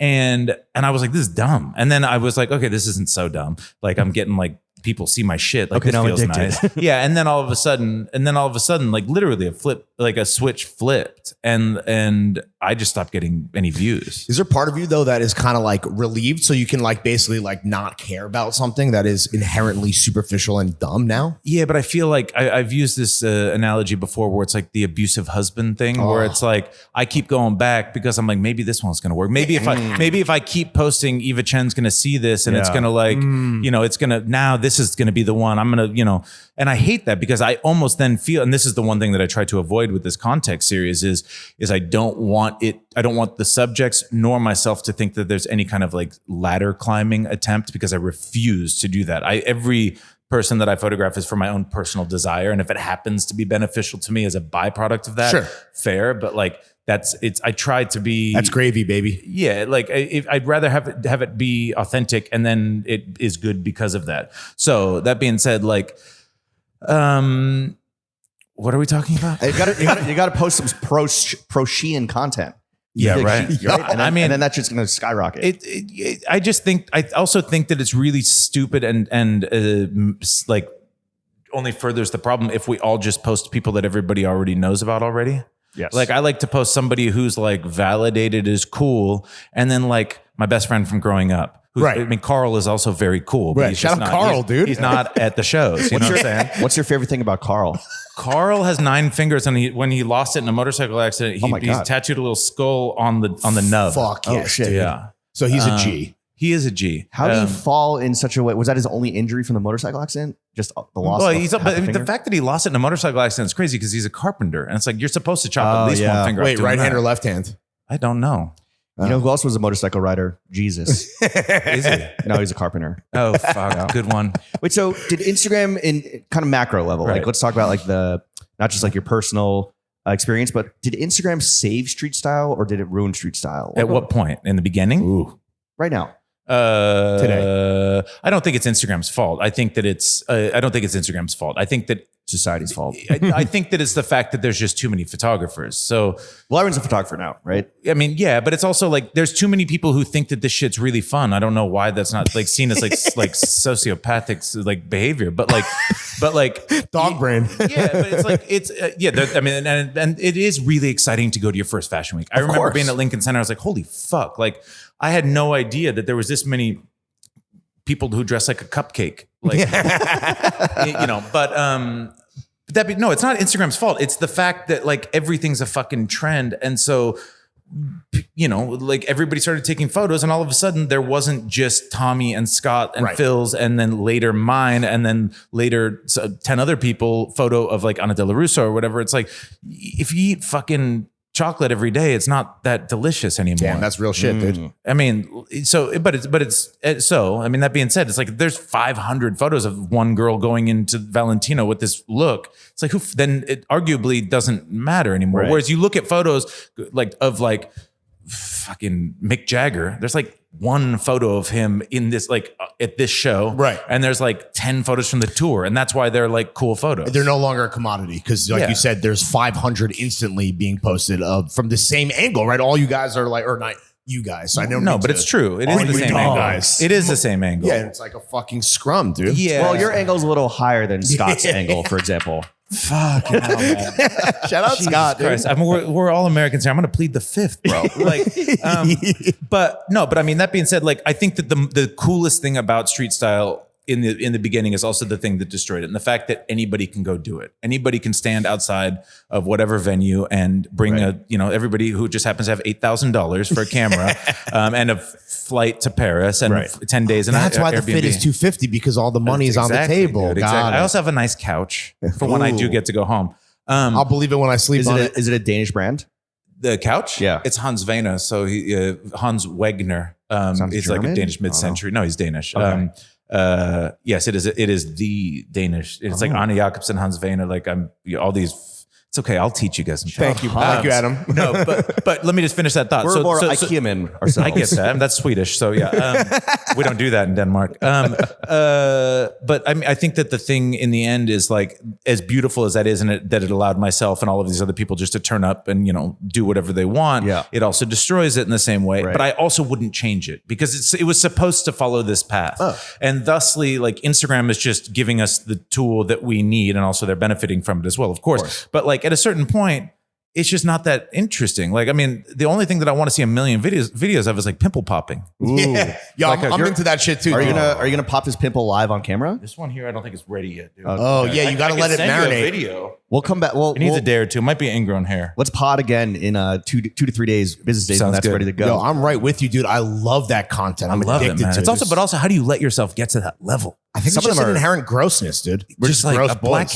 blackhead the size of like your nostril. Oh, sure. And you're like, come on, you don't see that? You don't feel like 5 pounds of pus in your back shoulder. Dude, Like also, like I did my buddy. I'm not going to say his name, Nick, but he had a blackhead on his nose for like a year. I'm like, he's going to see this at some point. And eventually, we were at my apartment. He was helping me with some photos, and I'm like, bro, let's go to the bathroom real quick. And he's Let me like, handle what? And I was this. like, give me your fucking nose. And I popped this thing, and I was like, don't you feel? You never saw that? And he's How like, bad no. was it? I'm like, how do you not see it? It's right on your fucking nose. It's right in between your two eyes. Damn, is that the best moment of your friendship, at least from your point of view? Getting to pop that shit? Oh my god, it was so nice. It was huge. It was how great. satisfying was it? For me, great. He didn't, I don't think he felt any benefit, which For was me, a it's bummer. ear cleaning videos. That's what gets me. Earwax, yeah. Earwax. It's fun My mom too. bought me one of those, like, the ones with the camera on it, but Yeah. I'm too scared. I'll see my Oh, brain. really? Yeah. Honestly, I'm the too scared. Yeah, It's like an Amazon thing. It's like $10. I don't. you don't want to stick that in your brain. No, I was saying really like you're too scared. I feel There's like a that'd be right up spider your in there. alley, bro. Oh. That could open up a whole new world for you. I want to see other people, not me. Sure, that's fair. Right? Yeah. It's like porn. Yeah. You're out here surviving. You're fucking thriving. sure. You're grinding in the heat. What is the strategy when you're working your fingers to the bone in the Florentine heat? In terms of like you're wearing hiking shoes, right? Sportivas. La Sportiva. Are you like purely doing this for comfort and utility? I mean, I was wearing Birkenstocks yesterday, but I got real swampy. Oh yeah. And then they got those brown soggy. ones, and your feet turn kind of like orange. Yeah. So this is a necessity. It's also I stubbed my toe on the stairs like a couple weeks ago, so I got one of those bloody toenail things. I'm trying to let everybody have a nice day, so I can suffer. Yo, prayers up for you, Adam. That's tough, dude. That's how you get out of running. You're like, oh, sorry, stubbed my toe, bloody toenail. You know? Yeah, I shouldn't be so clumsy, I guess. But yeah. What was the question? Is why what I wear? Just like how, like, what's your strategy when you're like, all right, I'm gonna go spend 10 hours in the heat? Like, is it just like sleeveless? Let me show what the fucking. I did sleeveless because I looked at the forecast and I figured it's gonna be partially cloudy tomorrow. And as a Boy Scout, I came prepared with an Eagle Scout with a number of different. Wow! Thank you for your service. Sleeve lengths. You're welcome. I spray painted those "Don't dump here" drains to the river things for my project. As long as you weren't molested by a scout leader, we're good, bro. No, he wasn't into me, dude. I'm sure the other He's guys like, yo, did. I can see a little muffin top forming there, It was buddy. a Catholic troop, and I was Jewish. I still am. It's like, Yeah. I'm not his type. Anyway, Circumcised. So I was like, because I'm a cyclist, so I get these lines, and I was like, today's my chance. Oh, I was you hoping had- to fry yeah. this pimple off. To be fair, so tomorrow I might do like a little cute cap sleeve or something like that, and slowly work it down to like Nice. fade it in. Let's go, baby. But yeah, I also kind of wear shit generally until it starts to stink or it rots. Yeah, utility. Yeah. Pure function. Yeah. We talked about your portrait series a little bit. If you could take anyone in history's portrait, who would it be? Is this the worst question to get? I just as a wish you would photographer? have let me prep for that. No, we want to put you on the spot. We asked Robert something similar, but more from a fit pick angle. I'm just buying time for you. What did he say? Like Lawrence Ernest of Arabia. Hemingway? Oh, sure. Yeah. Okay. The correct answer is Frederick Douglass, but like you can pick someone else. Oh, fuck. Yeah, Yeah. right. That would be cool. you can say like Jesus would be a good. Well, that's a pretty obvious answer actually. I just feel like it's too polarizing. Jesus? Yeah. Hitler? Yeah. I mean, obviously. Yeah. Like, Hitler, and then you're going, and actually, pa. dude, fuck Yeah. that just to get myself in the room, dude. Yeah, dude. That would, I'm Put not. me in a room with that guy for taking down one on one. It's not my answer, but it's not a bad answer. I have His fit would go crazy. dude. Okay, Hugo hold on. Boss. Wait. Did Mark tell you guys that you wanted to talk about Hugo Boss? Is that what this was? No, Mark told me he was going to tell you guys to talk about No, Hugo but Boss. let's talk Hugo Boss. Fuck. Well, we're going on the Nazi theme then. Yeah. No, I mean, I just always find it so funny how so many Nazi contractors are the brands that we consume all the time. You're looking at one right here. but they, Yo, no free clout. but That's why Fanta was invented. Can of Is it? soda. Oh, I knew that. Right. Yeah. I knew that. Coke couldn't do Right. business as Coke, so they invented Fanta to Right. sell soda in That's Nazi right. Germany. Yes. I forgot about that. No, I mean they look fucking fire, dude. Dude, they do. Like It's they tough. look fucking good, man. Like if you're gonna, Put and together, bro. Porsche's a great car. Like Leica's a great camera. The Hugo Boss was. I mean, those uniforms were. Volkswagen. Yeah, dude. exactly, man. The people's car. A lot of people were signing up just to get the fucking gear, dude. The garbs. I mean, it was trending, Yeah. Yeah, it was, dude. I don't know. Sometimes you take a job for the perks and benefits, like yeah. good health insurance. Yeah. Yeah. So, did we buy you enough time to pick someone no, not Hitler? dude, I'm thinking about Hitler. You got me thinking about Hitler the whole time. It's like I feel like Kanye in here right now. Like, this is all I can think about. Pablo Escobar. Ooh, that could be fun. That could But be I also sick. just like the dude who plays Pablo Escobar in the show. What did you the actor? Yeah, in the do you see the Civil War movie with him where he's like skinny now? With which one? Kirsten Dunst, the The movie A24 called one. Civil Civil War. Oh, Civil War. Yeah, that Oh, A24 film. You're like what right. everybody says It's when a they say it. film, not Yeah. a movie. Yeah, dude. He's Remember so the good. Antifa massacre? Oh my God. Prayers up. No spoilers. I have no. I can't answer. What's his name, dude? Anyway, That's fine. Here's I don't know. Have you seen anyone at Pitti Uomo that's gotten a fit off that like has really seared into your brain? No. Really? No, but it's not their fault. I just don't have. I have like attention deficit disorder. Like So you're just spraying and praying. You don't no, even, like, I definitely. It's like as pretentious as it sounds. It's very automatic for me, and like it's very subconscious. And the moment that I start to think about it, I don't take a photo. Got it. So it's That's I've also just been doing it for so long that it's like I know what I like, and I don't know how to explain what I like. I like all the Japanese and Korean guys here mostly. Like they're the best dressed, and like they just look so cool. Yeah. There was this dude yesterday who rolled up in these like metal frame glass. He looked just like a pervert, basically. But he looked like a very cool pervert. And I'm like, that guy looks like a pervert. Let me take a picture. honestly, very cool pervert is a great personal brand. Right, Personal style. exactly. And he might actually be a pervert. It might not just be the aesthetic. Hey man, But he might live it, dude. You we're never know. in the land of perverts. I mean, to be fair, Robert Spangle is a fucking really well dressed man. Yes, sir. Sometimes it's ridiculous, and the shorts get a little too short and high waisted. But Robert Spangle is a very cool looking guy. We were trying to get him earlier to like basically like cop to wanting to get his photo taken, but he's Right. clearly so humble that like he Bullshit. like no, dude, he fucking sold it well then, bro. I don't know what What'd to he tell you. say? He was like, nah, he's just like, I don't think about myself that way. Cause I'm like, yo, bro, you're hot, you dress cool, you got the fucking You guys bazooka, kiss afterwards? the rocket did. rocket launcher. And he was like, no, I don't.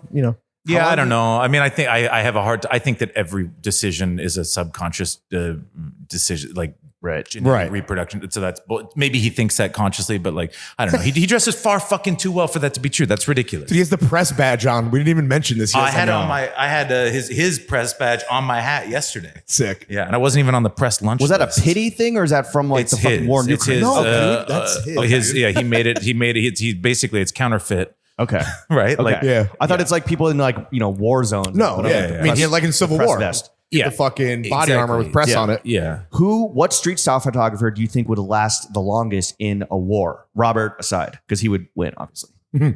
Hunger Games. I mean, fuck, man.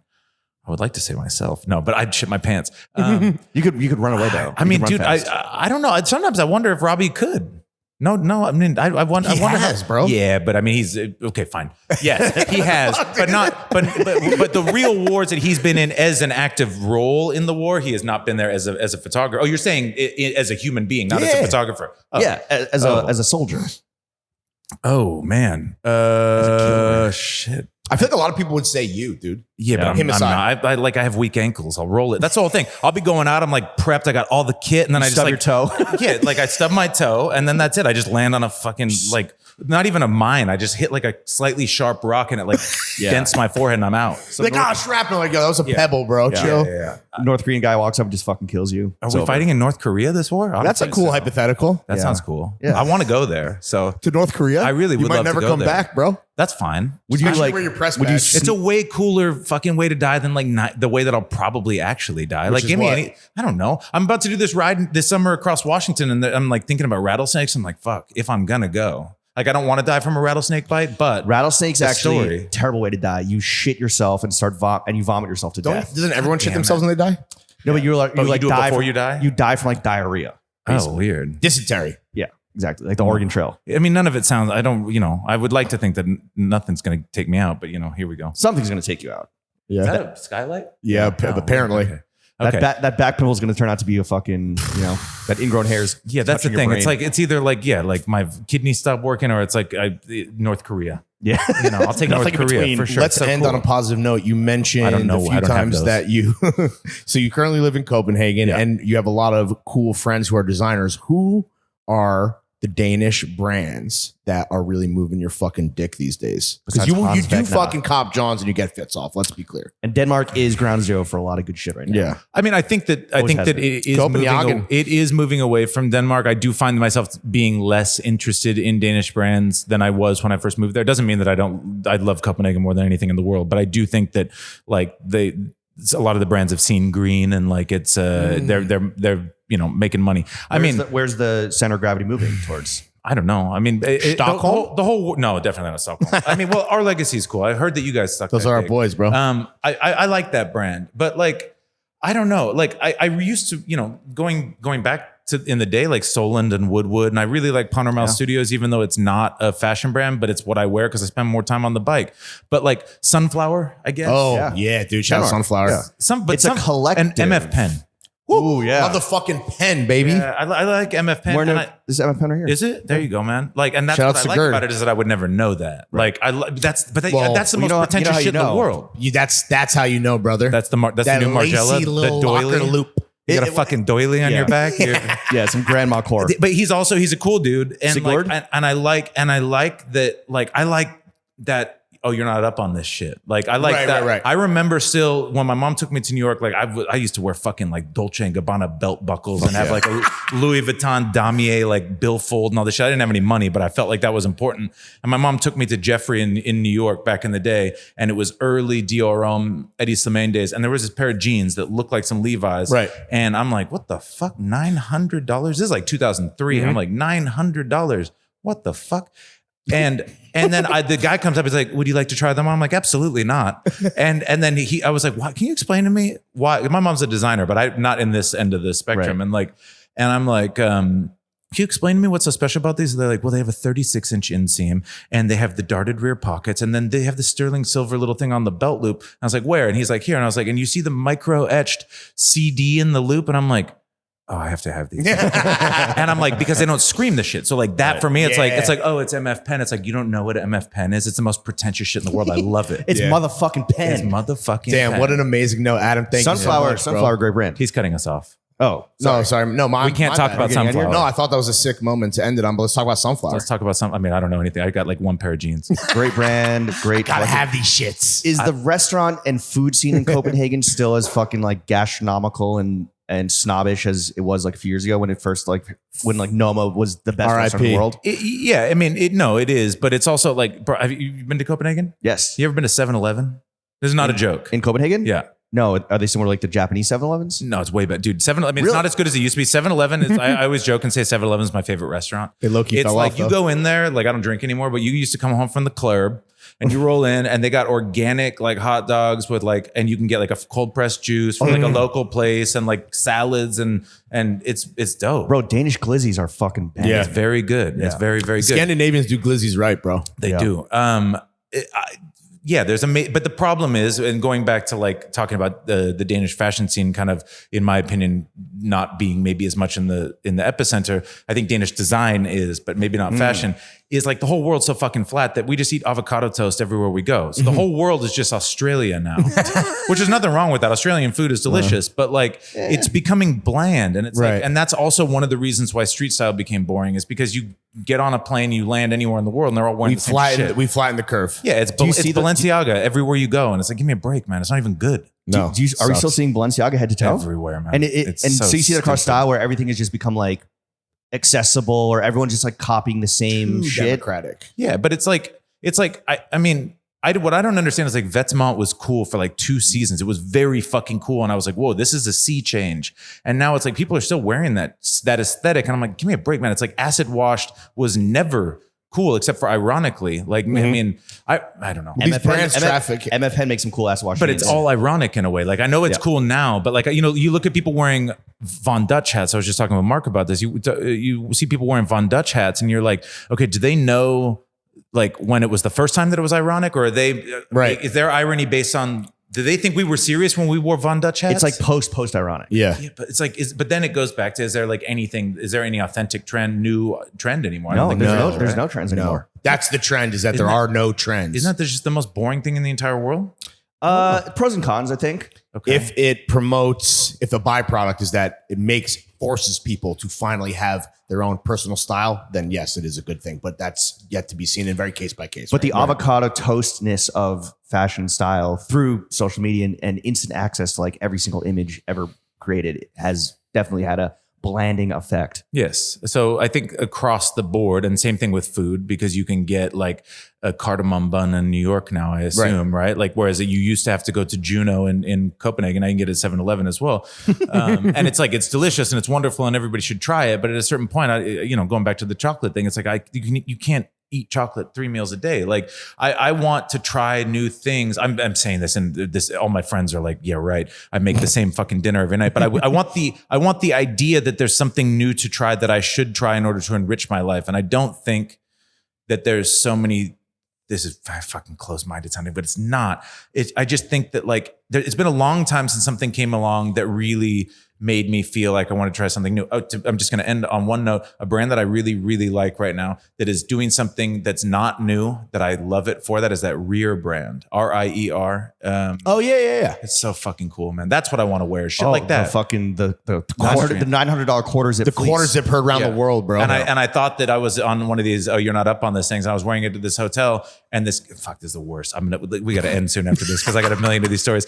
I'm sitting there waiting for a friend at this hotel, and this guy comes up to me in like a German accent. He's like, "Is that one of the iconic rear half zips?" And I'm like, "What?" Bitch, and he's like, quarter. "Is that one of the iconic rear half zips?" And I'm like, it is rear. Is it the iconic rear half? I don't know. It's been out for 3 months. He's like, I have 3 of those. I'm like, you just ruined this. I was like, you spent $3,000 on the same outfit? And he's like, are they that expensive? And I'm like, oh fuck, I don't want this thing anymore. But I do love the brand. Bitch, go back to Hugo Boss. I mean, legitimately, yes. Oh, yeah, seriously. And that guy was Hitler.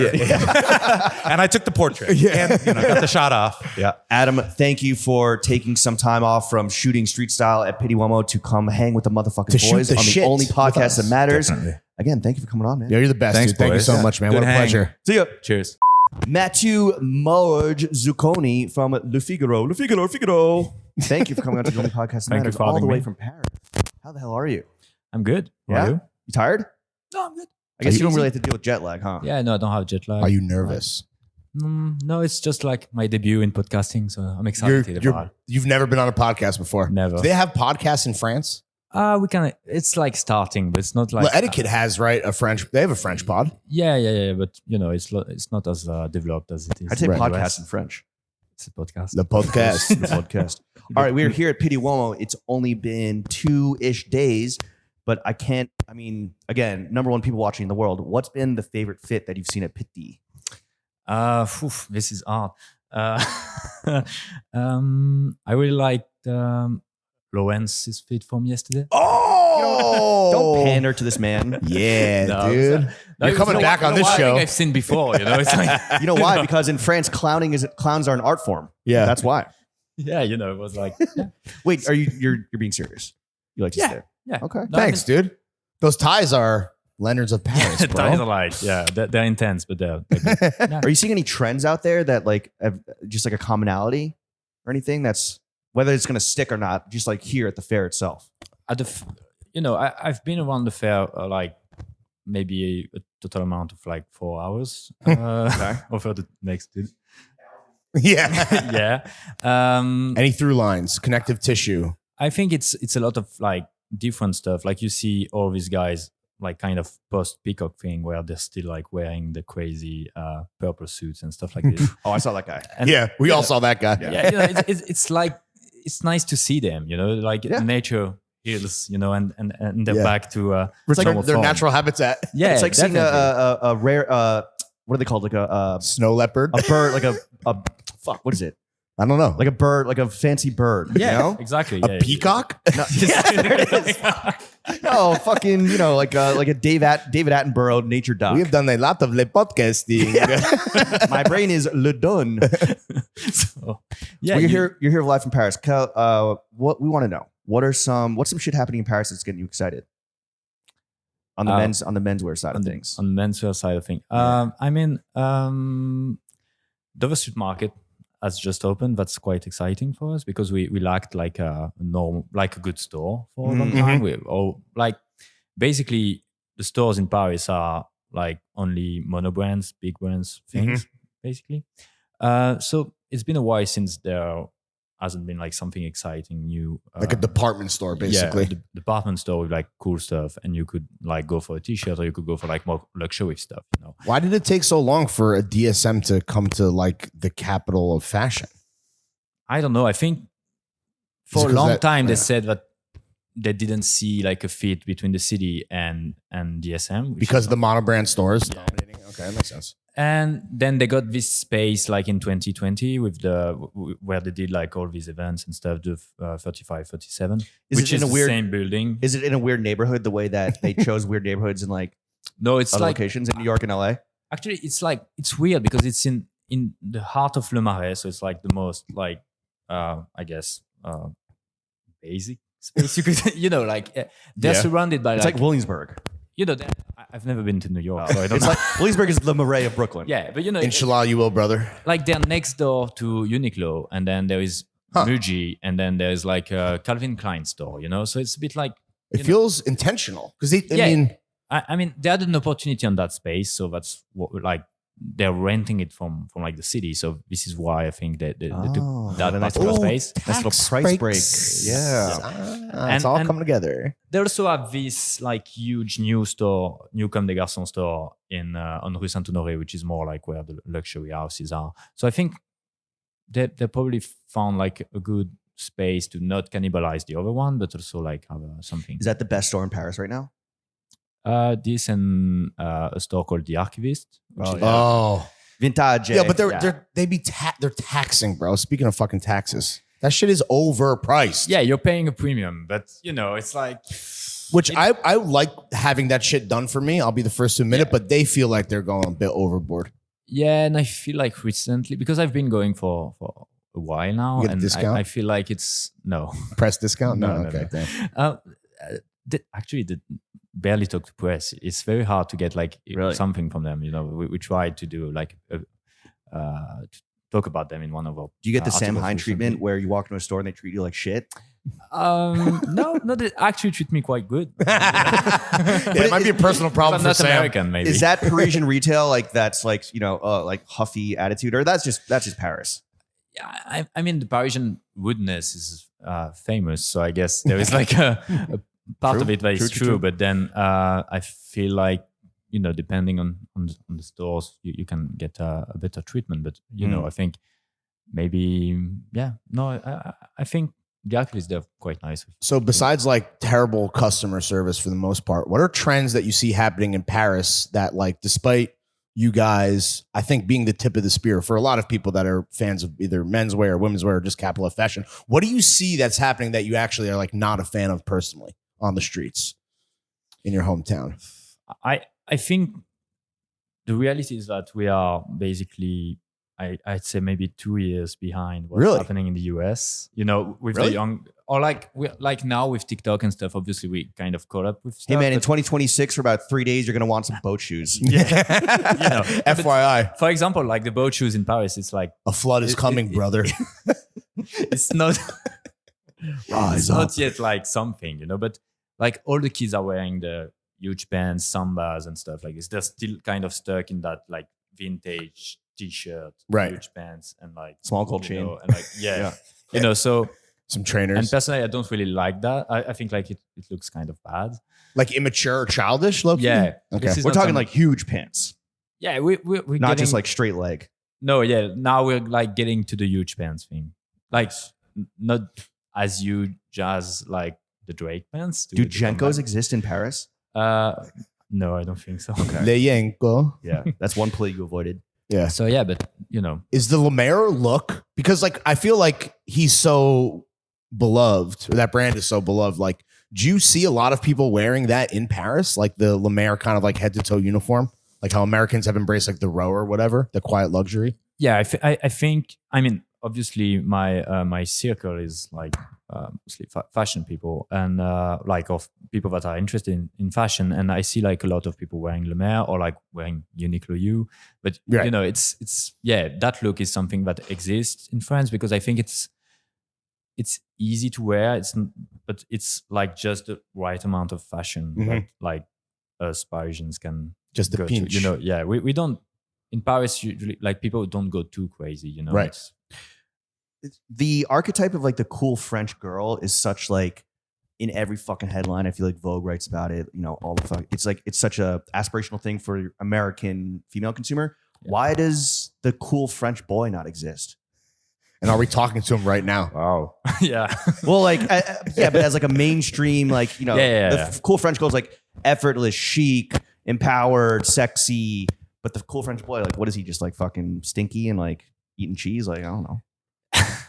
Well, I think a skunk on Looney Tunes. Maybe like I think the if you look at like the past and the French icons of the past, you're gonna like if you look at men, it's gonna be like people like Serge Gainsbourg, like you know Jacques Dutronc. So it's always like this kind of disheveled thing, you know, like people that like were like you know famously it was like Gainsbourg was wearing the same shit over and over. Like, a uniform guy. Yeah, smoking so much so that a bunch of children dressed up as him and sang a song. So, you know. A bunch of fucking clones, dude. And you know, the thing is like, if you look, it's a very simple look. So it's, you know, I think it's not as inspirational as like what the woman's side has been. You know, and also I think you like the Parisian girl had this Vogue world like Karine Rothfeld, Emmanuel Alt thing, and it got so popular in the press, like in the fashion press, and it was so influential. And we kind of never had that for men. I think, you know, the Vogue was like something, but it was never like the big inspiration. It feels like on the American side, guys want to dress like cool Italian guys or like kind of like vacation, Italian vacation type shit. Are there like really the French boy? Yeah, but are there like no like Le Samurai cosplayers? Like, do those like does that happen? Yeah, you're one. I mean, you know, if you look at the samurai or if you look at like a few of the French staples, it's a lot of things bought from the US. Or like you're going to mix like, I don't know, a trench coat with like a pair of Levi's jeans. And what? What's the actor's name? Alain from The Samurai. Alain Delon. Yeah. So hot. You know, you're going to so wear hot. like, Levi's 501s with like Western loafers. But it's like, it's a very classic look. So it's very easy to wear, but like, so it's more classically American, kind of, right? Okay. It's taking elements from Ivy. It's taking elements from like military, from like workwear stuff as well, and mixing all of those together with like this kind of French flavor is like So what do you seeing? If Paris is a few years behind what's happening in America, what are you seeing in the American menswear world that you like? Ooh. I think, well, like Stofa is good. Mhm. I've never seen the clothes in person because I've never been to the US. Like I've seen When your homies wear it. but from what I see online, it's like quite like it looks like it's quality and it's a good brand. C'est bon. Then I don't really know. I mean, Is there anything honestly, happening in American menswear that you fucking hate? Don't worry, we're American France. We're good allies. You can. Yeah. I don't know. I'm trying to think if there is something in menswear. I don't even know what's happening in American menswear anymore, to be honest. Yeah, actually, you know, I'm like, you know, because we don't really like travel to, you know, like I don't travel to New York for fashion weeks and stuff, so I don't. There's really no get reason to, What, bro. what fashion? What New York Fashion Week are you talking about? Which one do you speak of, my friend? Spell it WEAK. I think, yeah, no, there's nothing that I hate, and also I think the people I know from the US fashion circuit that are sat all around this table are like more maybe European influenced. But True. Oh, like, interesting. You know, I mean, That's a fair assessment. you know, I think you guys are all like looking at what's happening in Italy, in France and everything. And so it makes it like more international thing. Well, speaking of the homies, what's your favorite thing about your bestie, Jacob Gallagher? He has called you the French me before. I believe those are that's a direct quote. Did he say that? Yeah. I think he introduced me to someone on the fair, I think yesterday maybe, saying this. I don't, you know, like, He's incredulous right now. Yeah, dude. See, this is what happens when you go first. You don't get to defend yourself. Yeah. I'm like, no, I think Where to begin? yeah. yeah, where to begin is like so influential. Damn, dude. Okay, what about what's the most annoying thing about him? Oof. I mean, Where to begin? yeah, where to begin? The American voice, you know. Oh, okay. So here's a great question. He Right? speaks very loud, but like that's an Oh, American so what do you think about thing. Lawrence then? Yeah, it's the same, you know, but it's an American The thing. fuck? Jesus Christ. What are your pet peeves about Americans? Because like Loudness aside, loudness aside, Loudness aside. obesity aside. diabetes aside. I don't know. It's hard. I think, you know, there is a tendency of the Americans of thinking you are the center of the world, which is true in a way, but you know, manifest there is destiny, this, bro. You know, so there is this thing, and sometimes I'm like, yeah, things happen like somewhere else, you know. It's like, you know, especially in fashion, it's quite interesting because when you look at all those people writing about fashion or like commentators online and stuff, they're talking about these brands that are showing in New York like it's the best thing in the world. And Right. with like a French point of view or like just like kind of like a sincere point of view, I think most of it is like not that good. And I think sometimes, you know, American fashion has been quite self-centered, and now this is why the New York Fashion Week has gone to basically nothing, you know. Right. It's because they've been too focused on like their brands, what they thought were the No, best. for sure. Yeah. If you do come to New York, what is the first thing that you want to do? Like, I'm sure you've been dreaming about this. What is the number one thing? I'm gonna have to like go somewhere with Jacob first of all. Times Square would be real fun. Times Square. No, Times Square. Yeah. Please take him to Clando for one single red stripe, dude.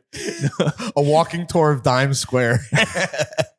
With Sam Hine and Jacob Gallagher. No, he'll just be there outside, Yeah, just posted, bro. That's cool.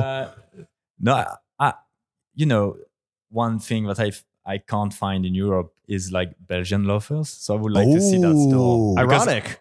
you know, yeah, you know, but because they said at some point that it was made in Belgium. So I tried to track down the factory to write a piece about it, and I could never find it. It's proprietary. I found the bro. city, but I couldn't find the actual thing. Yeah. And then I wanted to go, but I was like, what am I going to do in like some random part of Belgium, even if it's very Fucking quick ride from Eat some pommes frites. I don't fucking know. Eat some waffles. But if I go there and I never find the shoes, I'm gonna be like disappointed, you know. So you know. You're in Bruges. So you're gonna come to New York eventually, right? You're gonna click up with the fucking boys, and you're just gonna go right up to the fucking Belgian store. That's Mecca. Straight. That's the first trip. Okay, that's cool. Not a bad day. Not a bad day. No, honestly, dude. What else should I do? You Could know? visit like Jeffrey Epstein's apartment. Yeah. That could be tight. I don't know. I don't know what there is in New York. You know what I should see. You know. I thought you were gonna be like, I want a hot dog, yeah, mate. A burger would be a good. soft Yeah. pretzel. Yeah. If Jeffrey Epstein was French, would he have been convicted? You guys love your pedophiles. You guys, Damn, dude. I had to ask. Yeah, I think so. Damn. Okay. Yeah. Last Hell is question. hot. Last question as Fashion Month kicks off. Although I guess like the culmination, the peak is really in your hometown, so you don't have to pack as much of us. Yeah. But if you had to swap suitcases with one person for the entirety of Fashion Month, who would it be? And you can't say anyone in this room. No one in this room. No one in this room. Okay. I'm trying.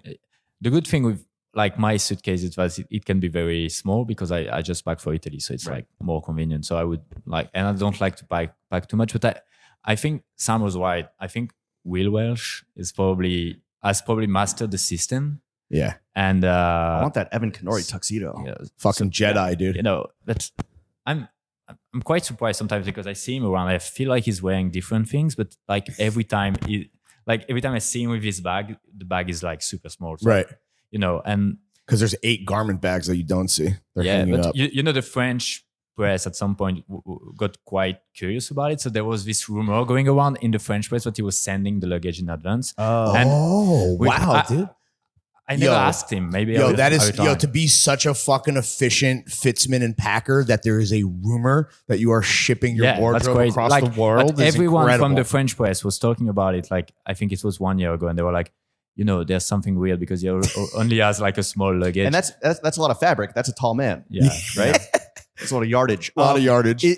Is Will like seen as like a fashion star in like the Parisian fashion scene? Like what Americans does the fashion world in France look at and be like, yo, that guy's fucking killing it? Will, clearly. Yeah. I'm sure Sam as well. Yeah. Okay, non-Condé Nast employees. Oof. That's hard. Who else is? Yeah. I mean, I guess who else is there? Besides Sam and Will. No, I mean Vanessa Friedman obviously is like seen and respected in the. What's in that? Vanessa Friedman from the New York Times. Oh, of She's like- course. yeah, you know, she's very respected in the French OG. press as well, and so yeah, I would say that's pretty much. And a Wintour? Yeah, but he said Okay, no Condé. so you're gonna But- swap suitcases with Vanessa Friedman and or Anna Wintour. Yeah, I would Fire. swap, like with Anna Wintour. You're gonna would go be fun, fucking you know. crazy. Yeah, I could wear You're like on some fuck ass Bob mode. Erdem dresses. You're about to get promoted, bro. All right, Matthieu, thank you for coming on to the only podcast that matters. Thank We you so much, appreciate you guys. taking the time out of your busy day. You always remember your first, dude. Congrats on popping your podcast First cherry, cut bro. is the deepest. Thank Yeah. you, The Matthieu. oldest French guy to ever lose his virginity. See ya.